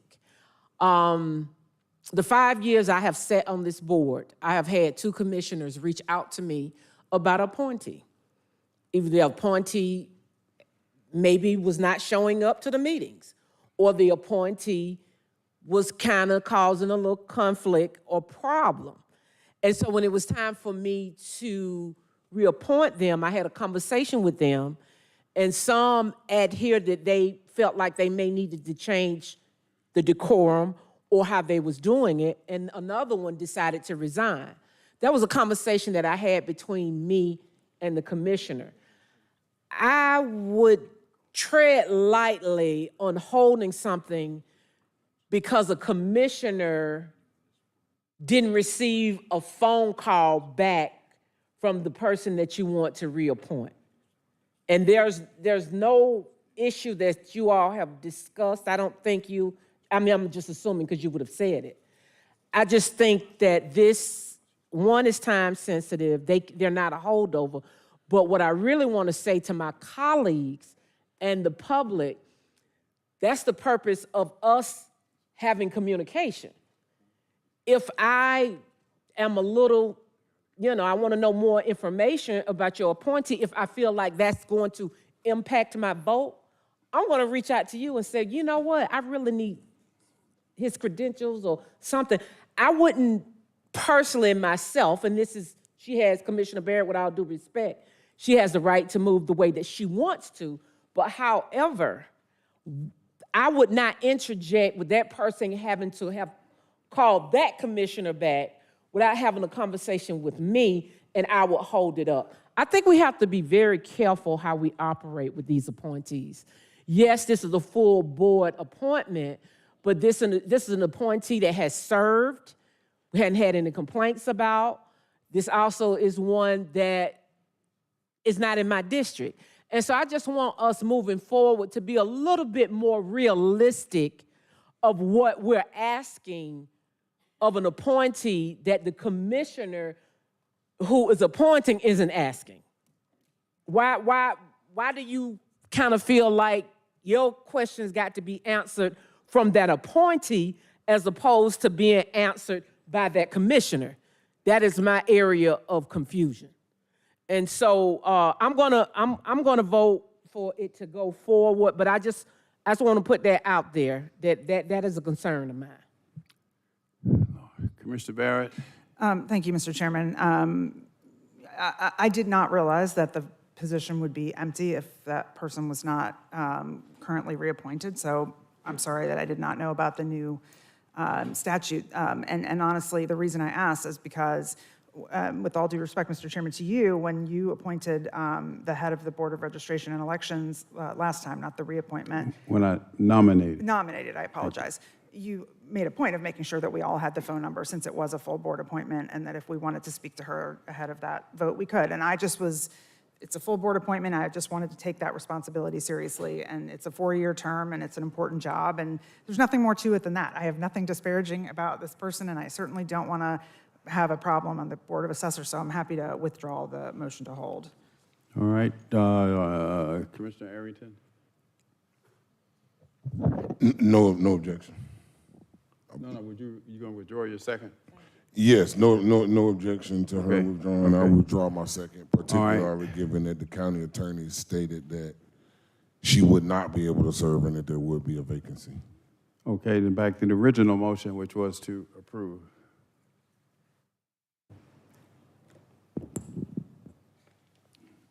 And the vote is open on the motion to approve. And the motion passes unanimously. Back on page 7 on the consent agenda, item removed for separate consideration, 250460, emergency management. Request approval to extend an existing contract in an amount not to exceed $4,540,000 to provide animal control services. All right, motion to approve by Commissioner Abdul Rahman. Is there a second? Seconded by Commissioner Barrett. Commissioner Thorne? Hi, how you guys doing? I just had a couple questions to ask about some things I think that are out of Lifeline's scope, and that's like flooding in the play yards, some complaints we've gotten, clogged air ducts, stuff like that, or just in general. Is there anything that we need to help with on this shelter? So we are, good afternoon, Commissioners. Joe Barriswain, Director of Emergency Management. Yes, we are aware of that issue, and it is being caused by the way it was designed. So the drain fields are being clogged. We originally had a design that allowed for these rubberized tire, shredded tire pieces. So we are in the process of getting quotes right now to make that correction. And There's then, an urgency to that, that's for sure. and then we've had an extreme amount of rain too, Yeah. so it's probably exasperated the issue. Yeah, I just, I'm, deeply concerned about the treatment that Lifeline's gotten. I'm also concerned about our animal activists that come down here and give us public comment all the time. But we have no other company that would want to run our shelter. Like Lifeline's our sole bidder, correct? So I'll let Vern Sawyer maybe speak on this, so he's a director over animal services. But I will tell you this, I walk that shelter rigorously. I mean, and Vern walks the shelter every single day. I mean, we are present, hands-on involvement. If we would notice something like that or some mistreatment of the animal or anything like that, we're acting on it. We're not waiting for somebody to let us know, hey, that's what's happening. We're going to go in there and take whatever action we have to, and we have taken whatever action we had to correct issues. We have to understand it is a contractor, but we are enforcing the contract as it's written, and I've never observed personally any mistreatment of animal inside that shelter. And I'm there a lot. And Vern lives there, I think. I know there's a bed in the back, I think, for him. And so we're very hands-on for sure. So I don't see any of the, I mean, we do look at when the complaints come across, because I see all of your names on them. We do go in and look at the complaint to validate or not validate that complaint. We don't just let it go by the wayside. So we are looking at these issues every day. Yeah, I feel like, I don't know, our intake is what, 40 dogs a day and adopted about 25 out. So we're set up in a situation where we're going to have an overpopulation of animals. We built a $35 million shelter and it's overcrowded. You know, we could build I guess, a $50 million, it would probably be overcrowded. So I would really, I'm really going to try to encourage maybe some kind of legislation or something, try to find out the root of the problem as to why we have such an overpopulated shelter. We're not alone. DeKalb County recently did an audit as well, and perhaps we can see things that they're doing and work together to try to curb the population. And right now, I feel like Lifeline, given the conditions that they're in with this influx of overpopulation of animals, it's a no-win situation for them, no matter what. It's a nationwide problem. It's not just here. So, I mean, we're looking at articles from all over the country. We compare ourselves to shelters outside of the metro area all the time, just trying to see what other, we were just looking at what, you know, Arizona was doing on one of their shelters, because everybody's in the same boat. You know, the overpopulation is an issue nationwide. Okay, well, I'm happy to hear that you guys are feet on the ground, you're addressing these issues, you look into these complaints that we have, and you're doing the best you can given the situations that you're put in.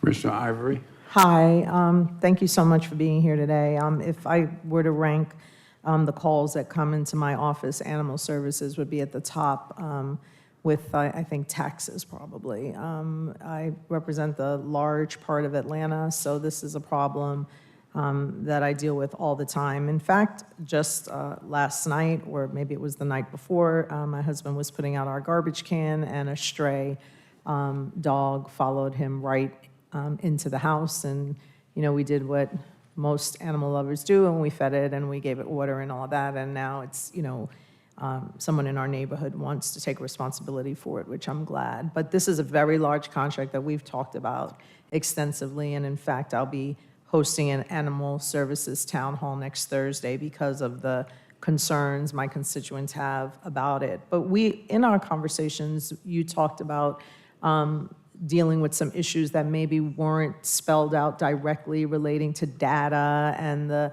collection of information in the contract. So, okay, if you want to address it. So I feel like in order to give concerned citizens some, reassurance that we're moving forward to address all of these things, what are the areas in the contract that need to be addressed and need to be remediated? So we are looking at data collection. So there's not two sources of data. There's one source of data. And the goal is to make that data public. So it's public facing, put it on the public website, put it on the county's website. You hit the button, you want to see what's there, it's open. We're not hiding anything.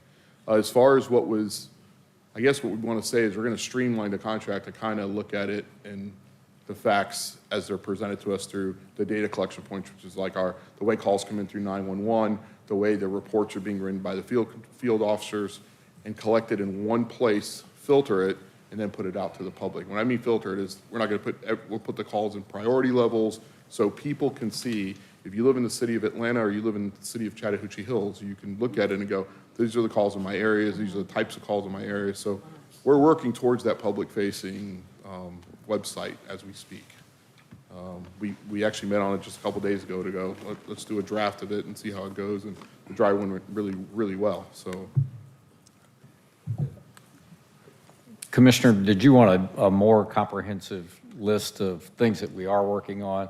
That's what Mike could address. There's 20 to 25 improved or new key performance indicators that we are, and that's the reason for this extension, is to get those negotiated, kind of trialed in terms of ability to meet.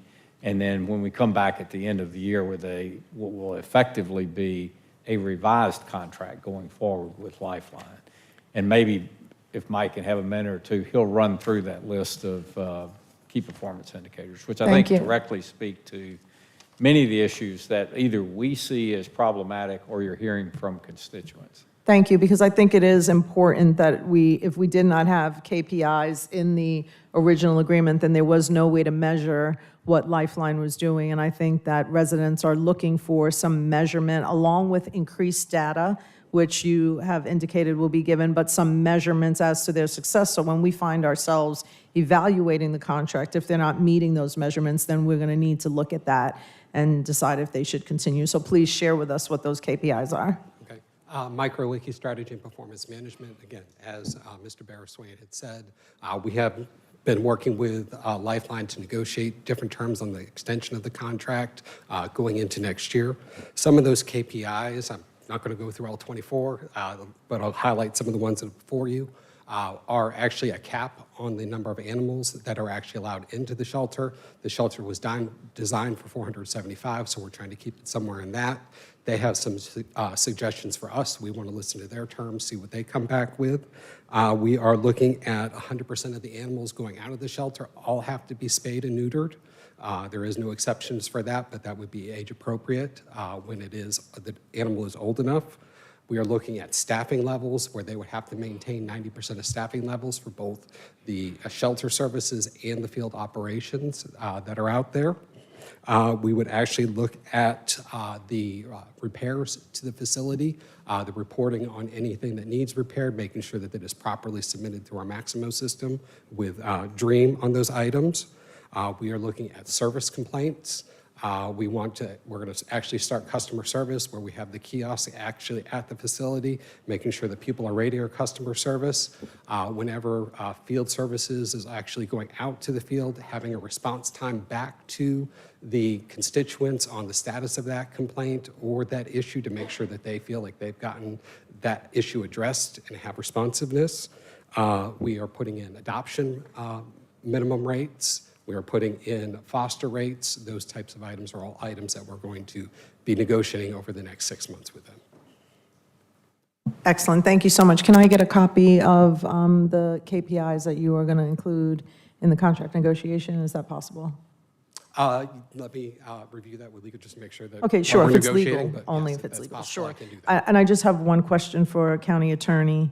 When we, as a matter of process, if we approve this extension today, but then all of these items don't end up being included in the contract extension, then do we have the ability to cancel and move forward with somebody else who's willing to accept KPIs? So I'm not sure the logistical hurdles in making that kind of pivot, but all of our contracts have cancellation provisions. It's typically 30 or 60 days or whatever is reasonable for the type of transition that's involved. And again, I'm asking these questions because we want to respect the concerns of the community, and this is an area that they've had a lot of concerns. So it would almost seem to a resident or a constituent that if we were just going to move forward and renew the contract, even though they're telling us that there are great problems, that then we're not listening to their concerns. And what I want to get across is that we are listening to their concerns and we are addressing those concerns, because a lot of those things that you just mentioned are the concerns: overcrowding, dealing with the overflow. And I've talked to both of you about this, and I thank you so much for going deep into this, but I want to make sure that we understand that we need to have a measurement of performance for Lifeline. And moving forward, we need to make sure that those items are put into the contract so that we can measure success like we have measured with any other of our vendors. And then if they're not performing, we can take action from there. So thank you very much for that. Commissioner Abdul Rahman. Okay. My comments are biased. And it's biased for a couple of reasons, but I think I need to just go on record saying 5 years ago when I came into this body, I was met with a barrage of accusations against Lifeline. And I was like, oh my God, because I am an animal lover. I got my dog as an adoptee. I feel like I'm connected to the hip of these three men right here. I'm not saying that Lifeline has not had its challenges, but I want to be crystal clear that just like we have election deniers that come down here at contract time or whatever time and say, oh, they're doing this, they're doing that, everything that my office has gotten, I have investigated and it has been unsubstantiated. Dealing with the overcrowding, we know, and when I say we, people of color, we love our dogs. We don't neuter our dogs. We don't spay our dogs. That's an educational issue that I always address during the year when I have different events.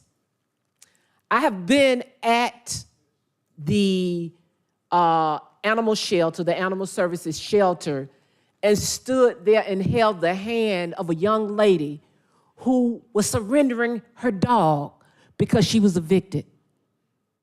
And she said, I have nothing else to do but to surrender the dog.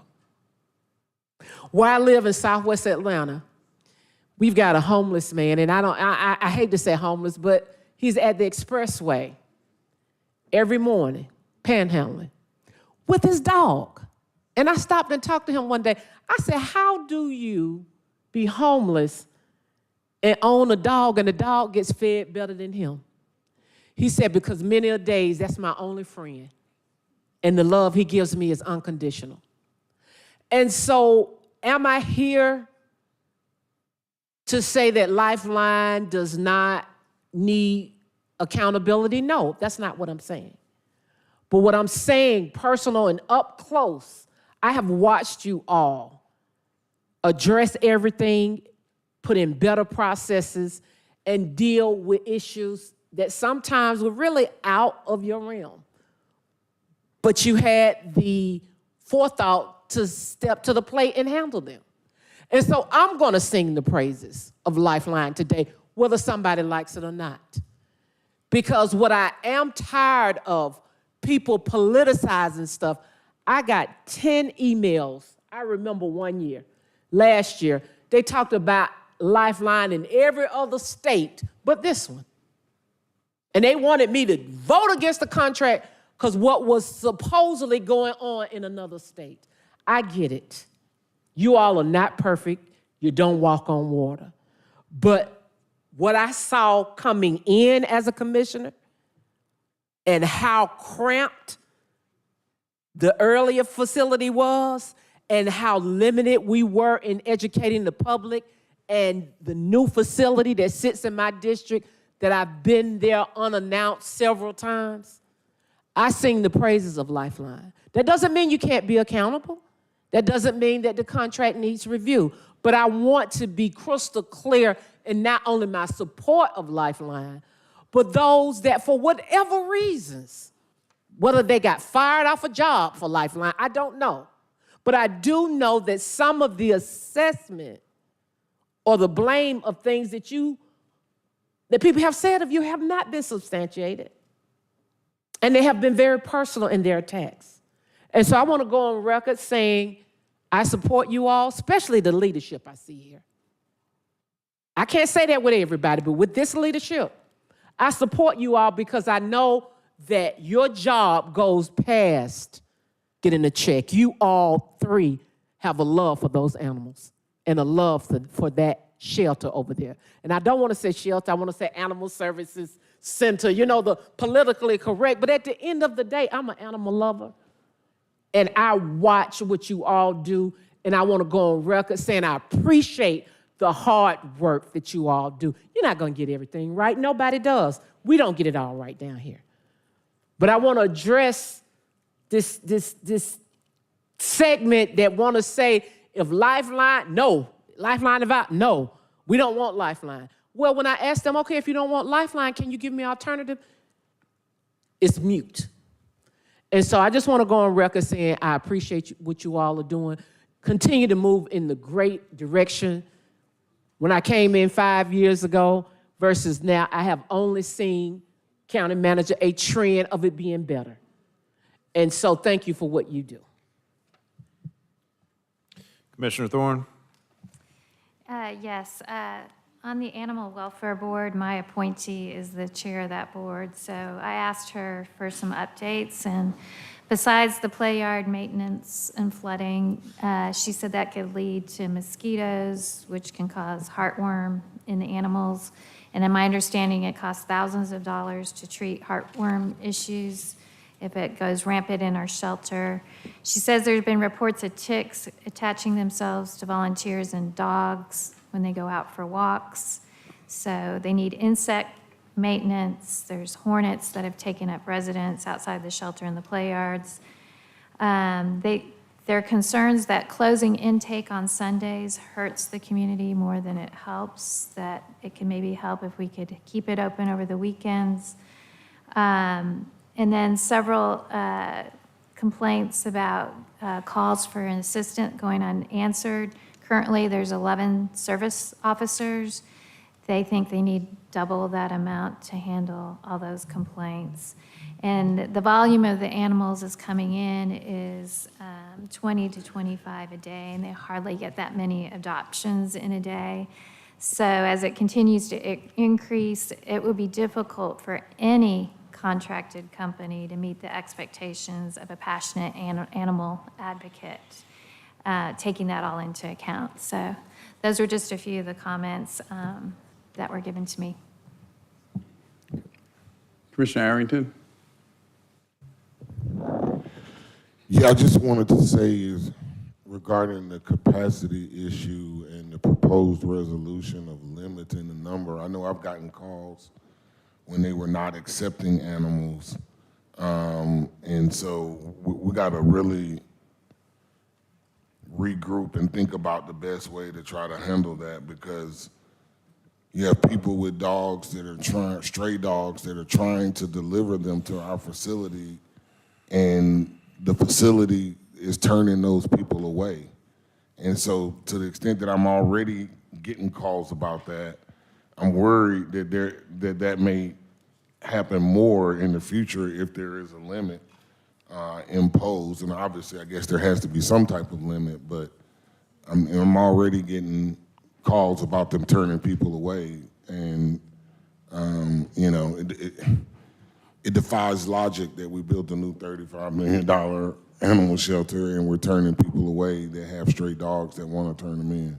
So we definitely need to put our heads together and come up with something on that makes sense and that will allow for people to be able to drop the animals off. Now, whether we take them somewhere else or ship them somewhere else later or whatever, but if we've got residents that are coming by with stray dogs to drop off at the shelter, we've got to come up with a way to be able to receive those animals. All right, Vice Chair Ellis? Be brief. Am supportive of the extension. I would just say, you know, on this particular topic, we've come a long way from where we were 3 years ago, 3-4 years ago, but we definitely have things that we can look at in terms of how we can improve, both in terms of whether it's shelter operations and/or the way we're doing enforcement. I'm glad we're looking at it and taking a fresh look at it. I would just encourage you all to, really get creative with it and come back with, ideas which we think can really take us to sort of a different level of quality, both the operations as well as the enforcement, with what we come back, because it's definitely the right time. The timing is right to do it. I'm glad we're leaning into it, and I think we've got the right folks doing that particular work right now. So thank you for that, and look forward to seeing where we're going over the next few months. Anyone else?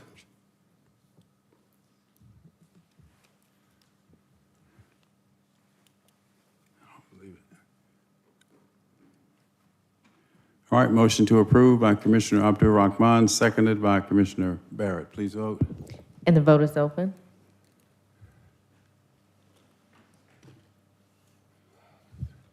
And the motion passes unanimously. Anything else? No further items. All right, Mr. no Chair. further items today on our... Okay. All right, just a minute, ma'am, just a minute. Any other matters that come before us today? No, Mr. Chairman. All right, come on, I'll talk to you, Switch. All right, we are adjourned.